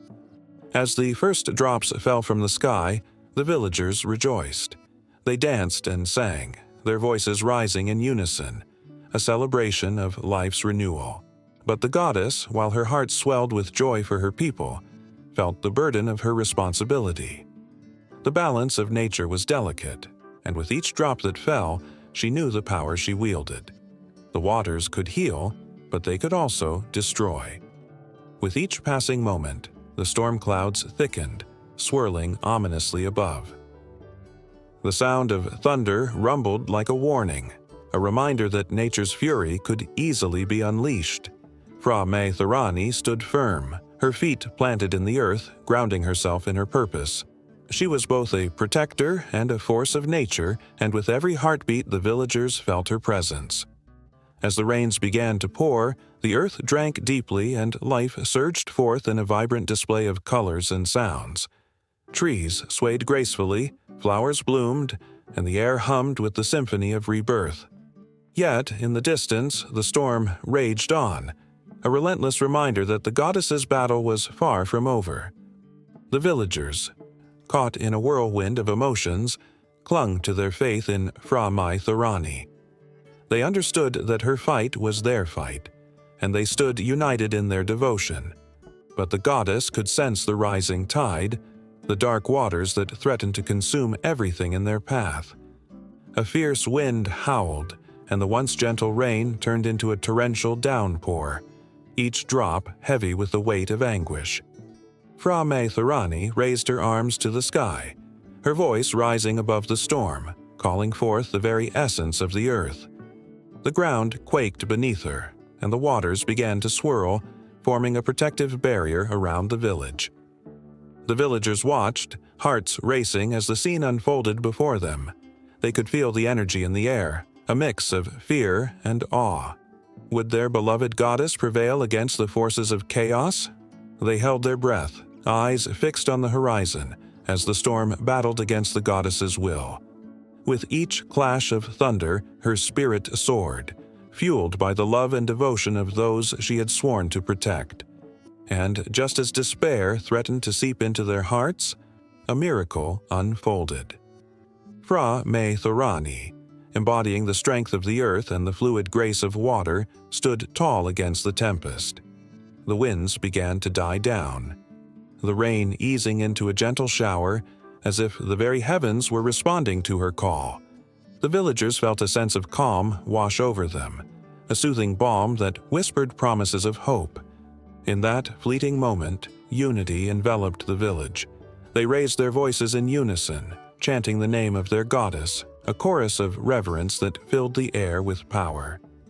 Fra-Me-Thorani felt their energy coursing through her, a reminder of the bond they shared, a connection that transcended the boundaries of earth and sky. The storm clouds, once dark and foreboding, began to part, revealing the soft glow of a rising sun. Its rays broke through, painting the landscape in hues of gold and green.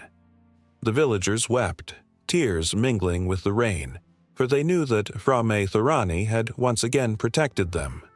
Hope surged through their hearts as they witnessed the miracle of nature, the resilience of life, and the unwavering love of their goddess, who remained ever watchful over her land. And as the sun shone brightly, the world shifted, a new chapter unfolding in the tapestry of life. Fra-Me-Thorani, the earth goddess of water, stood amidst the beauty of what she had saved, her spirit intertwined with the very essence of the earth. Her journey was far from over, as new challenges awaited, and the bond between the goddess and her people would only grow stronger, echoing in the hearts of those who dared to dream of a brighter tomorrow. In the soft glow of dawn, when the first rays of sunlight kissed the lush green fields, a warmth began to spread over the land. The air was rich with the scent of moist earth, a promise of life unfolding, a life intricately woven with the tales of Lakapati, the revered Filipino goddess of fertility and agriculture. Her presence lingered like whispers in the breeze, a gentle reminder of her vital role in the rhythm of nature. The villagers awoke to the sound of roosters crowing, their hearts filled with hope for a bountiful harvest. They had always looked to Lakapati for guidance, believing that her grace would bless their crops and ensure their families thrived. With every plow that turned the soil, they felt her spirit guiding them, her blessings coursing through their fingers as they planted each seed. The pulse of the earth resonated with their dreams, and they offered prayers to Lakapati, their voices merging into a chorus of devotion. Lakapati hailed from a time long ago, a time when the land was alive with magic and mystery. She was often depicted as a tall, statuesque figure, adorned with the vibrant colors of nature. Her long hair flowed like rivers, and her eyes sparkled with the wisdom of countless seasons. Legends spoke of her duality. She was both woman and man, a symbol of balance in a world that often tilted toward chaos. Her existence echoed the interconnectedness of life, each cycle of the moon, every drop of rain, and every sprout breaking through the soil felt like a tribute to her power. As the villagers toiled under the sun, stories of Lakapati circulated through the fields, igniting the imaginations of children who chased each other among the crops. They spoke of how she taught their ancestors the sacred art of planting, showing them when to sow and when to reap. With her guidance, they learned to read the skies and anticipate the rains, transforming barren land into a vibrant tapestry of life. The laughter of children danced in the air, mingling with the rustling leaves as if Lakapati herself was joining in their joy. Yet, it was not only in moments of abundance that Lakapati's presence was felt. During seasons of drought, when the sun scorched the earth and hope seemed to wither, the villagers would gather, their hearts heavy with worry. They would sing songs of longing, calling to Lakapati for mercy. The urgency in their voices betrayed their desperation, a collective beating of hearts pleading for rain. With every prayer, they rekindled their belief in her, trusting that her spirit could transform despair into hope. One fateful year, a darkness loomed over the village. The rains had not come, and the fields lay parched under the relentless sun. The villagers watched helplessly as their crops wilted and their dreams faded like the setting sun. In the midst of despair, a wise elder stood before the community. Her voice steady despite the fear gripping their hearts. She spoke of Lakapati's trials, how even the goddess faced challenges that tested her strength. The elder urged everyone to unite, to honor Lakapati with a festival of gratitude, a vibrant celebration that would resonate with the very essence of life itself. As preparations began, excitement pulsed through the village. Colors burst into life as woven banners danced in the wind, and fragrant flowers adorned the altar dedicated to Lakapati. The laughter of children echoed, filling the air with a sense of purpose. Each villager poured their heart into the festivities, creating an atmosphere thick with anticipation. They danced, their movements reflecting the rhythm of the earth, their voices rising in harmonious songs that called out to the goddess. On the day of the festival, the sun rose high, bathed in golden light, as if Lakapati herself was smiling down upon them. Candles flickered, illuminating the altar, while the aroma of food wafted through the air, enticing spirits and villagers alike. As the sun set, casting a warm glow over the celebrations, a hush fell over the crowd. They gathered around the altar, each heart beating in unison, filled with a singular hope for rain, hope for renewal. And then, as if drawn by their fervent prayers, the sky rumbled. Dark clouds began to swirl above, and the villagers exchanged glances, a mix of excitement and disbelief washing over them. The first drops fell like gentle whispers, quickly growing into a torrential downpour, drenching the earth in life-giving water. The crowd erupted in joyous cries, their voices rising above the sound of the rain, calling Lakapati's name in gratitude. As the storm danced overhead, the villagers felt a visceral connection to Lakapati, their tears mixing with the rain, a powerful acknowledgement of her presence. Each droplet was a reminder of her love and strength, a symbol of rebirth that surged through the land. The fields would soon awaken once more, the crops would flourish, and life would return. In that electrifying moment, they understood the depth of their bond with her, a connection that transcended time, a love that would nourish generations to come. With each passing season, the villagers would continue to honor Lakapati, their goddess of fertility and agriculture. They would tell their children of the festival, of the rain that fell like a blessing, and how their faith ignited the spirit of their land. Lakapati's essence would linger in the fields, in every seed that broke through the earth, and in every child's laughter echoing across the hills. In the tapestry of their lives, she would remain a guiding force, a divine reminder that through the ebb and flow of life, hope always finds a way to blossom. As the sun dipped below the horizon, the village, now alive with the promise of the next harvest, thrummed with an energy that felt almost sacred. Lakapati was more than a goddess. She was the heartbeat of the land, and her story was far from over. The promise of life, fertility, and the unyielding bond between nature and humanity stretched onward, beckoning them into the next chapter of their shared existence. In the flickering shadows of history, there lies a tapestry of forgotten tales, woven with the threads of fierce and powerful goddesses once revered and now hidden from sight. Picture a moonlit night, where whispers of ancient rituals echo softly in the breeze, beckoning the brave-hearted to remember what has been lost. Around campfires and in the corners of bustling cities, echoes of their names linger, waiting for the moment when they will rise again. As the world spins forward, a remarkable revival begins to take shape. Women across the globe are reclaiming their power, inspired by the legacies of goddesses like Lilith, the rebellious figure from Jewish folklore who defied the constraints of a patriarchal order. Lilith's story, laden with the weight of defiance and strength, has surged into the public consciousness, resonating with those who seek autonomy in their own lives. No longer relegated to the shadows, her narrative serves as a rallying cry for those who refuse to be silenced. In a small, candlelit room, an artist paints feverishly, her brush dancing across the canvas, giving life to images of the Egyptian goddess Ma'at, a symbol of truth and cosmic order. With each stroke, the artist feels Ma'at's energy coursing through her veins, reminding her that balance and justice are not mere ideals, but a call to action.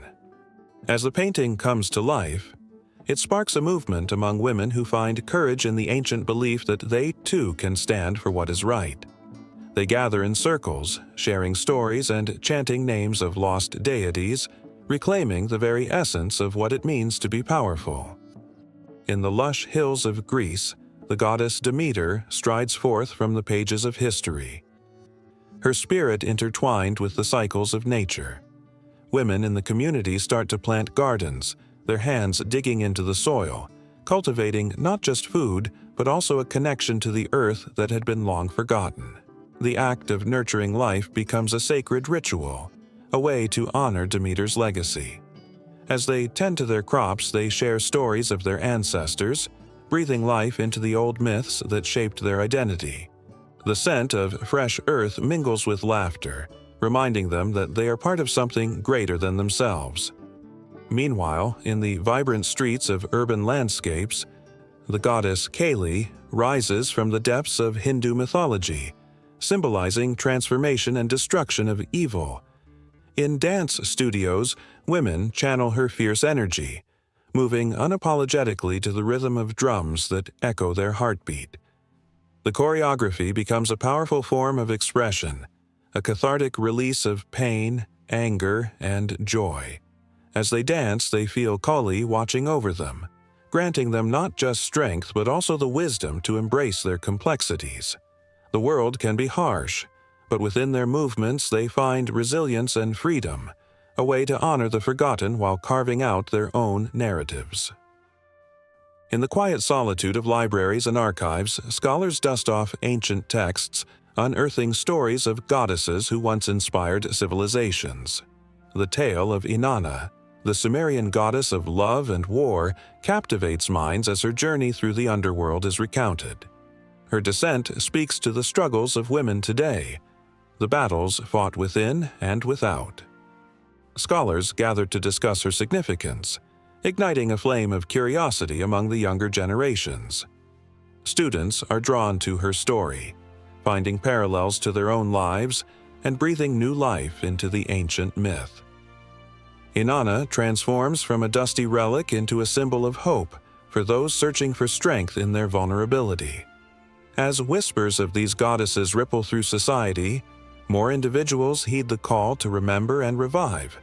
In sacred spaces and community gatherings, the air thickens with the energy of collective remembrance. Rituals are reimagined, a fusion of old beliefs and modern practices, bridging the gap between past and present. Women adorn themselves with symbols of the goddesses, wearing pendants of Isis or bracelets etched with the name of Astarte, each piece a reminder of the divine feminine that courses through their veins. It becomes a statement of identity, a declaration of their place in the world. In the midst of this resurgence, a movement blooms, igniting a passion for the arts, spirituality, and activism. Poetry slams echo with verses that celebrate the power of the goddess, intertwining personal experiences with ancient mythologies. The audience, a sea of faces illuminated by the glow of candlelight, finds themselves entranced, spellbound by the richness of the words. Each performer channels a goddess, becoming vessels for stories that need to be told. The connection between the past and the present grows palpable, igniting a fire within the hearts of those who listen. In these moments, the air is electric, filled with the echoes of ancestors encouraging them to rise. A new generation of leaders emerges, emboldened by the stories of these forgotten goddesses. They challenge the status quo, leading movements for equality, justice, and environmental sustainability. The spirit of Athena, the wise warrior goddess of wisdom and courage, flows through their actions. They gather in circles, sharing knowledge and strategies, breaking down barriers that have long held them back. Their voices rise in unison, a chorus of strength and determination. The world cannot ignore them, for they are the embodiment of all that was and all that will be, a powerful force pushing against the tides of injustice. As the resurgence continues, the shadows of the past intertwine with the vibrant pulse of the present, creating a tapestry rich with emotion and resilience. The air thickens with anticipation, for the stories of forgotten goddesses are no longer whispers lost in time. They are alive and breathing, echoing through the hearts of those who dare to remember and honor them. Each day, the legacy of these powerful figures grows stronger, weaving itself into the fabric of modern society. Inviting all to participate in the revival, to embrace the divine feminine that has always existed within us.